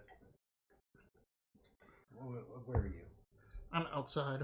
Okay. So basically, I'm like just over by those houses or anything that's down off of the west entrance. Just kind of chilling there. Okay, so then this is more a description for you if you're paying I'm somewhere. attention. Yeah. The yellow stuff's just like dirt. It's like raised areas, right? Where? Like that brownish yellow. Yeah, this is up on a hill. Gotcha. Okay, cool. So this is all. That was the only thing I couldn't quite see all the way. So this is mostly for you, Mitch, this description. Yeah. They are talking, and they're not.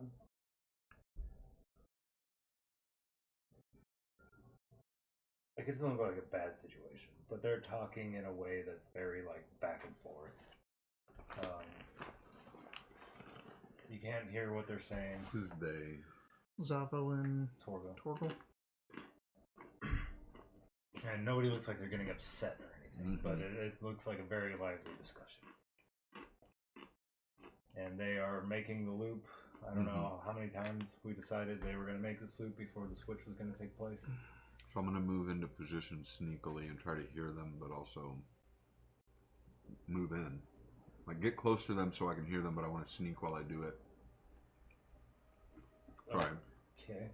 Yeah, go ahead.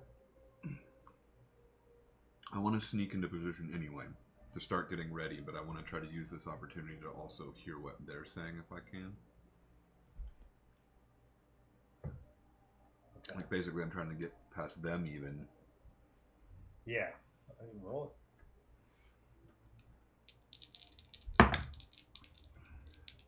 $18.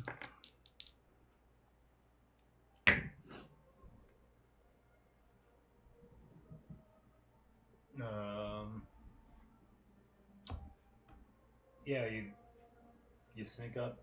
Nobody seems to react. No guards react. They don't react.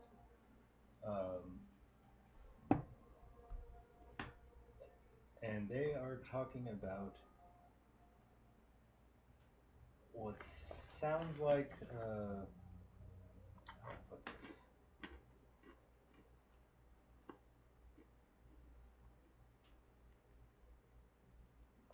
It does sound like they're having kind of a hushed debate, where you hear something about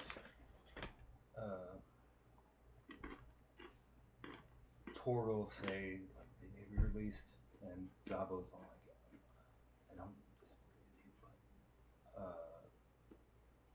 but I know you're RPing whispers, but I really can't hear you. no, that's kind of the point. Oh, okay. Because they are trying to be very quiet about this. That's fine. So the whispering was more of a, you're only picking up bits of this conversation. So I've snuck into my spot. Then I want to cast mine. No. Not yet. Don't cast spells. I need to change my appearance. Yeah. Remember, you need to coordinate with them. because there needs to be a point where you guys actually switch positions, and now you're walking beside. Yeah, he's going over to the gate and being like underneath it with the guards that are on our side. And when they walk around near that gate, he's just going to step out. Yeah, I need to move into my position. So and you're going to leave clothes, like your clothes, basically, for him to put on. So I just need to move into that spot. And you need to signal to them that you're ready. Oh, and they're looking for you. So sneaking around them so much is not. Yeah. Gotcha. Right. Well, since I didn't hear them, then I'll just make myself known and get into my spot. And you'll give the signal. And so they're moving around. And when I see him up there, I'm going to start walking up. I'm coming from. I'm like, does everybody just see me? I'm going to start walking up. Right. From the outside. So then let's make Deception is for the disguise kit. let's do deception first. I know there's that rule that you don't want to make them roll multiple times for the same. So just be a straight one deception. Sure. But a deception, and then I'm also thinking of like you need to get the timing right for the switch. Yeah, probably all a deception. Okay. So, just give me a straight deception. Rob, I hope you're there with some channel points. It was a 1 and it bounced back to 19, so 25 for deception. It works. Woo! You are now walking beside Zabo, and he's keeping up a bit. Well, let me make sure Zabo passes. I hate this Natural name. 20. Are you serious? Yeah. Sweet. And now, Torgal is getting into your clothes. Torgal is getting into your clothes in whatever back corner you guys decided to get into.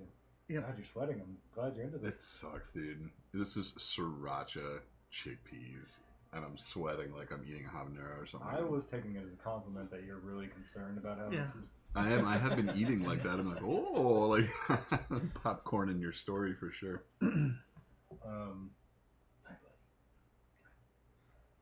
Turn around all the time at home, and I just see both dogs like. I love you. So yeah, the switch was made.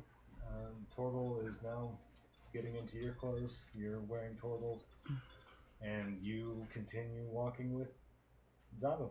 And Zabo's all like, "I think this is working." I fucking can't hear you. No, I'm just kidding. I believe so. Am I supposed to? Oh, am I supposed to be making noise now? Now, Yeah. Okay. eventually, when you walk a little bit away from this. So, yeah, I start being like, "Rah!" and I make a little bit of a fit, something that would get me taken back. Zabo plays. Well, okay, let's get some performances. Yeah, argue with me a little bit, so yeah, so people can.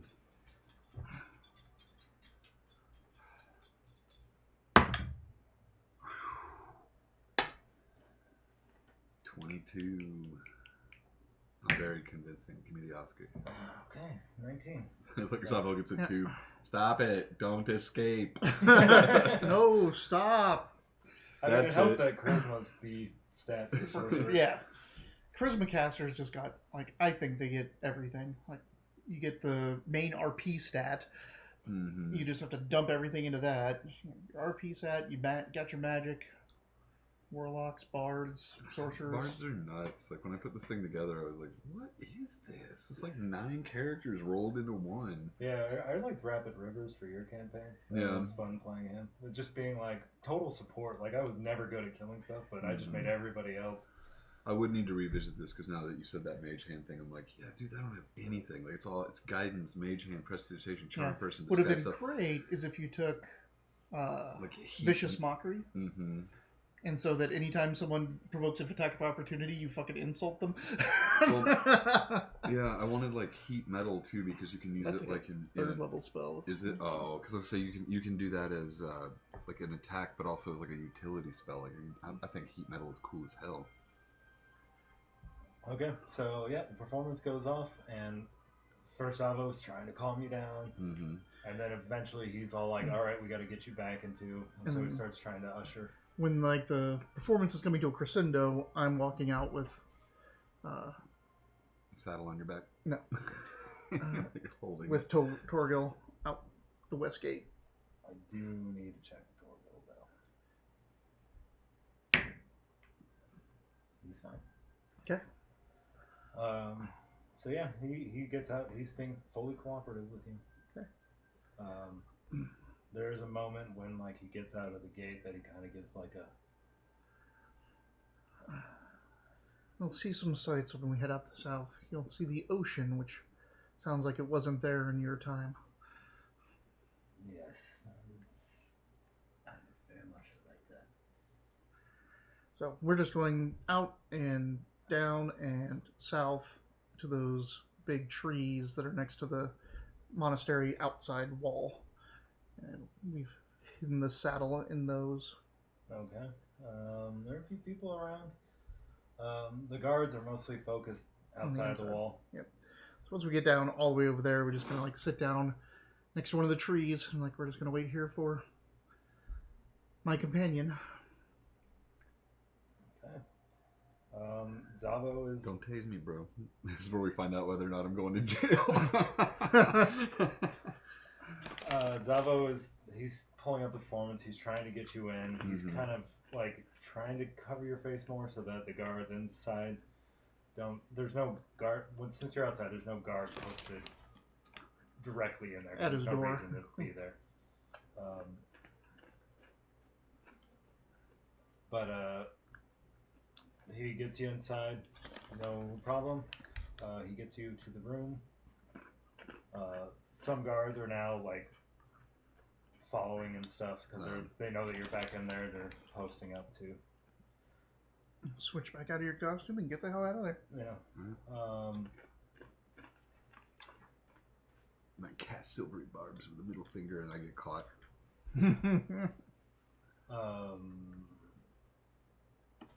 Yeah. So you and Zavo are now in the room. How do I get out? I just leave? Just get out of the costume. Alright. And you and him walk out going, yeah, he's in there. Alright. Those guards weren't there when you walked in. Yeah. I remove it. Okay. I'm wearing my second set of clothes, my finer clothes. Okay. And then Zavo is like. That's the only thing I kinda get as a bounty hunter. It's just another set of clothes. He kind of says that we need to play this up for a bit because when he Yeah. goes into these manic episodes, you can't just put him in the room and he Yeah. shuts down right away. So I'll look like I'm taking notes or recording something like I'm here again. You know, I'm supposed to be working with her. It makes sense for me to be here. You know. Or I mean, like yelling and screaming. And You need to fighting. still be playing. Oh. Do I need to performance it up again? No. So You fail. it's just more for the timeline No, for sure. Yeah. sake.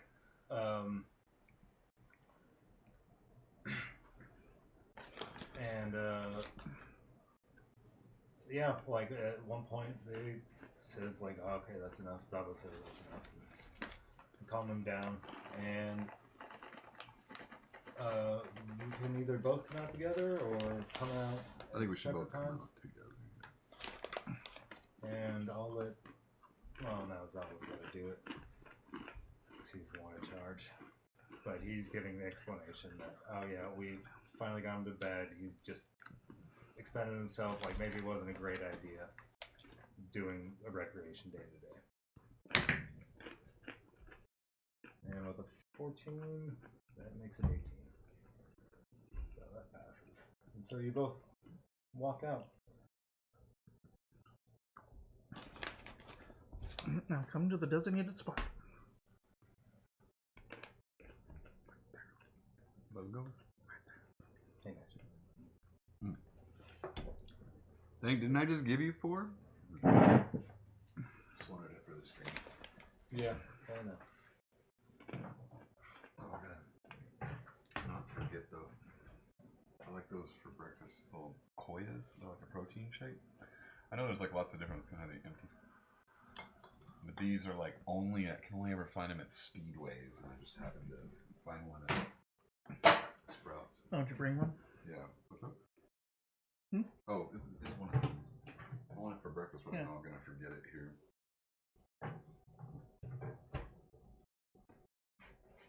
Oh, What? there's one more empty. Oh.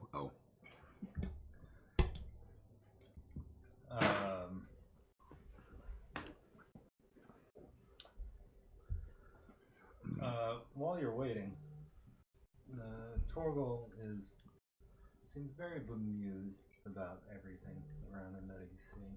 Mm-hmm. Doesn't necessarily he didn't say anything. It's just more like just the look of like, okay, this is what it's turned into.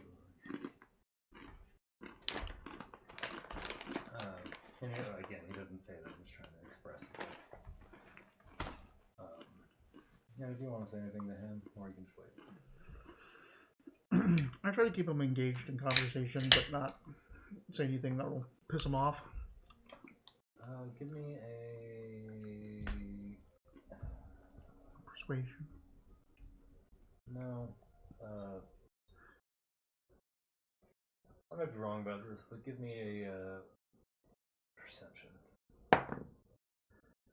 10. 10 total. Yeah. Okay. That makes it easy for you, right? Yeah. Yeah. Anyway, you and Zavo come out. Zavo tells the guards it's like, yes, he's asleep. And I've got a class to get to, and I'm sure my friend Oldhun has got some other business to attend to as well. And a good day to you, Captain. Or whatever rank Davo is. Professor? Precept. Precept. I know what those were. Nez. Nesh knows.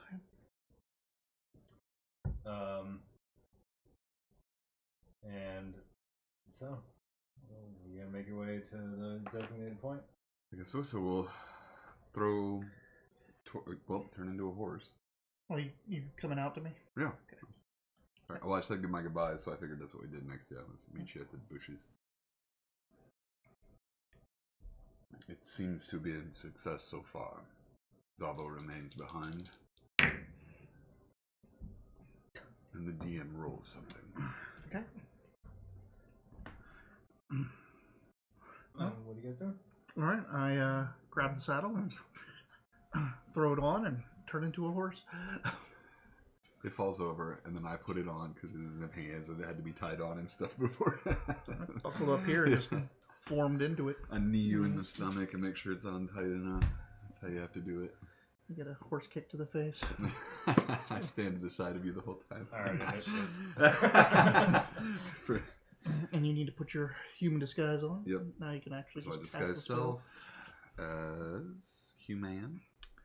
More human. The Futurama episode when they're fighting the What's up? I don't think you can do that. Do what? Because then you're going to cast invisibility, right?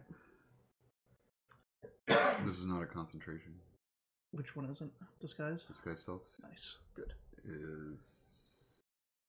Yeah, one action's duration in an hour. It's not a concentration. Perfect. All right. Then we can do. I was like, I swear I checked. You made me double guess myself. Alright, so I look like a human, and poof. Invisible He looks like nothing. As we get up on the horse. This one's a invisibility concentration, for sure.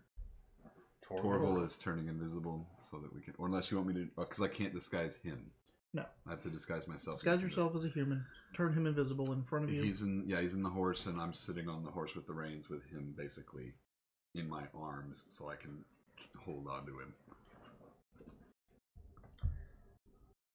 And we ride out the south gate? Yep. It You just are looks going to be like stopped. The guards. Right. Oh, right. You're not the worst. Nope. Nope.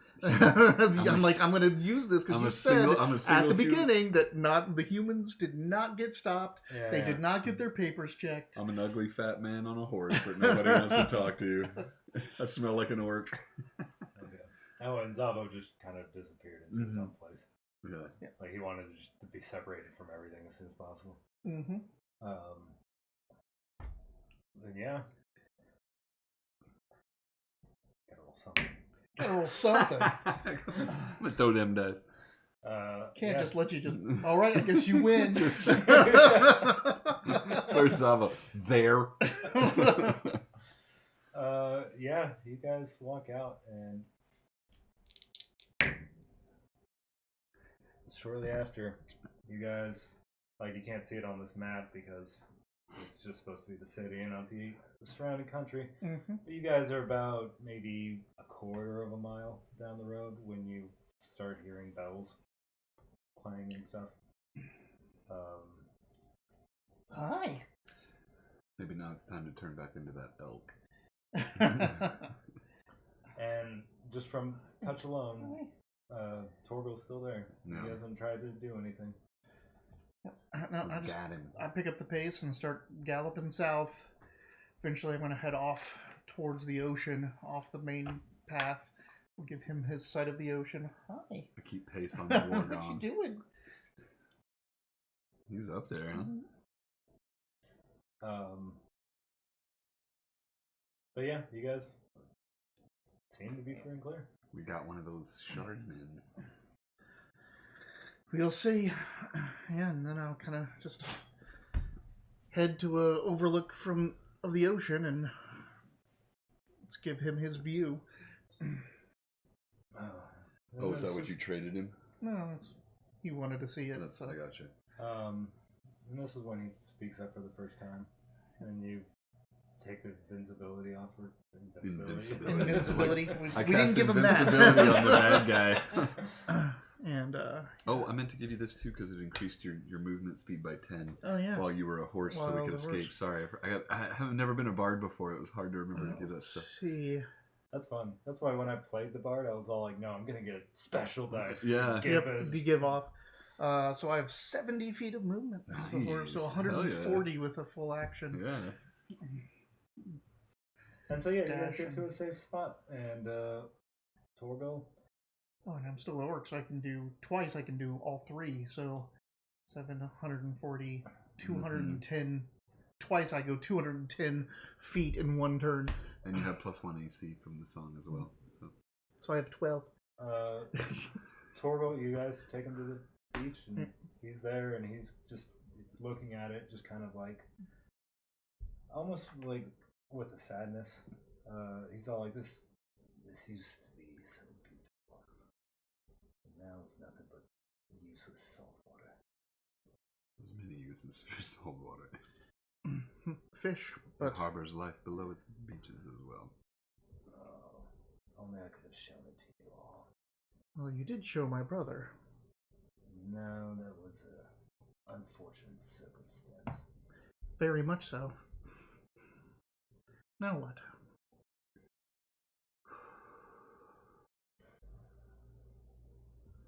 Tune in next time. You invited me to your homeland. You want to see the Grand Lands? I don't know what they were in your time. What was the place beyond the mountains like? Well, they were just hills back then, not mountains. But it was not so different from the other side of the hills. Well, it is, Different people, same routines. well, it is very different now. Maybe you should see it. I would like to see that. All right. Shift to an elk. All right. I hang the war gun between you. Yeah.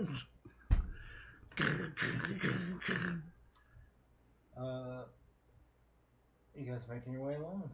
Alright. You guys turning west now? Just Mhm. ahead. What direction are you going?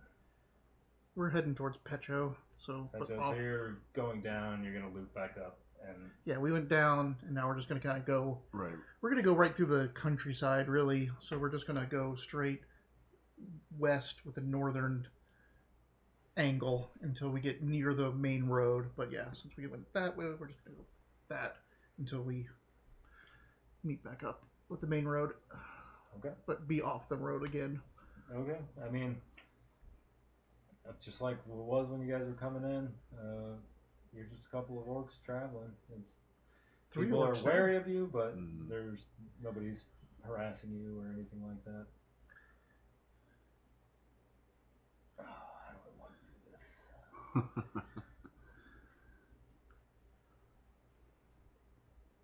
So this is going to be several days travel, right? Mm-hmm. And Torgal's never shown any. Give me these perceptions. Insights or perceptions? Perception. Well, or insights, whatever's better. That's cocked. 18. Oh. Should have taken the cocked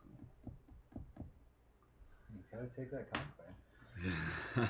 Well, Do we which have one a was it? Sorry, do we have perception? a soft cock or a hard cock rule? in 10. this? It's not too bad. 18.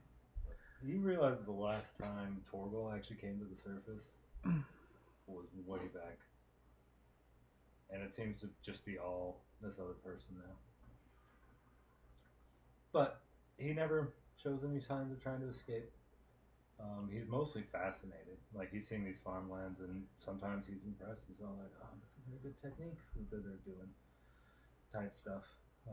He's just mostly fascinated with the world around him.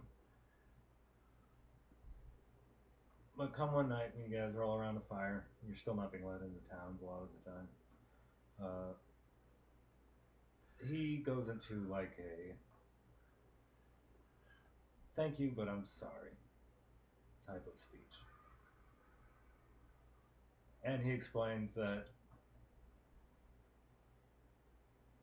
his work is more important than the life of Torval. And that there are more lives relying on him. But he gives you... It's the war gong, sorry. Yeah. Mm-hmm. Bad time. Boom, Bad I don't. boom, boom. My timing is terrible as a bard. I don't know. What to do. But he gives you the opportunity one more time to talk to Torval. Would you like some time alone? Or are you not going to accept this turn of events?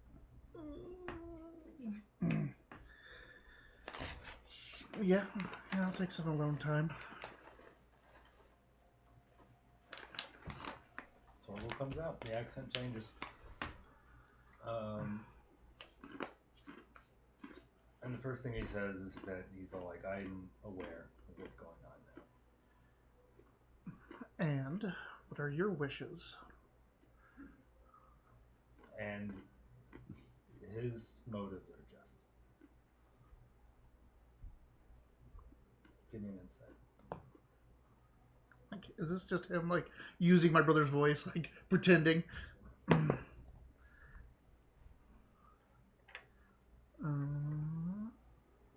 13, unless we got some inspiration. You'll never Shaggy.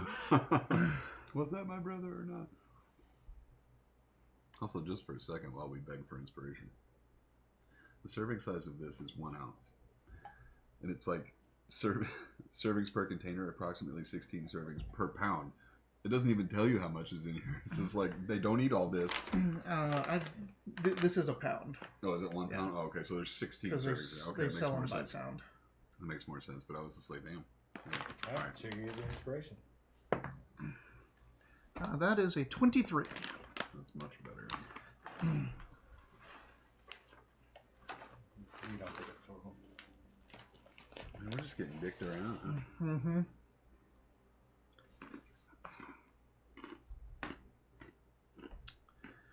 Well, if that is your wish, old person.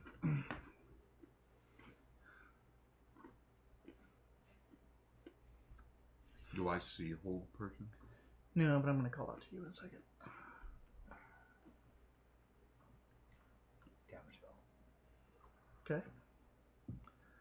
Bonus action, Direwolf. And as I'm shifting, I call out, "Stop him!"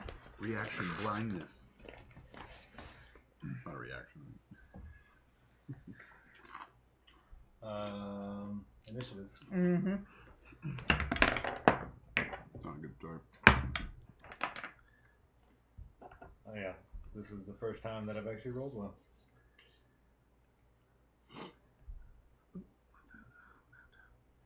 "12. 17. I got an extra Son of a bitch. 20. He's going to use. Spray. Mhm.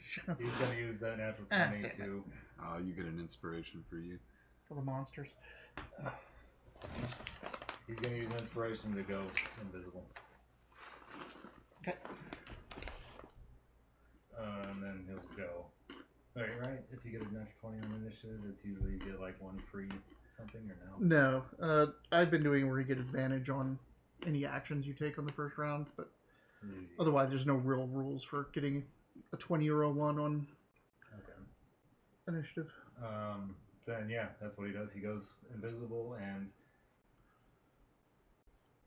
you get a sense that he moved somewhere. Okay. But I have keen hearing and smell. Okay. So I get advantage on all actions, on all perception saving throws. Find these characters. I don't have that. Nope. But I do have a bag.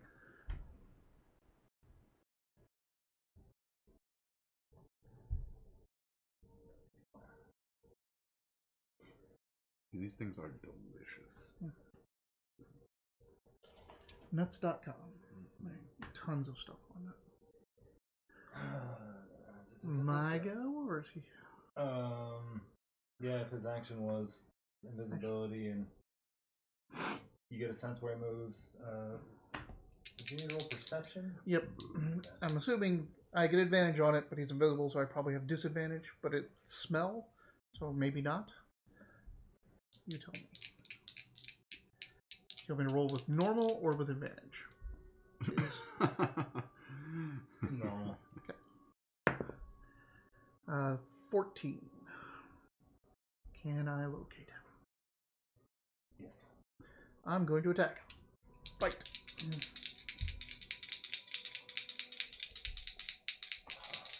God, I really should open up tabs. How do I do this on this tablet? Because I'm trying to combine like his physical stats with Torgal's. No, his mental stats. So charisma, wisdom, Yeah. intelligence with Torgal's physical stats. You can just tell me. I'm looking what his AC is. Torgal? Yeah. Is 15 if he has his armor on, which I don't think he has. No. So take his leather off. 14. 14. Okay. And I got a 13 to hit. So you miss.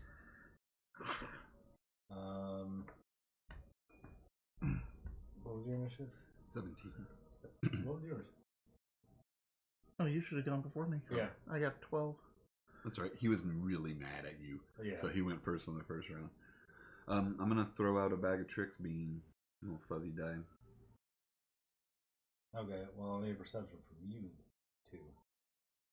Guess you can.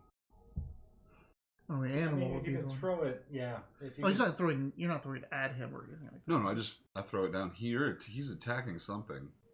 And so I'm joining the fray by throwing another animal into the mix. Sorry, I got it confused with bag of beans. I thought you were throwing an explosive. No. I keep saying it too. You throw a fuzzy thing out. I keep saying bean. I keep saying bean. Okay. Maybe No, it's me fucking you. We're doing it together is what's happening. Alright, here we go. Boom. 4.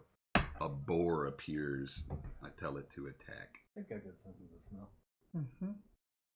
I can find tumors. Huh. Talking about truffles. Truffles. I mean, maybe they can find tumors too, but... Who knows?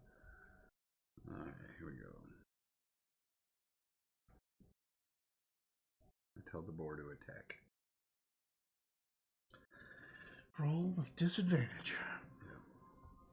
It's gonna charge. Oh, are you 20 feet away from me? You walked away from us. Mm-hmm. So the boar moves at least 20 feet straight toward a target, and then it hits with a tusk attack on the same turn. The target takes an extra 1d6 slashing damage. And it must make a DC 11 strength saving throw or be knocked prone. Gotta hit first. Disadvantage, you said? Because he is invisible. Yeah. Alright. 8? So a boar is just running around like Pumbaa, just... Yep. Enjoy. Then it goes back to the top. Oh boy. You're wild shape right now, right? I am, yeah.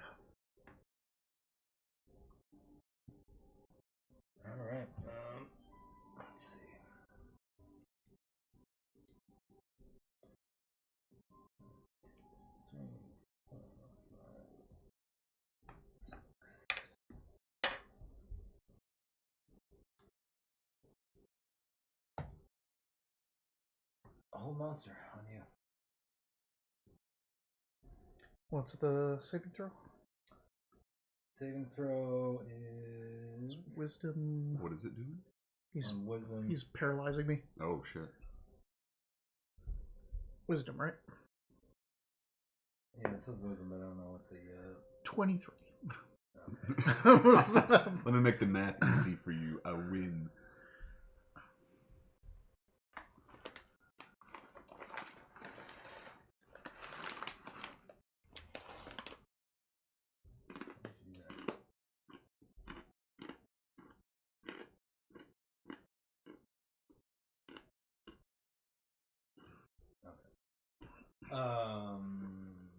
Would that have disabled invisibility? Is it enhanced invisibility? No. Then no. I think it's only attacks. Bring up your invisibility spell. Yeah, it's literally he learned invisibility from you casting invisibility on him. A creature you touch becomes invisible till the spell ends. Anything the target is wearing or carrying is invisible as long as it is on the target's person. The spell ends for a target that attacks or casts a spell. Oh, then yes. Yeah. So he becomes, and he does a. You feel it, yeah. You feel it. All right. And that's all his actions. He tries to run away again, though. Attack of opportunity. Because I'm on him. Okay, go for it.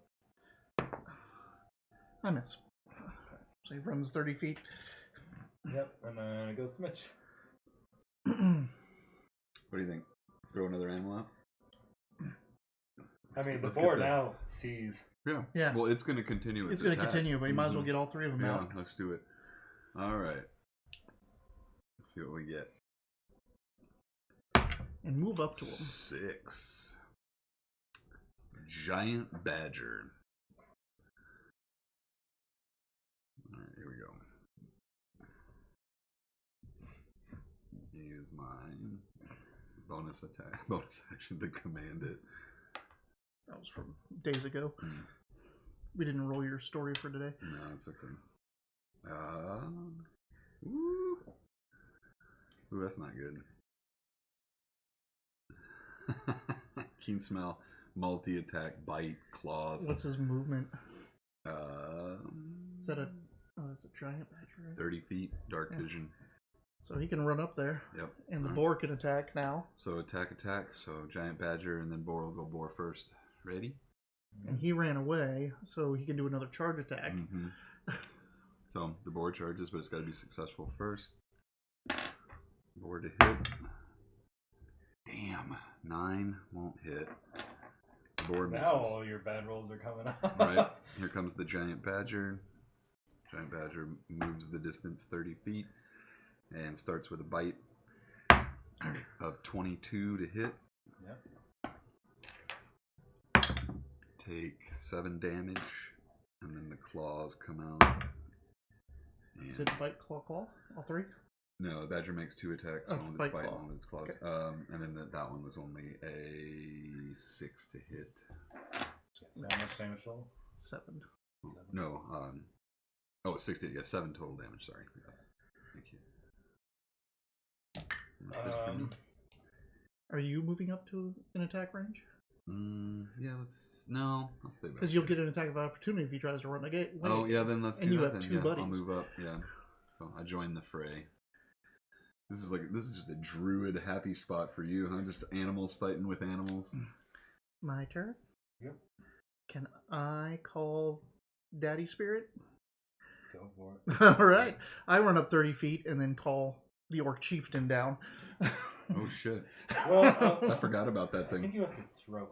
And if you're in a state that you can't throw. The stone is uncommon and requires attunements. As an action, it can use the stone to summon the spirit of an Orc warrior, which appears within 30 feet of me. The spirit uses the War Chief stat block. Okay. There's nothing about you don't have to slow. do any physical action. Nope. Okay. Then yeah, go ahead. So I get up within range, and then Orc Chieftain appears. And I think as an action, I can use it to summon, and it has the stat block of the Orc Chieftain. So it gets to go. What? No. We turned the Sanguar event into like a Pokemon tournament. Yeah. Just throwing animals and turning into animals. I mean, I gave these guys for a reason because I just thought they were fun. Too bad I'm like, Pikachu, go. He's like, orc brain surgeon, go. That was a cool little. I mean, you guys are playing orcs, and so of course I wore the. I have to say, now that I've painted several teams, I really like painting orcs. Yeah. They're big and they're fun and their shit's just janky.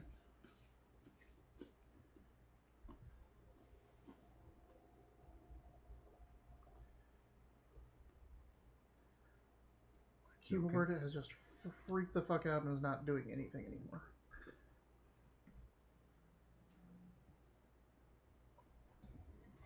Have you tried turning it off and turning it back on? That's what I'm doing right now. There we go. I'm gonna take credit for that one.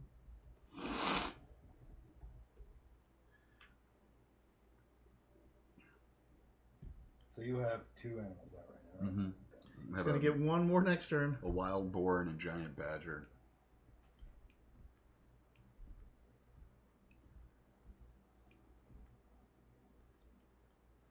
I love when these animals like don't have any description or anything. They're like, just use your fucking imagination. It's a big ass badger.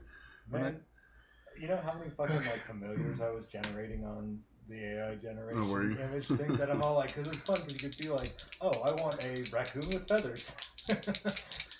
Multi-attack from the Orc War Chief. 2 Great Axe hits. Ooh. You win. Like a bear and or a badger and a 18 and 17. Or sorry, 18 and 15. Okay. So his AC was 15, right? Yes. All right.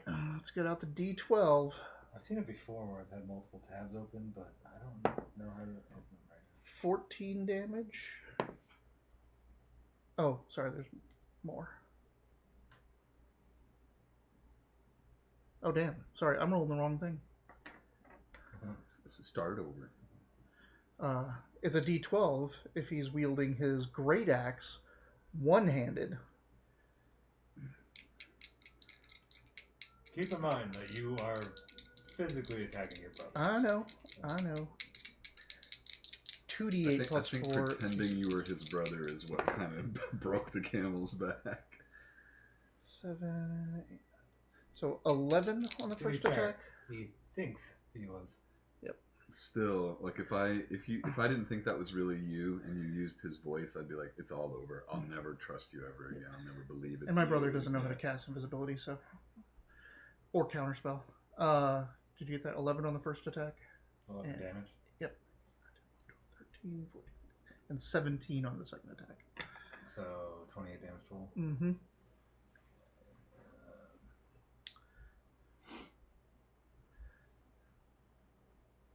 You really fucking hurt him. Good. We don't like this guy very much. So then it goes back to his turn. And after all that, you just hear almost like his voice gets a lot deeper and echoey. And just he turns around and says, "Enough!" And he first looks at you two. Mm-hmm. But then there is a little sparkle in his eye that shifts, and he targets the 2 dogs and the Orc War Chief. Okay. And he The casts 2 dogs? You mean the... or two Oh, the dogs. boar the and boar, the badger. Okay. And he casts Chain Lightning. So deck saves for all those guys. Dex. So just roll. If you don't have a thing Yeah. that says saving throw dex, then just roll his Yep. dexterity with the bonus. With or Oh. without a bonus, sorry. With the bonus, whatever is up No, as it's dex. nothing. Natural 20 for the boar. He's squirrely. Just keep track of who passed and who didn't. Well, what's the difficulty then? Giant Badger It's was. you either take full damage or. I know, but you're saying keep track of who Oh. takes the full. We need to know the number we're trying to hit. So I got a 14. I don't. That could be it. A nat It could 20 be. and a 6. Which one rolled the Giant 6? Badger got the 6. Poor guy. I know. 17. He was so young. So the boar made it, but Boar takes the half other damage. two, Even with a nat 20, he doesn't like get any bonuses for that. no. Dang it. He doesn't have It's evasion lightning, from right? a rogue. It's lightning. They'll take half or none. I'm sure you What know do you how mean much this doesn't damage have this is. evade? The board doesn't have evade? But I don't know if you know how much damage this is. Mitch. It's a lot of damage. How many hit points is that? 11. And the Oh, the Giant Badger has like 60. No, I'm just kidding. 13. yeah, those two guys are dying. The war chief may live. So it's 10d8 damage. Yeah, but I only take half. Well, one of them only takes half. Let's see what happens. If he rolls all ones. So I'm gonna do this in 2 groups of 5. All right. I don't know how. I was really into this board. You got one more animal. I know. It's gonna be a weasel. You know it. 16 plus 7 is 23. So that's 23 plus. So 23 cut in half Yeah, is 20. 11 plus 1. So now it's 10 more. well, 23 and 23 and 20. So 43. 43. So both your animals are dead. yeah. I'll just close their pages. And you his did- eyes light up, and he's like, he was serious. He did initially look like he was gonna do this at you two. Yeah. Yeah. And he didn't even do half the war chief's hit points. Hey, you guys. Good. All right. And you got one more. Basically, he's got one more lightning bolt in him. You have one more animal to pull out. All right. So let's down him in this next turn, please. Is it our turn? That was his turn. Yeah, that was his turn. No, So it's it's Is he your turn. moving or Alright. doing anything else? No, he was just a very it was basically like you. Yep. He Got it. he fucking went off when that happened. Pull out another animal. Panther. Had good okay luck with this. Panther attack. Oh, and give me Bardic Inspiration. I can't because my bonus action is to command the Panther on this round. Oh, damn it. You don't get the action to command it I with have to the use action my- to give it out? A bonus action to tell it what to do on its next turn. So Yeah. once I've told it what to do, it'll continue to attack, but I haven't told this one what to do yet. So I have to use my bonus action to command it. That's my understanding of the rule. I could read it. Yeah, because it. You can Most use an action to likely- pull the fuzzy object from the bag and throw it up to 20 feet. When the object lands, it transforms into a creature you determine by rolling a d8 and consulting the table, blah, blah, blah. The creature vanishes at the next dawn or when it is reduced to 0 hit points. The creature is friendly to you and your companions, and it acts on your turn. You can use a bonus action to command how the creature moves and what action it takes on its next turn, or to give it general orders such as attack your enemies. On normal things like that, like the cleric's Yeah. spiritual weapon, the I'm assuming 'cause cast it's a- does it as well, but that one Yeah, it's I'm gonna, assuming it 'cause takes it's both your it's actions. a fuzzy beam that Yeah. I'm throwing out. I'm like, it's like, what do you want me to do? I'm like, attack. All right. So Let me get add him. my Panther again real quick.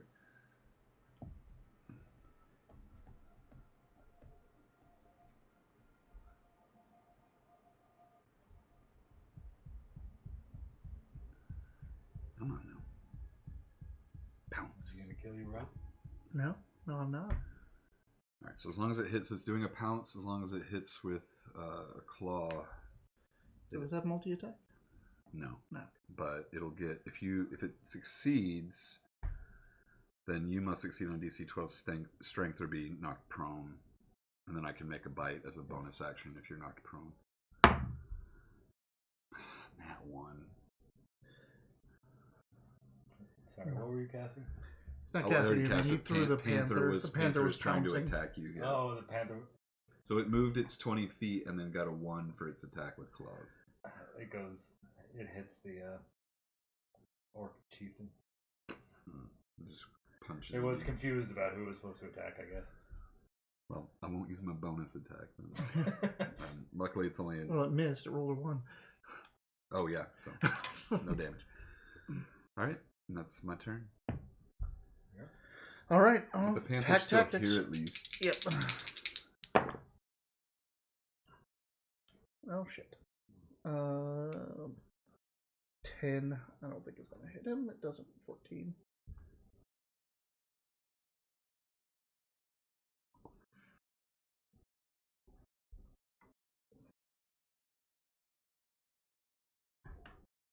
It's chewing away at his foot. I know. I talked to the vets about it, and Just a nervous they tick. said like he's not hurting himself. He's just Something sounded like it. yeah. He's Like his popping tooth his- and Claws. are snapping off of each other. This is the noise I was saying that marbles will do. Like she'll chew her nails, not a big deal, but like the pulling it till it makes a snap sound, she's just doing it and looking at me. 12. Like, Nothing. Does the war chief actually get to go, or did the one mess with his attacks as well? No, he can go. There we go. 20 and 21. Should have given you disadvantage. But...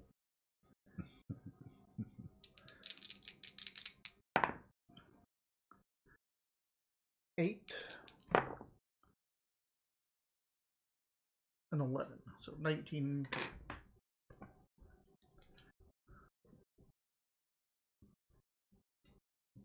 Also, he seems to be unnaturally staying up at this point, and he is bleeding. Alright. He's doing the thing. Where, well, no, he's not. What? Where he's got his foot in his mouth and tossing He's around on all walking. three. Alright, back to the top. me? You are pretty concerned, like, for your brother's health, that there seems to be something unnaturally keeping him up when he should have gone down by now.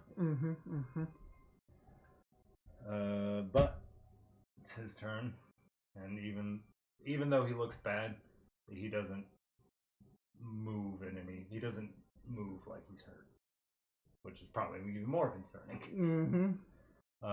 He said, "I've heard enough," and I need. So you guys are all I'm all around him. There's 4 of us around him. okay. So where are you guys around him? I had to come back in from the back because there was already 3 things on him.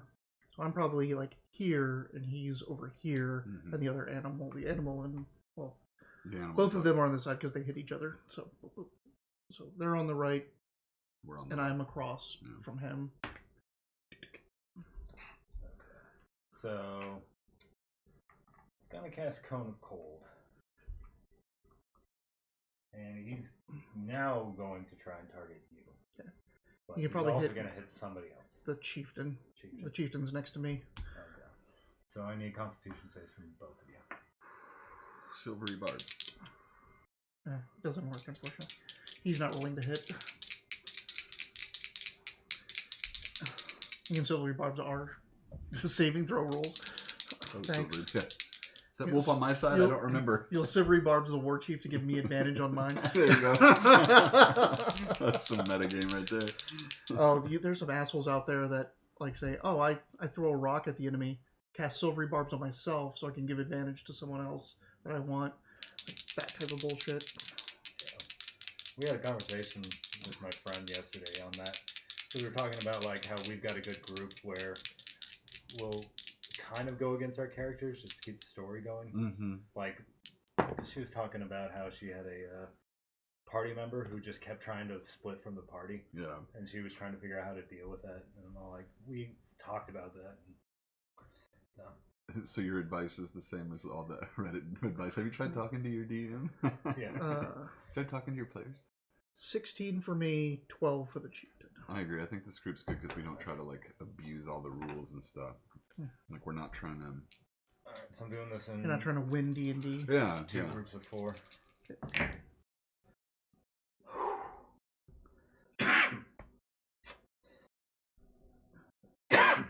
14 plus 12 is 26. 26, and oh fuck, 16 plus 11, 16 plus 11. so we had 26, and then Is it getting a plus to both rolls? Or is it a... It's just 8d8. Okay. Yeah, that's what you're doing. So 26 plus 16. Mitch. 26 plus 16 is 42, sorry. Plus 11. 53. 53.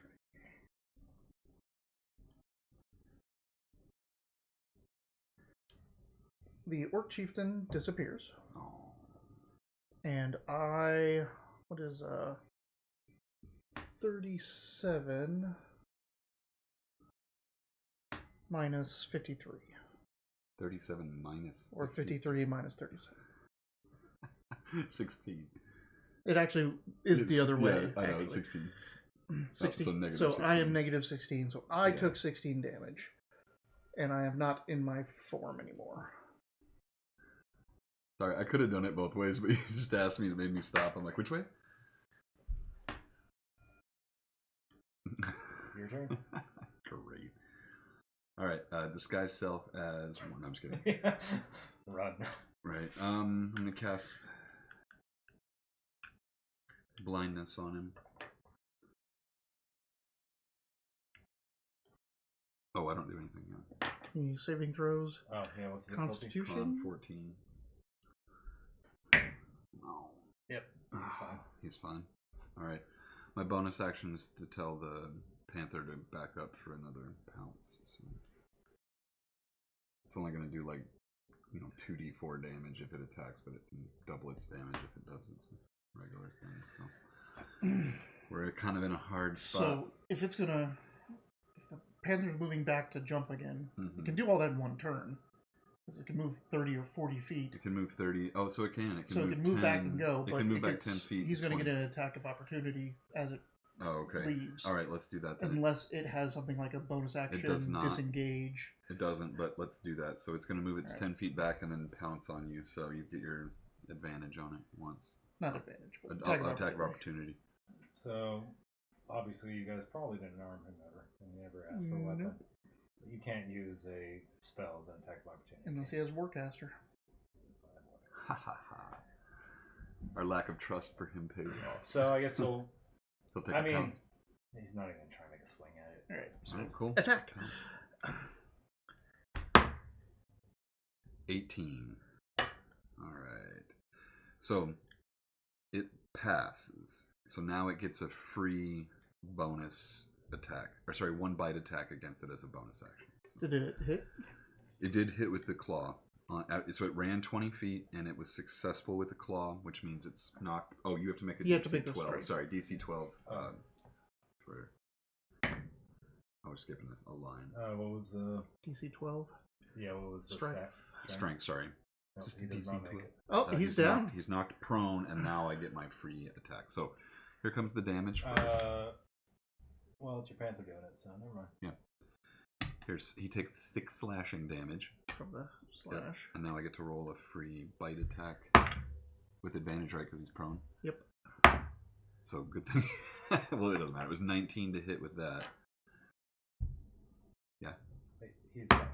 You've then- taken him out. And then Okay. 3 more damage. So I just want to drive home that it's chewing on him. Yeah. Please stop that. Yeah. Oh yeah, sorry. So much for courting. Anyway, stop, Panther. Sorry. Spare the One dying. more. Wait. It doesn't seem to work. Boy, I read that room wrong.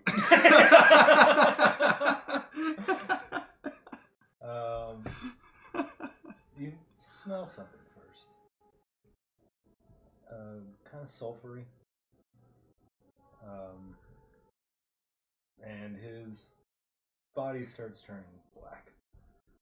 And it starts to shrinking down and stuff. Let's step back. It starts to glow. Step back some more. You start to see smoke come off of the body, and it just continues to shrink and burn and stuff. It starts, you can now start feeling heat off of it and stuff, and it just does this until the entire body is consumed, and all that's left is a opalescent crystal. Well, I'm gonna grab something to, like a bag or something, to pick that up and wrap that up tight. Did you see if it was hot first? No. Ah! I mean, I'm not touching it. I'm touching it through the bag.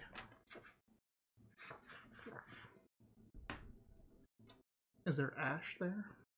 Yes, there is ash. I'm gonna scoop up some of that and put it into a bag as well. Okay. And then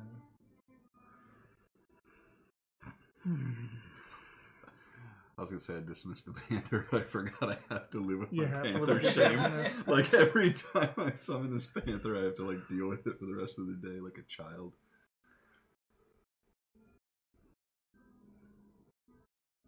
good music for this. Well,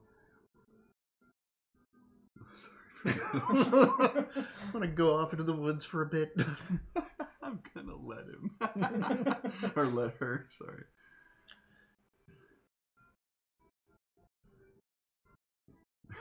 Scene. That's it. That's it. Oh Yeah. man. I don't know what I'm gonna do with it, but I don't want to bring it back to the Agentic Order, though they're probably ones that know the most about it. It seems like if it did You do have it in. Yeah. But it seems like if it did anything of worth or had any kind of power to it, that the tribe should have it. This thing summons demons into people. I don't think anyone should have this thing. I agree with that more, I think. Yep, that's it.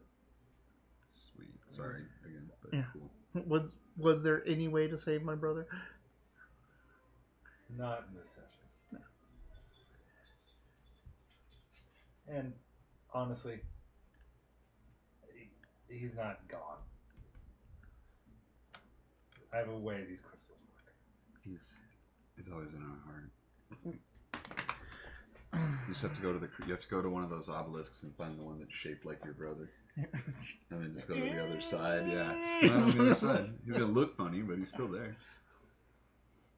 So, you want to take us out, Mitch? No, you take us out. I never take us out. Oh, you take us out. Nope. Wow. Rob, take us out. So, this has been an episode of the Sanguar event here at the Wileyverse Network. I like it. If you like what you saw, If you like what you saw, please like and subscribe. Hit the bell, I think. Hit the bell That's what they icon. say. smash that like button. Yeah. There you go. Uh, We're sponsored by DriveThru. We're sponsored by DriveThru RPG, who sells books and things. They're below us. Everything's on PDF. Everything's on PDFs. We use them, so should you. Super cheap. We've got merchandise. We do. Mostly shirts. Wiley of the Wileyverse is wearing one. Mitch is not, for some reason. Same reason you're not. You're the GM. You should have yours on. Hey, this is Orc It's Team. the beach episode. Yeah, it's nice outside. Oh, yeah. Eat on a patio. And Thanks to Shiggy with Thanks it. to Shiggy. Thanks to Drooby for dropping by and helping them out. But that's it. Yeah. That's where we're going to leave this. And What's happening next Sunday, GM? next Sunday, Next I Sunday, think it's Rob's normal. back. Yeah, Rob's Oh, back. okay, we're back. Oh, that's right. You weren't supposed to be here last week. Yep. And then Rob Yeah. not this week, so it was every other. So we're going back to Knights of Bahamut next week. Alright, sounds good. And Spinal Road, or not Spinal Road, Sanguar event will start up, or we'll do another one shot probably not too far in the future. Cool. Bye, everybody.